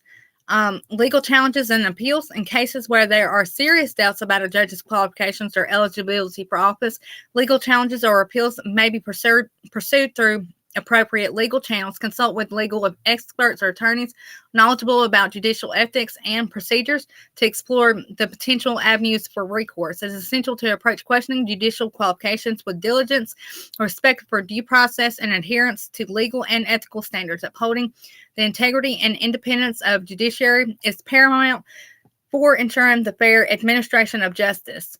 Here are a few key points to keep in mind when questioning judicial qualifications. Focus on objective criteria set forth in laws, regulations, ethic codes, etc. Avoid subjective critiques of judicial temperament, ideology, etc. Research thoroughly and cite credible sources, evidence regarding any deficiencies in education, experience, characters, etc. Raise concerns through the proper channels, judicial review boards, nomination proceedings, oversight bodies, etc. Follow appropriate procedures. If a judge's impartiality is in question in a specific case, file a recusal motion citing a valid legal grounds, personal bias, conflict of interest, etc. For appeals, focus on procedure, legal errors rather than qualifications alone. Qualifications may be relevant for determining if an error occurred. Avoid unsubstantiated accusations. Question qualifications in a professional manner with supporting facts, documentation. Consider whether concerns warrant legal remedies, disciplinary reviews, disqualifications, appeal, or voluntary recusal or resignation if unfit. Balance judicial independence with reasonable accountability. Questioning should not become a political tool. Maintain respect for the office, even when qualifications are doubted. Follow protocol benefiting the dignity of the judiciary. The key is raising legitimate concerns through proper procedures, backed by facts and legal, ethical reasoning. Judicial qualifications should withstand rigorous and respectful scrutiny. When questioning judicial qualifications, individuals or entities may examine various aspects of judges' background, experience, conduct, and fitness for office. Here are a few key areas that may be subject to scrutiny. Legal education and training. Reviewing a judge's educational background to ensure they have received the necessary legal education from accredited institutions. Professional experience. Evaluating the judge's professional experience, including the years of practice as an attorney or a legal practitioner. This may involve assessing the breadth and depth of their legal experience in different areas of law. Judicial experience, if the judge may have on the bench, including tenure as a judge in lower courts or specialized tribunals. Ethical conduct and integrity. Scrutinize the judge's record of ethical conduct including any history or disciplinary actions, complaint lapses. Impartiality and biases. Examine the judge's record to assess their impartiality and objectively in presiding over cases. This may involve reviewing the past ruling statements or affiliations that could indicate bias or conflicts of interest. Temperament and judicial demeanor. Evaluating the judge's temperament and demeanor in court proceedings, including the ability to maintain decorum, respect, and fairness in interactions with litigants, attorneys, and other court personnel. Legal knowledge and competence. Assessing the judge's knowledge in the substantive and procedure law, including their ability to evaluating the judge's communication skills, including their clarity in explaining legal reasoning, ensuring or issuing rules, and articulating decisions. Community engagement and service, considering the judge's involvement in the community activities, legal associations, and public service initiatives that reflect the commitment to the legal profession and the community that they serve. Diversity and representation, assessing the judge's commitment to diversity and inclusion when the judiciary, including the efforts to promote representation of marginalized or underrepresented groups. When questioning judicial qualification, it's important to adhere to legal standards, procedures, and ethical guidelines. Scrutiny should be based on objective criteria and relevant legal considerations rather than personal or political motivations. Additionally, any concerns about a judge's qualifications should be raised through appropriate channels such as judicial nominating commissions, oversight bodies, or legal proceedings as warranted by the circumstances. Well, Darren, that's all I got for you tonight. All right, Candace, thank you so much for that. And that was amazing. So wait, basically what you're saying is this: question those judges, make sure that they're legit when you get on the stand with them, right? You want to make sure you want to see all their documents. You want to see, what do you want? What are you looking for when you're checking this stuff? When you're making sure the judges are accurate, you want to see their oaths of office, right? You want to see what else? Yeah. Those of office and the bonds, you can actually get that online. You have to go through the Secretary of State and request that through public records. And you can also pull them from the clerk's office. Okay, cool. All right, well, Candace, well, you can get back to your Valentino dinner, and we'll catch you tomorrow night. All righty, thank you. All right. All right. All right, and here we are, back to Miss Josie. Josie, so in your crazy story here, we got Herbert, the law enforcement czar, still sitting back there with us. Where are you at now as far as this goes with your case? Well, right now with my granddaughter, we the 5th of December, so like a year, like the baby was a year, we got the judgment from the judge. And we didn't like it. When I say we, it's me and my daughter. We didn't like it. And we asked her lawyer, and remember, my daughter is on social assistance, so she's allowed to legal aid, right? Yeah. So we asked my daughter's lawyer, legal aid, if we could appeal the decision. The lawyer wrote back, and like I said, I'm military, so I keep everything, photocopy, receipts, everything. Her lawyer wrote back saying, "Oh, I don't think we should appeal. It's complicated, blah blah blah." Okay, what kind of lawyer would say that? I know exactly, and I have it. I have the text, like literally, and then I panicked. And I said, no, and then I started researching everything I could about how we make an appeal. Right. And so I made the appeal myself because you only have a window of 30 days to send it in. Right. So I hurried it like the last day. At midnight, I handed it in. I got it done by the bailiff guy. Like everything was done, sent it. You're like running down the hallway trying to get it in there at the last moment. Exactly. But I got it on time, right? And then so I got it in the 5th of December, I think. And then the 18th of December, on a Saturday, I get the bailiff guy coming and knocking at my door. And I'm like, okay. And it was a reject. So CPS rejected the appeal. They're trying to reject the appeal. Okay, so they answered that. Their lawyer answered that appeal and said, no, this is bogus, or he wrote the brief back. Because now they're mad because they're like, a grandma, because this is Naomi's case. Naomi's on it. Right. I'm the grandma. So they went back saying you can't appeal because you're not even on the You're not even on the docket. transcript. Right. But I said, but I was smart about it because I knew they were going to do that. So I said I appeal only the part where the judge talks about me. Mhm. I'm not appealing the whole decision. I am appealing where he says grandparents, and he Right. says so we went to court and like at the end of January to see if the judge accepts the rejection. And I was lucky. I'm hoping to God that I'm lucky, because when I went and I had a binder made up with all my evidence, with the birth alert, everything. And when I went to do the rejection, I handed her in the evidence like a couple days before. So she looked at it and she accepted my book of evidence. So I was like, okay, I think she has 30 days to answer to see, but I'm hoping that she says, I want her to have an appeal. So I'm there right now. I'm waiting to see if the rejection is accepted. If not, then I get to appeal the case. Right. I don't think this is one thing that we need people to realize too. And I'm not a lawyer, so don't take any of my advice about this. But I think what needs to happen here, where what's happening is, are these court-appointed attorneys are really working themselves on the side of the CPS agents. We all know 100%. This. It's no secret. They're not trying to help you in any way. Their loyalties are with the court. They go to Christmas with these people. They have Christmas parties. They're all hand in hand. Some of them are trying to get into the Attorney General's office. They're trying to do all of this stuff. So, we need to pay attention to what we're doing when we're going into our trial for our termination of parental rights, in most instances, or for your instance, because what people don't realize is just because when you get an appeal, you don't get to appeal everything. You can only appeal what was presented to the court at that moment in the trial.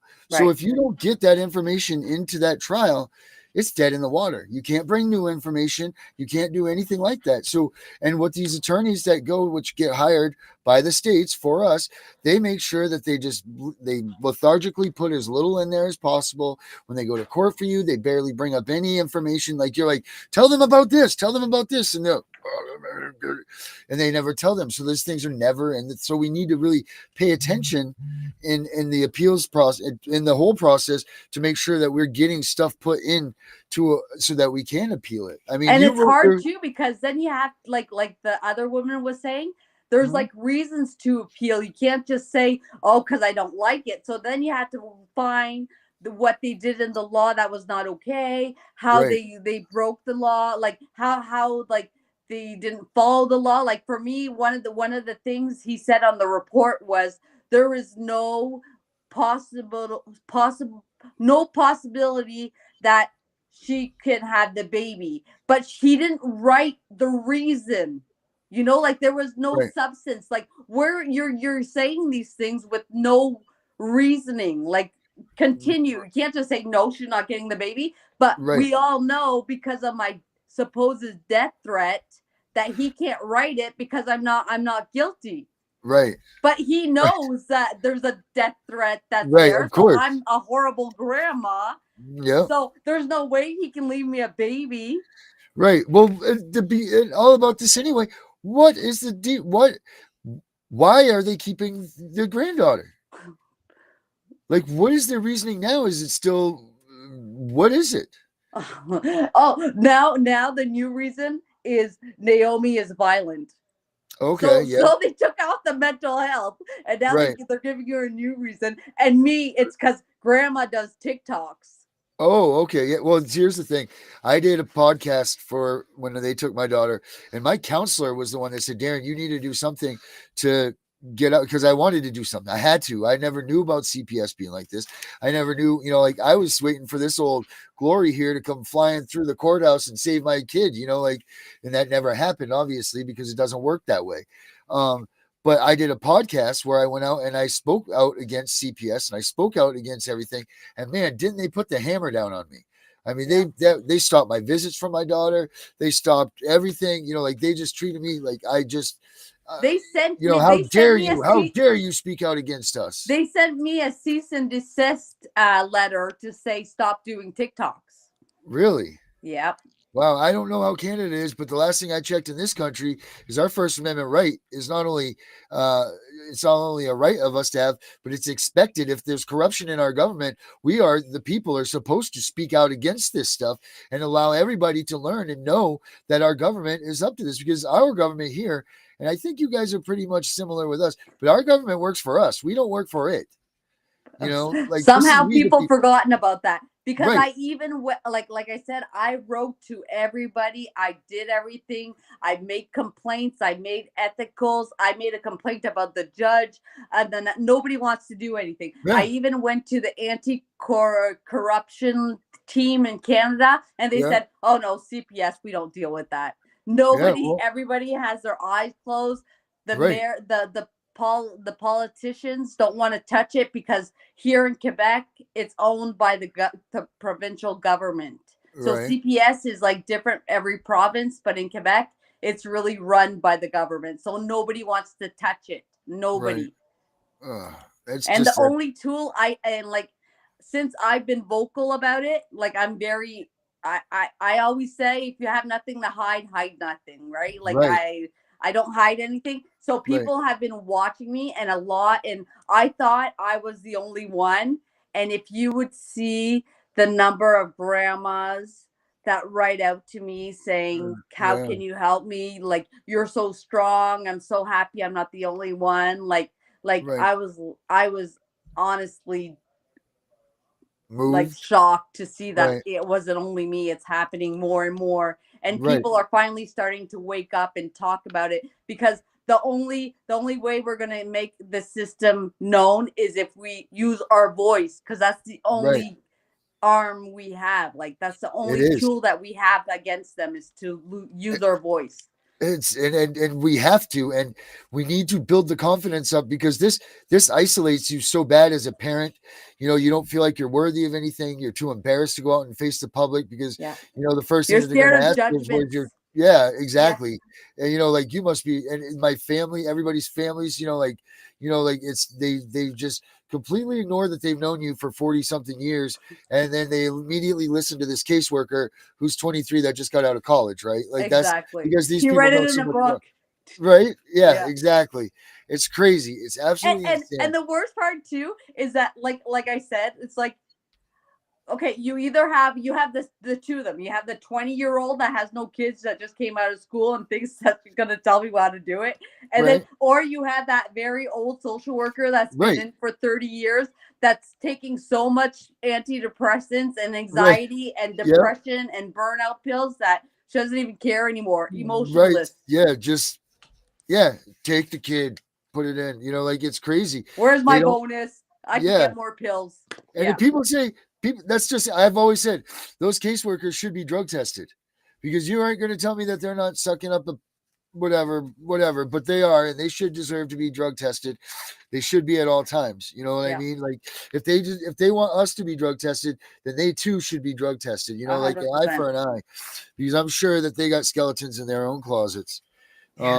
So what's your plans as of now? Like, what's your plans for what's going on? You just sitting and waiting? Are you well, like I said, now I'm waiting to see the rejection of the appeal. Now I had my criminal court that was supposed to be Monday, that got pushed to the 3rd of June, which, like, I am very not happy, because like, it's just wasting time. And the worst part is, like, I had 3 witnesses, CPS witnesses. They had 3 CPS witnesses. So at that court, there were 6 employees from the same CPS that spent their morning in court for nothing, while they're not giving services to our children. Like, do people realize, like, I'm not the only one? So, like, how many days a week are they in court for stuff like this? Right. and they're there asking government for more money, for more services. Right. Well, work there and like they're asking for more services. This is the funny thing. They say that they're asking for more services, but yet their plans are to take your baby, and they're only doing this for the money. You can't tell me because that because it's a wheel. It's a nice squeakly. It's a nice whatever squeaky wheel that runs well the now. grease. I can't even think of Greasy it. wheel. That's it. That's my French. Yeah. Do you have, what is your plans? Excuse me 1 second. I just gotta type this. But what are your plans for the future now? Are you like gonna just drop out of this thing? This No, movement? man. I'm Are a you in this fighter, for man. long I'm haul? military. I never back down. No All way. right, because I bet you.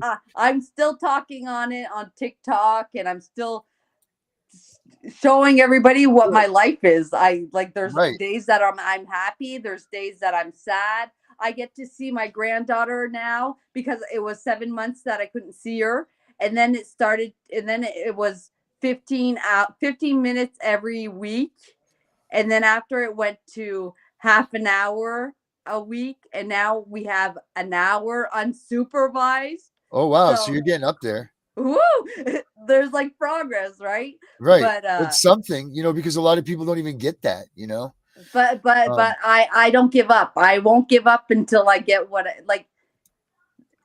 there's like I think I have to be the voice for Quebec to be like, this has happened to me. I'm a good person. I'm a veteran. I have 2 kids. If there's one thing I know on this earth is that I'm a good mom, and people God see bless it, you. So I'm just going to continue, and then after I get my grandbaby back, I'm going to make it mission to help other moms. All right. Well, I'm thinking that maybe we got a place for you here with our abolishcps.com world, that maybe we can get you started in here helping us out, if you wouldn't mind. I would love to.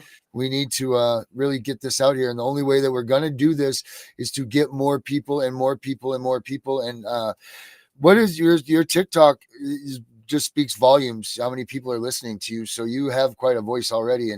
And I would love to get you on our team helping us out with this. So if you don't mind, we'll definitely carry on this conversation a little bit more. Sure. We're definitely approaching our time. We're over here. Let me ask Herbert here if he's on. Herbert, you still here with us, buddy? Herbert's here. Herbert. Yeah. All right. We're wrapping this up. What do you think, buddy? Yeah, I think that she would be a very good asset to the show. And she should also tell her friends on TikTok about your show so they can express their thoughts and ideas. Right. 100%. Yes, that would be great. What do you think about her story, though? About just they took her kid for no reason. Yeah, it sounds like it's happening to lots of people. Right. And let's get this right. She is suing CPS for what they've done to her previous daughter. So she's being gang stalked and being, just being torn apart because of what she's doing, her actions. And that's wrong, man. Right. But I think she hit it on the head before when she says, as long as they hold on to her, they're making money. As long as they hold on to the child, they're making money. Right. And that's what they do. They push on for those times. They got to get those 3 months, 6 months, 9 months, 12 months, to get those checks. Right. All right. Well, Herbert, you got anything else to say, buddy, before we cut it loose tonight? No, except one thing I want to mention to her. When you ever encounter the security guards at a hospital, don't fight with the security guard. You want to speak to the administration.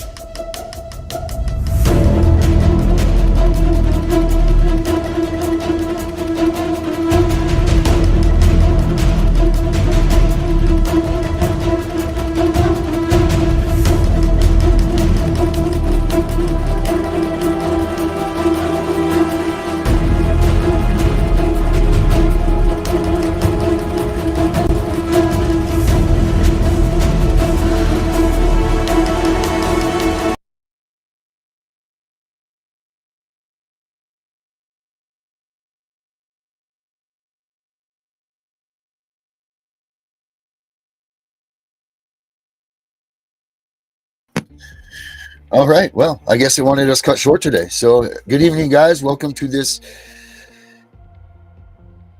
my mother's birthday edition of CPS Victims Hunting for Justice. I'm your host, CPS Punisher.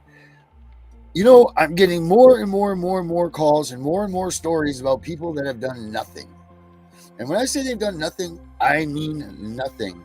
And I know that there's so many out here that can relate to this story, because all of us sit there and say, what the hell did we do to lose our kids? Like, what did we do so drastic and portray onto our kids that is so drastic that the government has decided that they need to sit in, take our kids, and never give them back?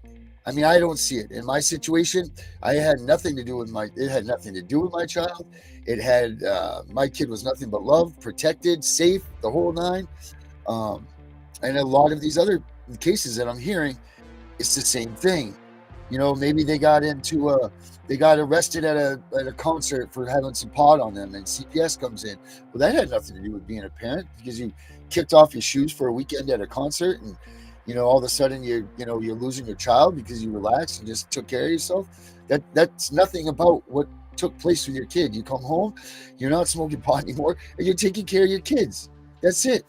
You know, we are adults in this country, and we've been given the right to do certain things, and we should take care of that. As parents, you deserve that right to go and relax on a weekend without your child.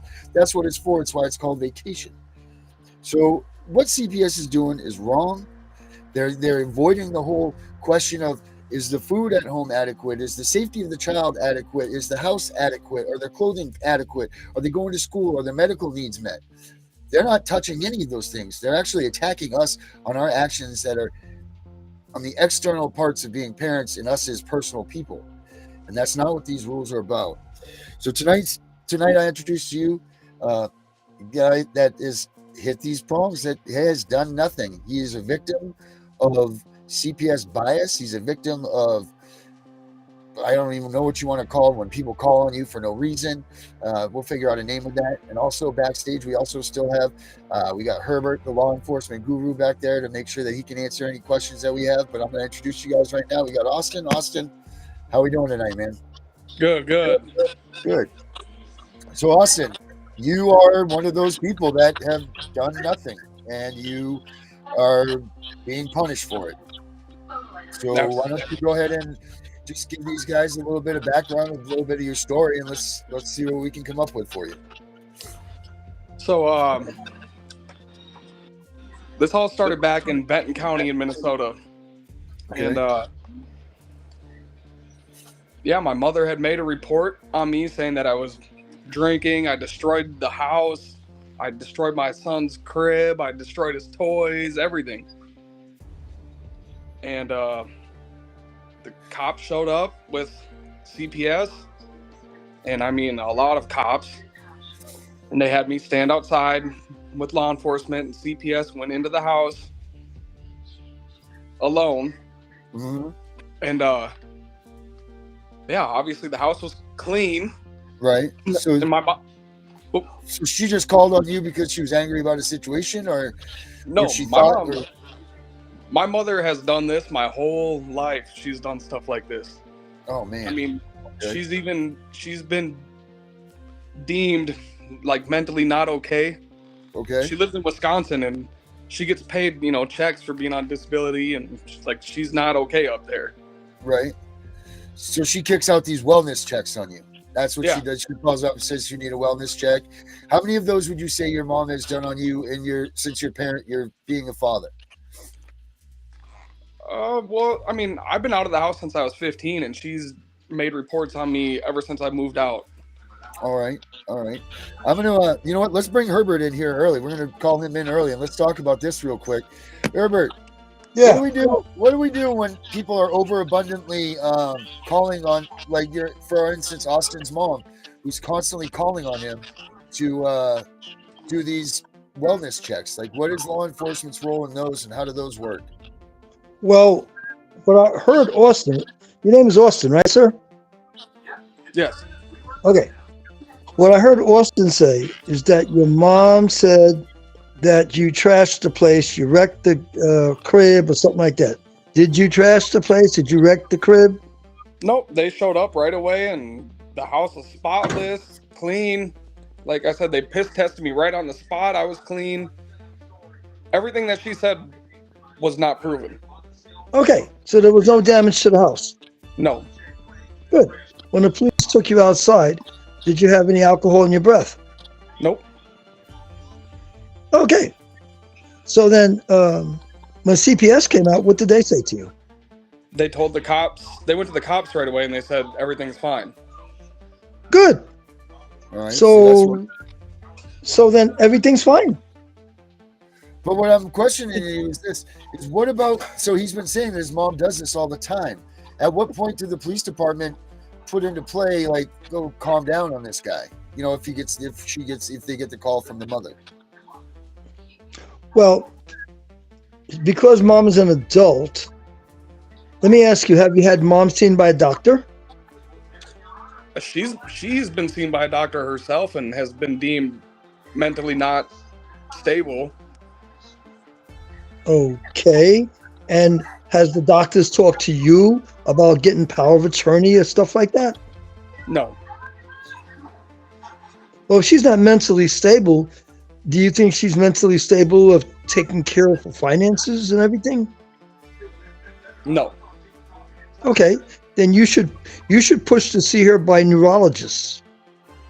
And if you could get 2 neurologists to agree that she's incapable of taking care of herself, then you can get the POA for her, whether she wants you to or not. Okay. So that would be the way that he could distance himself, is someone doing something like that? Yeah, but you got to get mom to see a neurologist. Right. And it has to be. Right. My question is based on, like, how does he protect himself from these false claims? Is more or less like, how does he go about this? How does he protect himself from that? Can you stay away from mom? Is there any way, or you have to live with mom, or mom lives with you? Yeah, she lives out of state. I haven't had contact with her for almost 3 years now. So mom is calling from out of state to the police in your state. She calls CPS directly. Okay, so then how many times has CPS showed up because of mom's calls? About 3 times, 4 times. So you need to speak to CPS and say, listen, you've come over here 3 or 4 times, everything's in order. Why do you keep responding to my mom who's not doing well? She's mentally declined. So there's nothing though, but there's nothing that he can do immediately to stop the harassment from his mom. Would there be like a restraining order or one of those?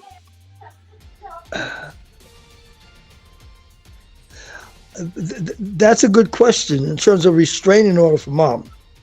That's a very good question. But right now, I'm thinking from the point of the person that's really harassing him is not his mom, it's CPS who's doing their job. Their job is to respond to any calls. Like me, my job is to respond to any kind of call. Right. All right. Well, I just wanted to wonder, because we're hearing a lot of these things where these family members are calling, and we just, like, this is just where it ends up, So what happened next? What happened next? So CPS comes 3 or 4 times. When does it become real serious for you? That last time that she called about the reports of me damaging the house and stuff, there's been an open case almost pretty much since then. Okay. And that's going on 3 years now. Well, it shouldn't be open. I'm sorry for interjecting, but it shouldn't be open case if CPS comes and they see that you didn't trash the house. Yeah, there's an open case still. Wow. Yeah, but it's unfounded. Right. CPS came to the house. They didn't see damage to the house. Therefore, the accusations is unfounded. That's the way it's supposed to be. So what happened after they left your house that day? They said everything was good. So after that, we had some more meetings with them. They were doing their investigation. And then about a month into that investigation, me and my girlfriend and my son moved to a different county. That county that we were in, transferred it to the other county. And they didn't take the case at that time, but my mom immediately made another report they didn't look into that one. Then my daughter was born, and now they're bringing up those reports that my mom had made. Okay. All right. So now they're using your past against you. Yep, the reports that she made that they had already looked into and said that wasn't true. Yep.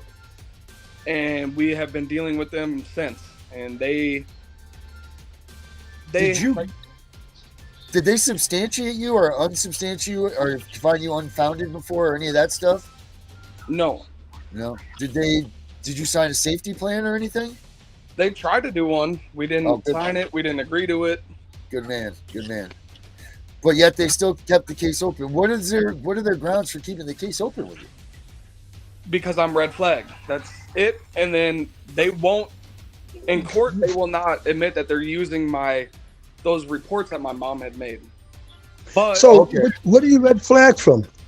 Because I went to prison for violence. Okay. So you okay. So you did your time for violence. Yes. And that in and of itself is the red flag. Yep. So now if anybody calls, if I call on you, I don't even know where you live, but if I found out and I called on you, and I said, oh my God, he's yelling at the kid in the house, there's something going on, they're going to respond because you're red flagged. Yep. It's not right, man. You do your time, you know. Yeah. So I think that the real issue is the fact that you've been red flagged is why they're responding to everything your mom says. Every time your mom coughs, they respond. But here's where it becomes concerning for me. I started looking up their policies and procedures. Yep. And the red flag simply means that they just have to come out here and make sure that there's no maltreatment and nothing wrong with the house, with the children, make sure they have food, a safe place to sleep. And then they don't even have to take it to court. They can just let it be that. So they can go to you unfounded. They can go to you for pretty much no reason, is what you're saying. For somebody that's red flagged, yes. But that only happens when a child is born. In my situation, is when they get notified. Okay, so when this child was born, you immediately were red flagged into CPS. They came to the hospital and they said, this guy is red flagged. And they did what to the baby? Like, where are you at now as far as the children? I have both of my children. Okay, I never good. lost either one of them. Okay, good. But they're still harassing the hell out of you. Oh yeah, we're still in court. What do they say? What? Good. Yeah, go ahead, Herbert. Okay. What are you in court for? I don't know. You got to find out why you're in court. You've already served your time. You served your time. You're out. You have children. CPS has not taken your children. And I understand the red flag part, but why are you in court? Who's bringing you in court for what reason? CPS, the Isanti County Health and Human Services, is the one that filed the petition to terminate my parental rights. But I have since filed an appeal with the Court of Appeals, and then there's an appeals division with CPS, and I had my court hearing with their division, and the judge that we had for that case said that she received an email from the CPS supervisor, and in that email says that there's no safety concerns, there's no maltreatment, and no preponderance of evidence. That judge herself said she was confused at what's going on. And yeah, I can understand that. Right. And I don't know. Go ahead. No, go ahead. No, I'm lost myself, and we've been battling them nonstop. And the best part is I communicate with the CPS supervisor in a different county. And she's one of my lifelines, surprisingly, on how to deal with this. And she said the only thing you can do is continue to ask them why they're involved. Right. keep asking that and record it. That's what she told us to do. Keep asking them. And we do that every visit. And they have not provided us a reason. Can you go to the CPS office itself? I wouldn't necessarily want to go there, only because I've filed complaints against the supervisor and the administrator, and I mean, what kind of filing did you do? I filed the complaint with the Board of Social Work. Good man. And yeah, but what was the complaint? What was your complaint? Oh, that she had told me that if I don't cooperate with them, that they will remove my children. Right. They cannot do that. They cannot hold you. What do they want you to do? How do they want you to cooperate? They want me to put my child, he's almost 3, he's not quite 3. They want me to put him into an early school program. I don't want him going to a public school. Okay, now we getting down to some other stuff here. So now it's really now about the school. You wanting or not wanting to put your kid in the school. So what do you want to do? You want to home teach, home train? Yeah, but the where that issue becomes a problem is he's not even old enough to go into school yet. Right. So he's preschool. Right. So this shouldn't even be a topic of issue. They're reaching because they, like I said in the intro, they have those bars and they got adequate medical care, adequate clothing, adequate schooling, adequate food, adequate shelter. Those are their 5 things that they come around on. So they can't get you on the other ones, but they're going to try to hammer you on the schooling now. And we all know that they come around on people for the homeschooling. They try to do that all the time because outside of homeschooling, and I don't want to sound like a tinfoil hat guy, but you don't have homeschooling, you don't have control of vaccinations and all of that stuff either. So that's their way of trying to get control of the child. It's not right. If you want to homeschool your kid, then you should be able to homeschool your kid. That's your right. That's your constitutional right to be able to, or not your constitutional right, but it is your right to raise your child how you feel fit. It says that right in all of our freedom documents. So they have no reason to be attacking you for that matter, especially one, like you said, your kid's not of the age that they shouldn't be worrying about school. And 2, you guys are saying as parents, we got this. Yep. What school do they suggest your 3-year-old child go to?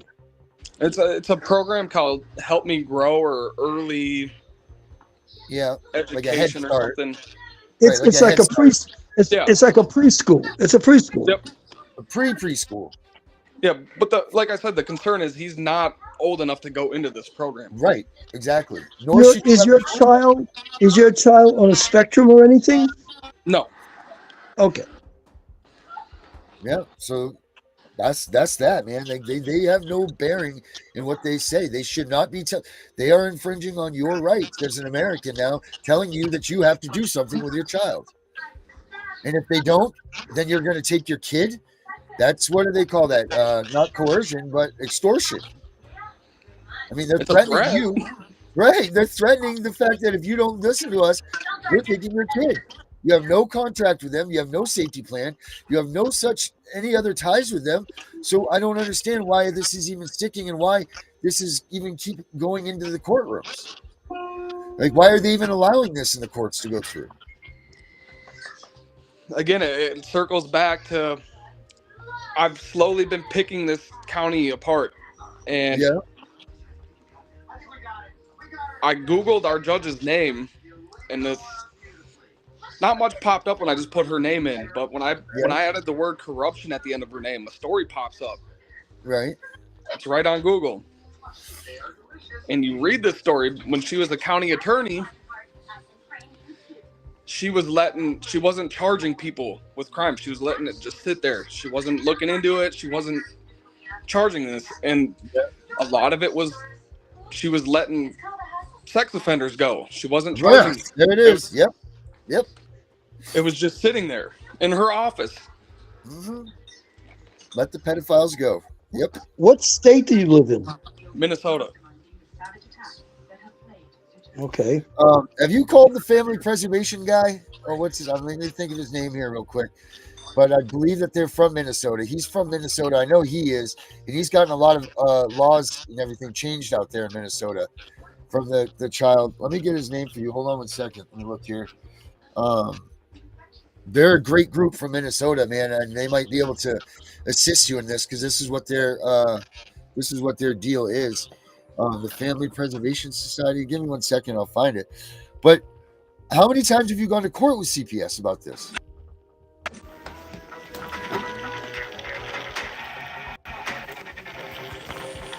Austin. We lost Austin. Oh. No, we got him. I can hear him. Hello, Austin. There he is. Austin's back. Houston, we got Austin. Austin, we can hear you, Austin. There you are.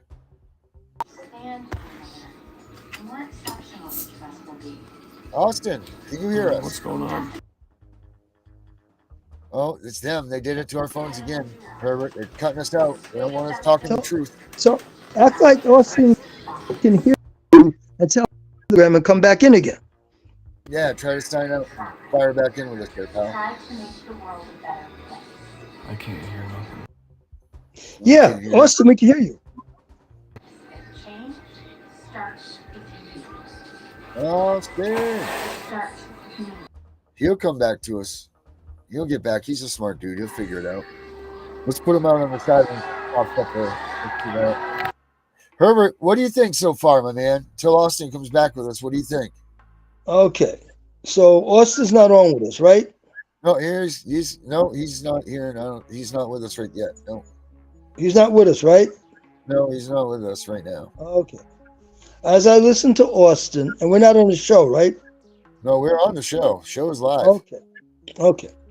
So So as I'm listening to Austin, I knew there was more to the story because his mother's calling. It's unfounded. CPS comes. It's unfounded. Now they want him to go to court. Court for what? Everything's unfounded. Right. Now comes the school thing. Yep. What I think we should check on is Minnesota about when is a child supposed to be in a preschool? Is it required in that state of Minnesota that a child has to be in preschool? Right. That's a great question. That is See, that's what I would like to know. Because if it's a requirement that a child has to be in preschool, unless the parent signs some kind of waiver saying that they're going to keep the child home, then that might be why they're harassing him. So we're going to do that right now real quick. I'm going to step over here. We're going to do that while we wait for Austin. All right. Let's see here. Can you look up Minnesota requirements for school? I am looking that up right now. I'm grabbing my phone, also telling Austin to sign back in here. You know what? But this is still, if this is what they're basing their investigation on, Herbert, this is tiddlywinks in comparison to what some people are doing. Right. It's tiddlywinks, but he does have a red flag. But he doesn't realize he's fortunate that they haven't put a court order to take his children. Right, exactly. He is very. He still has his kids. And that's surprising too, that they're trying to take his rights away, and he still has his kids. So he's not of imminent danger to them, obviously. No, not at all. If he still has it, because they'll come with that court order, and they're coming to take the child. Yep. So that's good. I mean, clearly he or his girlfriend have not tried to do anything. They're not guilty of doing anything wrong, except for be good parents and want to monitor their kids. I mean, that's the only thing I could see there. All right, I just got through to him there. So let's see here. Minnesota. We're going to look up Minnesota. All right, here he's trying to come back in here. Let me see. While we wait for him to come back in, let's see. Austin, can you hear us? Austin, can you hear us? We can hear something in your background. Well, I guess not here. Oh, this is going to be a shame. Well, let's take a look at Minnesota. What do we look under? Minnesota. Oh, also, we had right here in the chat, Herbert, we have Kenneth Alt. Kenneth Alt, we see you all the time, man. We appreciate you watching us. Kenneth wants to know about where you can find active state statutes. That's a great question. There's a website called the Children's Gateway, the Child Information Gateway. All right, Austin's coming back here. Let me get that link for you, Kenneth, and I'll get it up here so that you can get some information yourself. But now I want to thank you so much, man, for being on the show, watching us. You're an awesome dude. And if you ever want to get on the show, go ahead and get in touch with us. You can email me at me and Herbert at info@abolishcps.com, or you can get a hold of us on abolishcps.com on the website there. So please, please do that. And I know that you got questions, so if you want to get on the show with us, please go ahead and get in touch with us that way, my man. But now, as far as the Minnesota School Department, what am I coming up with here? What am I coming up with? Minnesota age. Alexa, what is the age for a child in Minnesota to be lawfully in school? From findlaw.com. The state of Minnesota requires children between the ages of 7 and 16 to attend school or receive an equivalent education through homeschooling. Okay, Alexa, in the state of Minnesota, when does a child of young years have to go to school? In Minnesota, all children must start attending school by the age of 7. Okay, Minnesota state law is age of 7. Okay, now ask Alexa, is there a requirement for a 3-year-old to be in school? Is Alexa, there a requirement? Is there a requirement for a 3-year-old child I'm to be having in trouble school? hearing. Can you say that again? Alexa, is there a requirement for a 3-year-old child to be in school? In most countries, 3-year-old children are not required to be in school. However, it is common for them to start attending preschool around their 3rd birthday. Okay, so it's not required. Instead, it's just common. Okay. So just Now, common could isn't you enough. ask your viewers to hone in and chat, send you a chat on that, because they could do research on Minnesota in terms of requirements for preschool.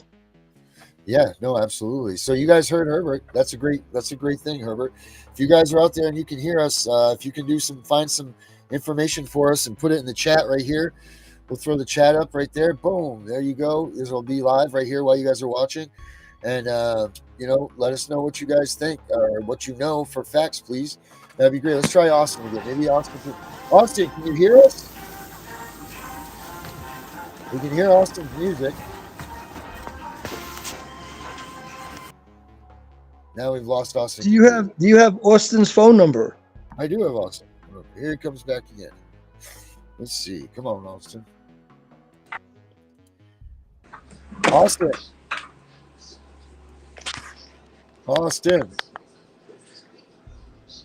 We got no dice. You know what? I'm going to try to call him here. No Austin. All right, let's see if we can call him here. Call him and tell him to go completely out and come back in again. Or maybe I can just get him to talk on the phone. Okay. All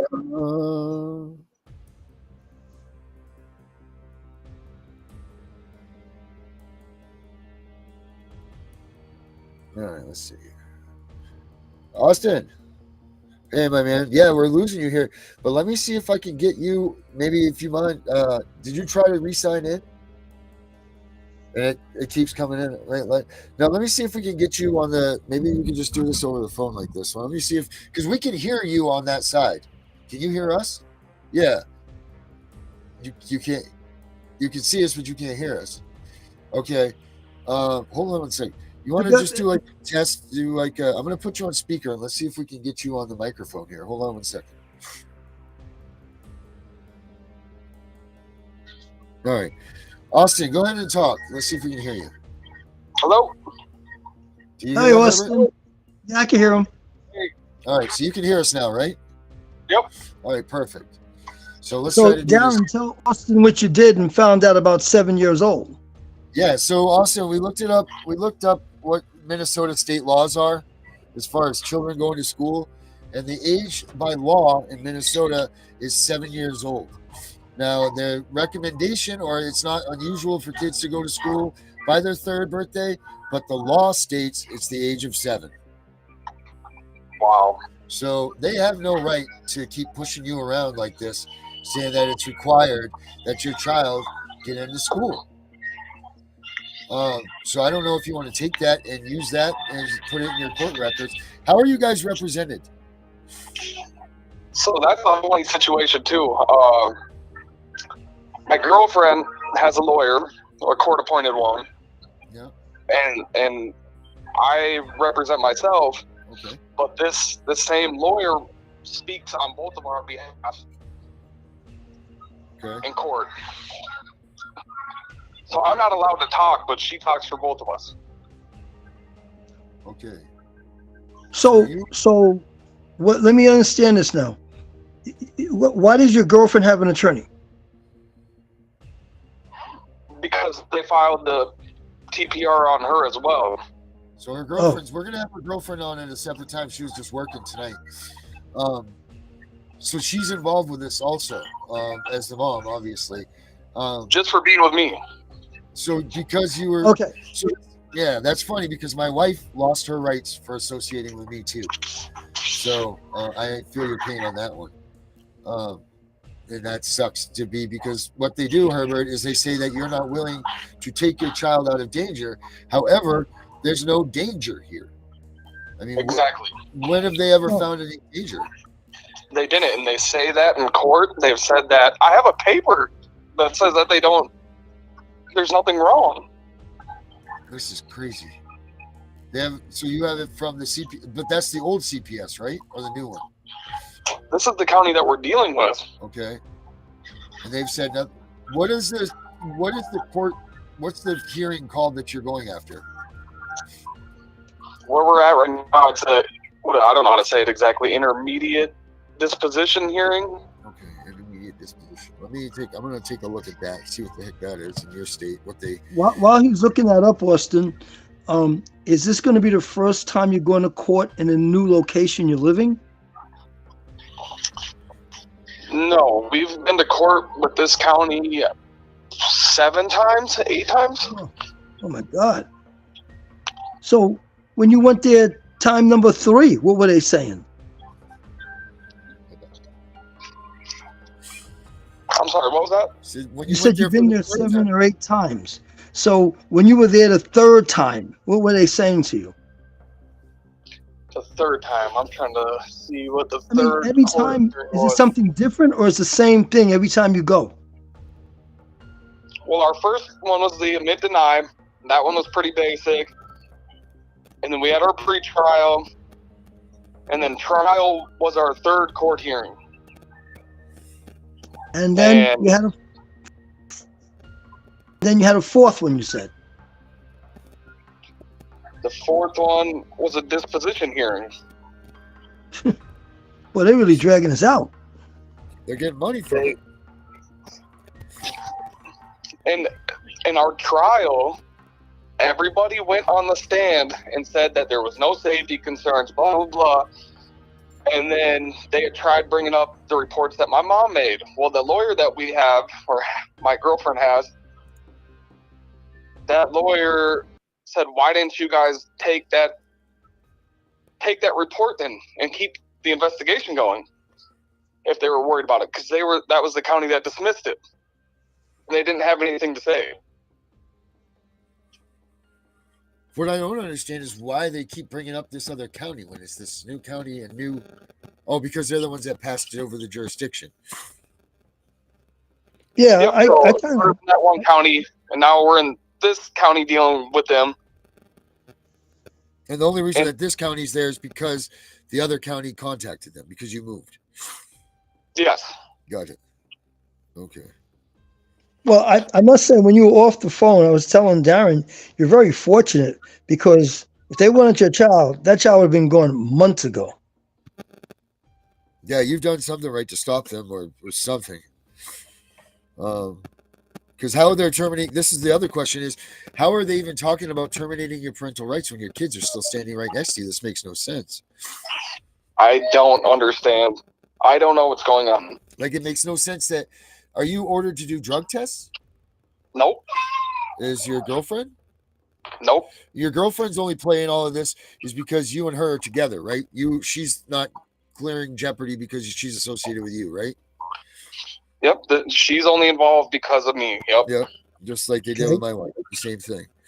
Okay. And for you, we have no involvement other than the fact that you're a good dad and you want your kids. And it was a phone call put in by a woman that is, I guess, by medical conditions, unable to make decisions. She's, I don't want to say crazy, but I mean, she's not right in the head, so she's harassing you constantly. And CPS is using these harassing phone calls against you when they were founded. See, this is just like this circle of nonsense, but obviously they have their mucks into something that they want to have from you. I mean, there's obviously a reason, whether it's penalizing you because you have that red flag, whether it's someone did something, I mean, this is just absolutely absurd. What was that again? Intermediate, what was that? Intermediate disposition hearing. Okay, intermediate disposition. I mean, have you thought about filing paperwork for harassment and asking them to an order of protection against them? No, I don't know how to do that kind of stuff. I mean, because it seems to me, right, Herbert? Like, this is harassment at its finest. Yeah, but from what you guys have taught me, it's really CPS. It's not the court. CPS is bringing this to the court, so he's got to try to communicate with CPS. Have you pissed them off, CPS? Have I made CPS mad? Absolutely. Yeah. Okay, then that starts it right there. So you just open up a beehive with them. So what I'm trying to say, the court is not coming after you. It's CPS that's using the court to come after you. Right. But they're all one and one. This judge has already said he's not dangerous. Why is this judge even allowing more hearings to come through? What? I don't. It's not making sense to me. Everything's clean. Everything's good. They don't think it's that bad that they will take your children away, because they would have done it. It would have happened. Right. That's the thing. There's no imminent danger for them to be able to do this. The only time they can take your child is if there's an imminent danger situation. But here's the other thing. You still have the children. So how can they even be basing on terminating your parental rights? This just doesn't. Somewhere someone is trying to do something. That's for sure, because this is crazy. It's not making sense. It is a crazy story, and I don't understand what is going on.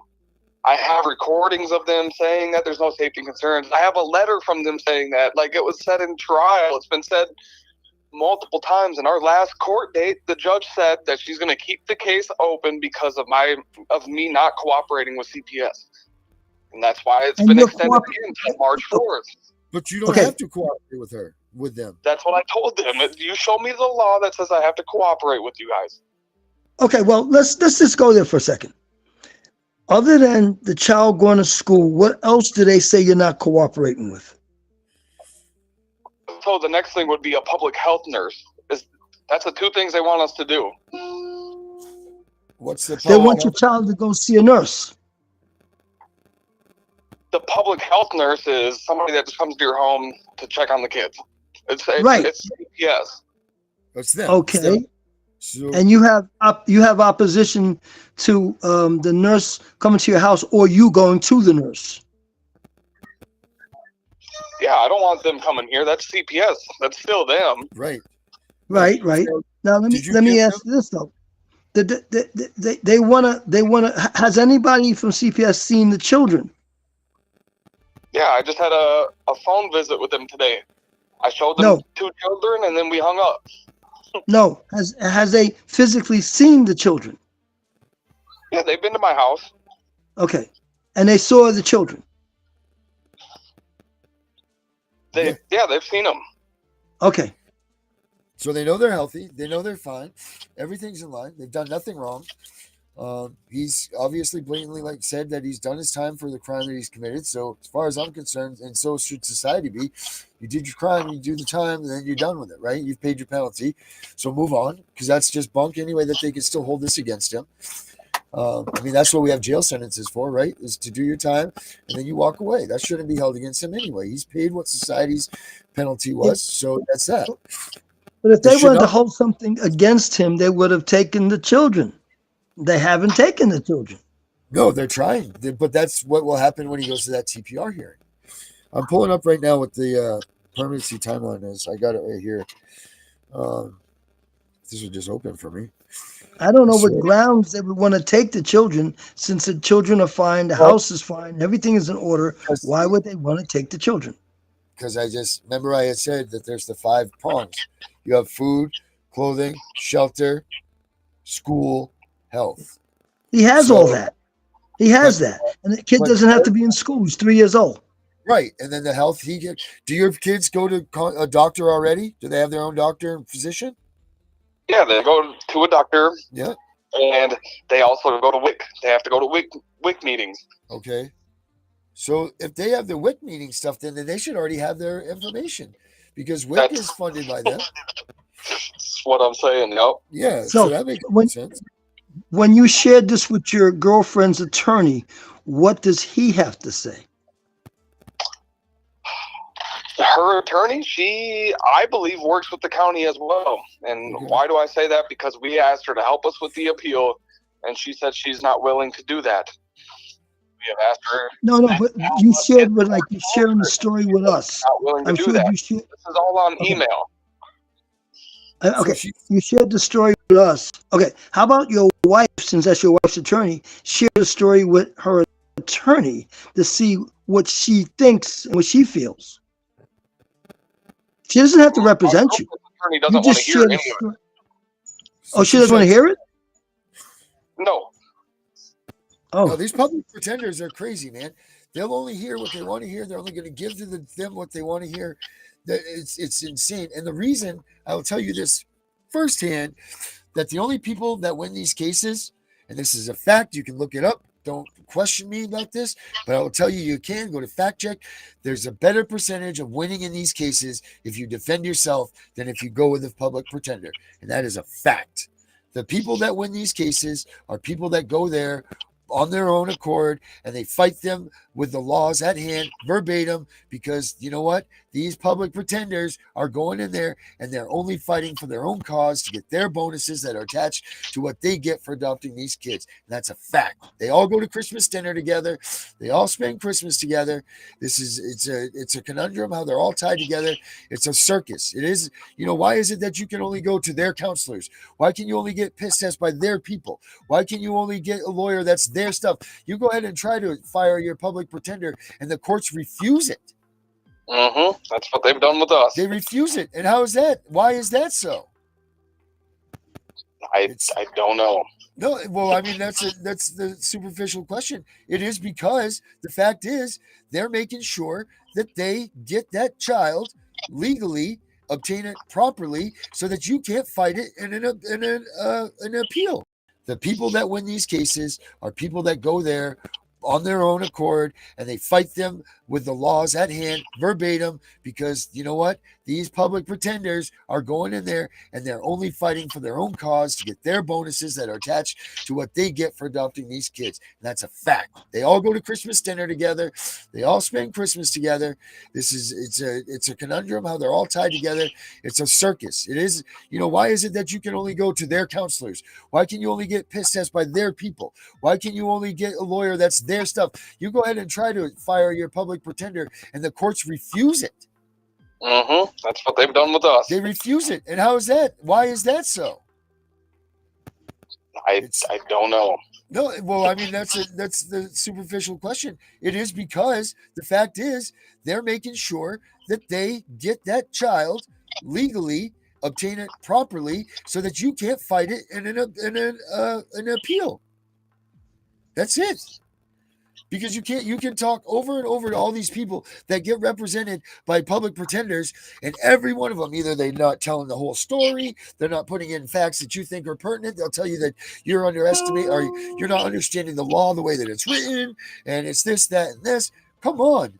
It doesn't get much clear. Why is there so many? 12% of these kids, once they get taken, are returned home. 12%. That means there's either a shitload of awful lawyers out there that aren't being able to win these cases, or it means that they're in bed with these guys. I mean, that's the only. How is it that there's a 12% chance that you get your kids back, and CPS is wrong 86% of the time? We got a problem here.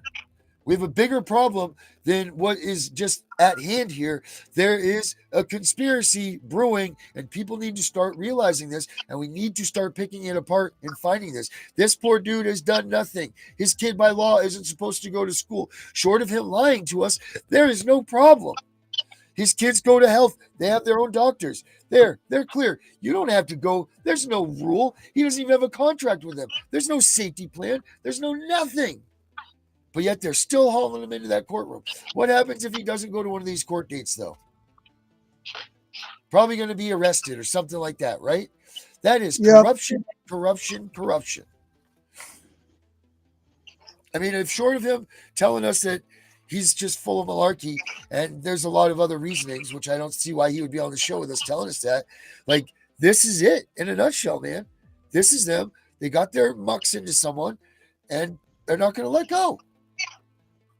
Well, I took my skin out of the game because I don't hear anything on my end. In other words, from a criminal point of view, that anything's wrong. Right. So this is the thing, Herbert. This is like all the time with these people. So what do we do? You know, if you were with law enforcement and you heard this lady calling your police department 27 times, not saying that that's the number, but if she called 27 times, isn't there a point where you're going to say, like, okay, guys, when Mrs. So-and-so calls, let's just put this one to the side? Or are you obligated to answer every call that comes? We're obligated to go to the call. All right. That stinks. That's like CPS. So that makes it too, just like CPS. The only thing that CPS is by law supposed to do in any of these cases, in Malibu, Dallas, my good buddy taught me this. The only thing that CPS has to do is go to a call that they answer. And that's it. That's the only ones. That's the only move that they have to make, is to go and make sure that the children are safe. The word that you were looking for before with his mom is referred to as cognitive decline. And I'm not a doctor, but I just know that because I ran into situations where we're being around people. They're not like full-blown Alzheimer's or full-blown something along those lines, but they're on a decline. Once they have something in their head, like in her head, her son is messing up with her grandchildren. Right. Speaking about grandchildren, does your mom ever get an opportunity to see the grandchildren? No. Has your mother ever asked to see your grandchildren? I'm sorry, I might not have heard that. My mother has seen my children. She has been around them. Well, my son. She hasn't met my newest. Okay. Yeah. Has all this started after the newest or before the newest? This started when my son was a few months old. Oh. He's almost 3. Okay. So this has been going on with her for a while. Yep. And what kind of demands do you want to share with us does she have on you that you feel she's after you? My mom's been after me my whole life. I mean, I believe she has what do you call that? Cognitive decline? She's always trying to like get me into trouble and then try to be the hero afterwards. Like, oh, okay. What do they call that? That is Munchausen syndrome. What is it? Munchausen syndrome. Munchausen syndrome. That's like the 4th time this week that I've heard this. So she comes through, tries to be the hero. I mean, she gets you in trouble, and then comes through and rescues you at the end, or tries to. Yeah. Gotcha. And this has been going on seriously my whole life. Now I know why they don't do it, because they have to, but don't you think there should be a cap on the number of calls someone has on them that they get these investigations? Like, is there something like that in the law enforcement, Herbert, where like, Darren calls every other day, so we're going to investigate his calls, or 5 calls, that's enough for us to be responding to, or there's too many calls, or whatever. Is there something like that? I'm gonna have to get back to you at only because children are involved. Right. Grandma is calling about the grandchildren. It's kind of hard pressed not to go make sure everything's okay. Yeah, no, I agreed with that. It's kind of hard pressed. It's just unfortunate that he's got to go through all this harassment. Yeah. I mean, falsely reporting. I want to go with falsely reporting a crime, but there was no crime. Falsely reporting an incident, which is a crime. Falsely reporting something, that in and of itself is a crime. Falsely reporting something, but it's you're Minnesota, right? So I could check on that. Get back to Darren with some information because I could speak to Minnesota. Yeah, we'll get Herbert. The man, he does. He gets things done too. He gets answers where most can't get answers. That's for sure.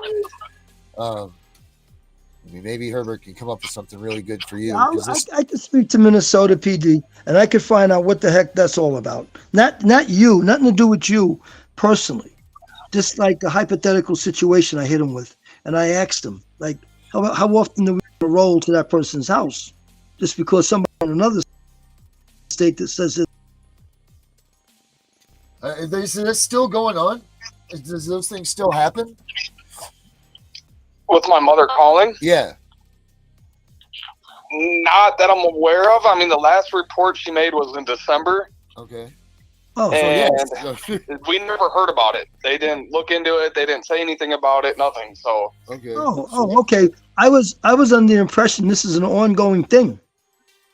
Well, I mean, December's just behind the back of us here, Yeah, but she didn't call in January, and we haven't heard from her in February.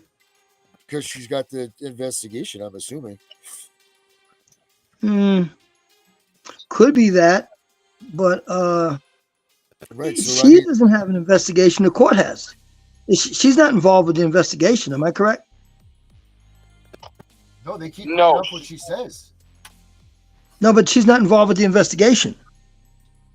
She's not involved with any of the court hearings or anything. Like, she's never been involved with them. Yeah. So she's not a witness. No. All right. She's just the caller. Yeah. They may have stopped responding. They may have stopped. She may have been calling as recently as 2 days ago, and they're not responding. And maybe it's because that they're still involved, and like we just had a visit with them, and so she's still making these reports, and they're seeing us. Well, I don't know. But they're using Now, do you know if mom is calling CPS? What was that? Is your mom calling CPS? I don't know if she still is, but yes, she has many times. Okay. And then CPS came out and did a wellness check, right? Yes, and that's where this case is based off of now. Okay, I got the thing here for you guys. All right, here we go. Ready? This is the Minnesota. Actually, you know what? I can't share the screen. I was going to share the screen here. Sorry, but this is what it says right here for where you're at in your hearings. Let's see. So in Minnesota, it breaks down like this. It goes the emergency protective hearing. Then there's a admit and deny hearing. There's a pretrial hearing. There's a court trial. There's an adjudication hearing. Then there's a disposition hearing.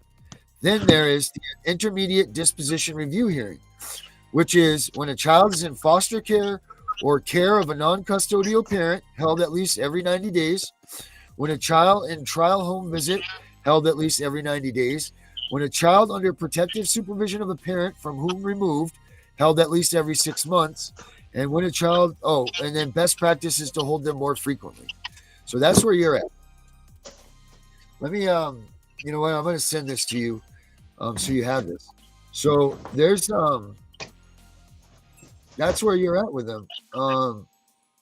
Court trial. Wow. So, I mean, I guess the way that looks is that they could be open with you for quite some time. I mean, that's crazy. Do they give you a date when they say that the TPR hearing is to be held? No, we are scheduled for another disposition hearing for March 4th. Okay, so that must be the intermediate disposition review hearing.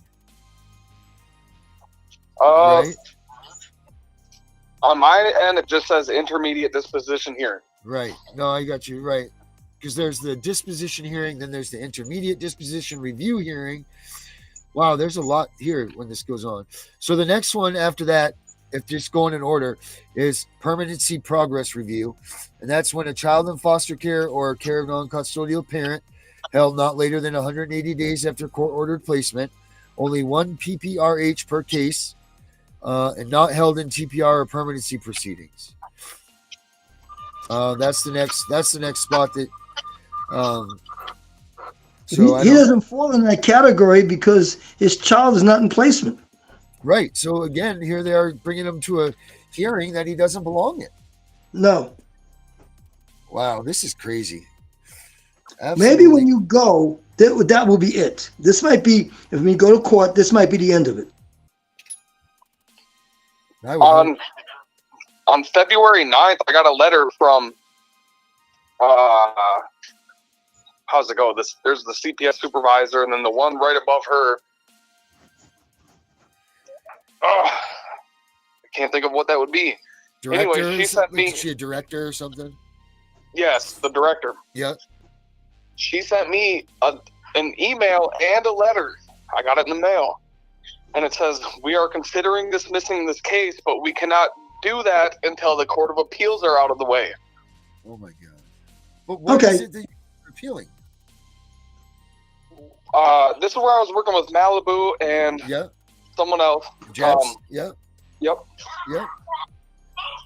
Okay, so you guys are trying to appeal the decisions that they've made already. I got it. Yeah, basically just looking at the whole case and being like, what the hell is going on? Right, yep. That makes sense. And the Court of Appeals didn't want to hear it because it wasn't a final order. Got it. But we were arguing that if we wait until the final order, that final order could be removal of my children for no reason. And then we have to go through an appeal to try to get my kids back. And it would just make no sense to wait until... I'm not hearing any reason for removing your children. I know they have no reason to remove them, but I can't. No. I can't hear where they're making something up to remove your children when they're saying everything is fine. And when the director even said, she sounds like she's on your side to, not push anything. Well, I think it's because I've been fighting back with the help of Malibu and Jess. Then all of a sudden, now they want to dismiss it. But before then, they didn't. They said they got substantial evidence. But where is it? That's what I'm saying. Right. We went to trial, and everyone said that there's nothing wrong. And here's my other concern about their trial process. And I told them this right from the beginning. If we go to trial, I'm going to lose no matter what. And they were like, why would you lose? I said, well, because there's no jury. There's nobody else. It's literally just CPS and a judge. Well, you can request a jury trial. I wasn't given that option. You have a constitutional right to have a jury trial. Well, I guess that's where they get us. I know that a lot of states say that they don't offer it, but you can ask and request one if they're, and I'm pretty sure that they have to grant you that. I'm not a lawyer, so don't take me on that one. But I know that we've heard many times through my years of doing this that if you request a jury trial, they have to come forth and adhere to that because that's a constitutional right. But Minnesota may not offer that. But something tells me that I just heard something about Minnesota also with that, because I thought that they got. Let me get you the information here too. Writing my list of information to send you here, Austin. I'm going to send you the Children's Justice Initiative. And I'm going to send you the some information about another guy.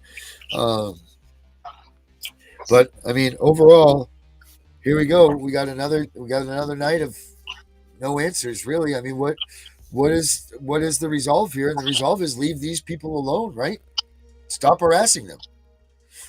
That's it. And that's all that's happening to this poor guy and his wife. Short of him not telling us the truth, man, he's done nothing.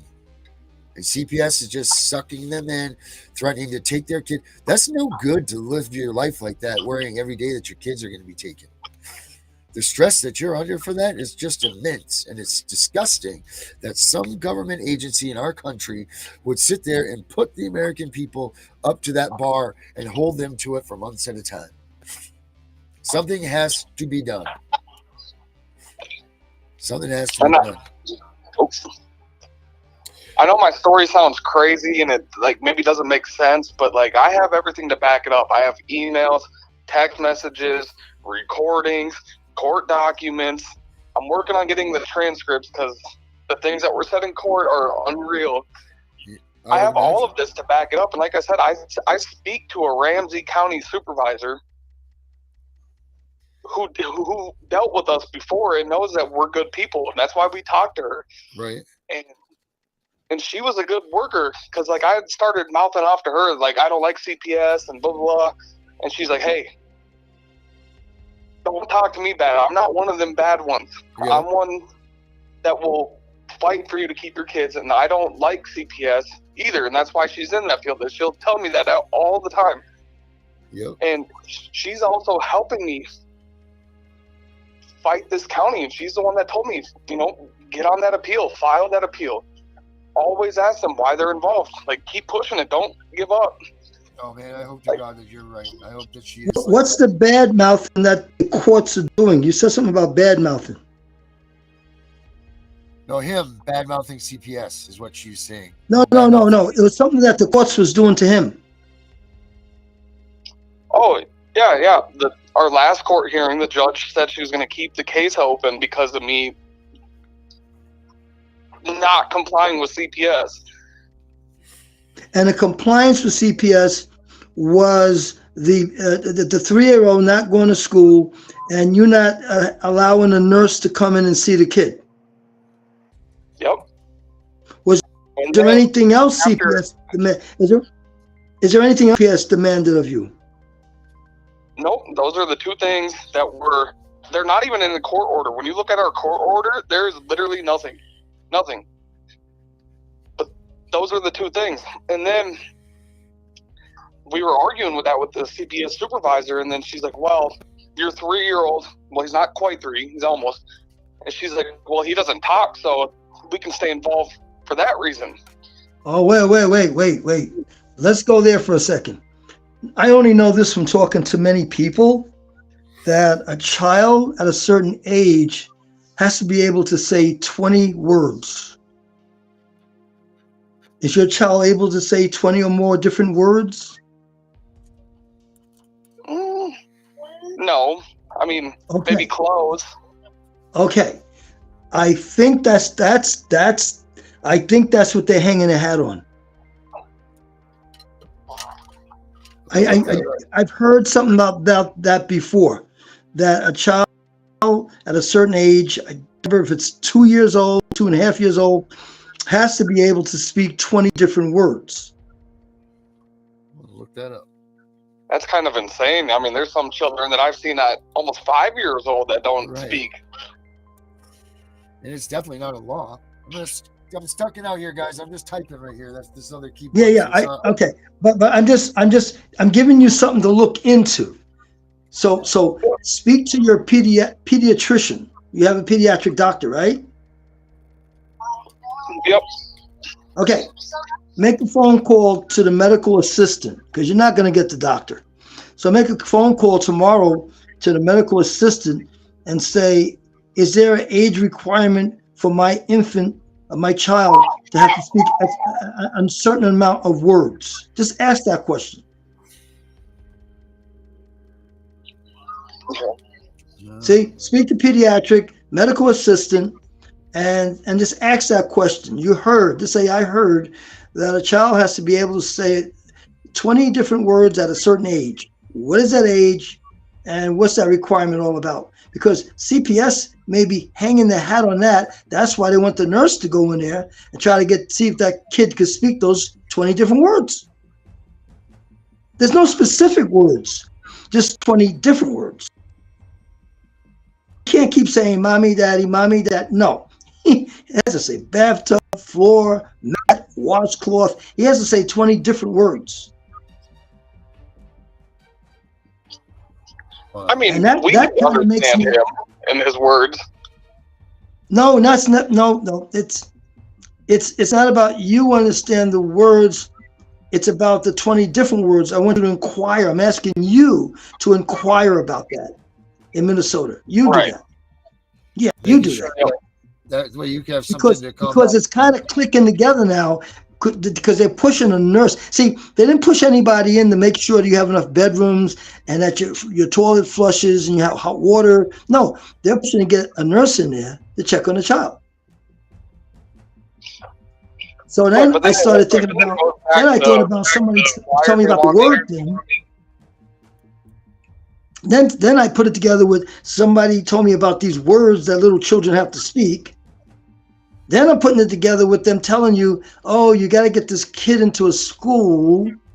And I'm saying, gee, maybe they're talking about a speech therapy type school so the kid can speak the 20 different words so that it could qualify and pass with the nurse coming to the house. Now, I may be totally wrong with all this, but I'm just trying to put it all together. Right, an angle. But here's the thing. Where does that make you a bad parent? Enough to terminate your right. He's going to find that out when he speaks to his pediatric division, and then you're going to say, "Look, I got CPS on my butt, and my kid's not speaking 10 words or 15 words yet. Is that why they might be on top of me?" Your medical assistant would know because they know about all that stuff.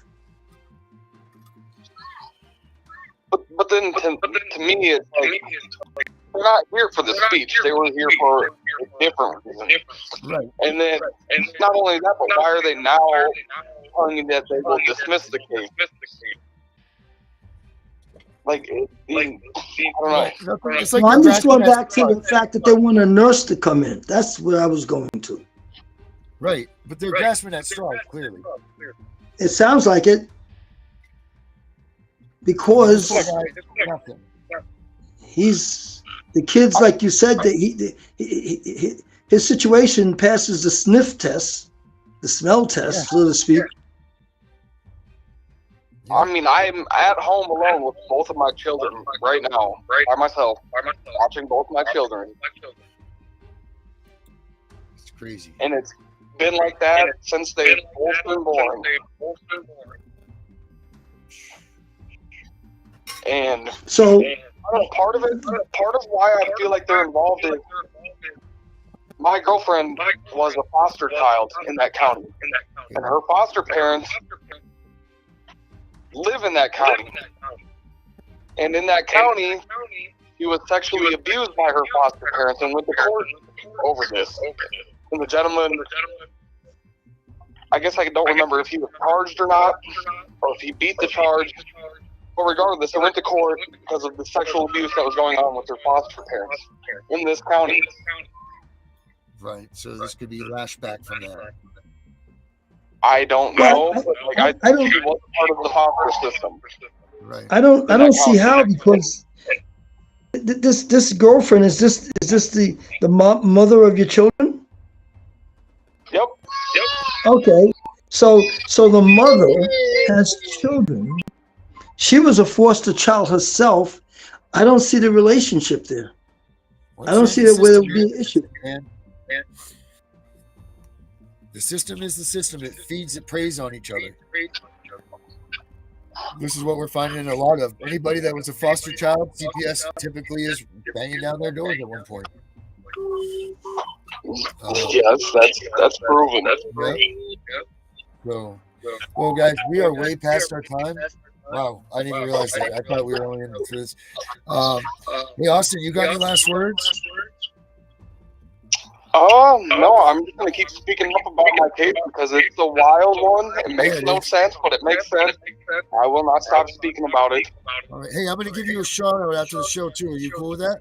Or how about you can call me when you're available? How about that? Yep. All right, when you're free. That'd be great. All right, Austin. Thank you for coming on tonight, buddy. Okay, Austin, I have a last word myself, Austin. My last word is tomorrow. I want you to call pediatrics and inquire about that 20-word thing. Just so we could dismiss that. Okay? Yep. Just dismiss it. Just so we could throw that out of the way to throw out why they want the nurse to come in there. You see, because that's the only thing I could think of. Yep. I will get on that. Good. Very good. Very good. That's all I want you to do. Just talk to your pediatric medical assistant and ask them about, you heard something about a child supposed to speak X amount of words by a certain age. What's the age and how many words? That's all you want to know. Okay. I will do that. Okay. All right, Austin. You have a good night, buddy. I'll talk to you soon. All right, sounds good. Thank you very much. Thank you. Okay. Nice meeting you, Austin. All right. Well, there we had it, Herbert. Okay. Another one, another story in the books for us to say, look, what the hell's wrong here? And these people are just trying to get this kid. There's something that I can't put my finger on. I mean, it was almost adding up when the school, the nurse, and I thought, I asked him, how can his child speak 20 words or more? He said no. And I was like, okay. Right. I'm wondering if it has something to do with that. But I guess if he had said to me, are you kidding me? My kid can speak 50 different words. Then I would say, it's not that. It's not that. But when he said, no, my child can't speak 20 words and he's 3 years old, that's when I immediately thought about what somebody told me about a kid speaking 20 words or more. Right. It's just, but again, that goes back to, first of all, Minnesota law says they don't have to be educated in the education system until 7, so the kids shouldn't even know these words. That's the education part. But the infant thing with speaking is totally different. Has nothing to do with school. But nothing to do with school. Right. But I mean, we have the right to raise our children how we deem fit.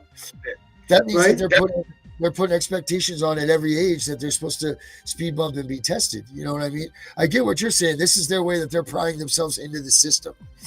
I mean, it's not saying it's right or wrong, but this is how they're doing it. They're working their way in by finding these party little things. Yeah. Which I don't see. What does that have to do with imminent danger? You know? Yeah. That's the thing. Yeah, I hear what you're saying. But something. All right, Herbert. I'll catch you on the flip side. Catch you tomorrow for another episode of this. I'm sure I'll talk to you later on. Well, don't say that because I believe you. I will. I promise you. I promise you I'll speak to you later on. All right?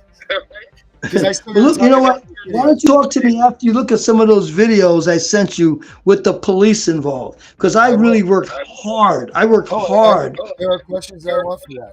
There are questions that I want to ask you about that. I literally worked hard at putting those videos together and focused mostly on the ones with police. Not the ones without police, but the ones with police. Right. I have a question about the one with the head of CPS. So I'll call you right after this. All right. Take care. All right, Herbert. All right. All right, everybody. There it was. You heard it. Another story of people that aren't really breaking the law. Look, education is important. Sure it is. But there are kids that are slow learners. There are kids that, that just don't grasp it yet. That has nothing to do with the danger of your child. That has nothing to do with your child being in harm's way.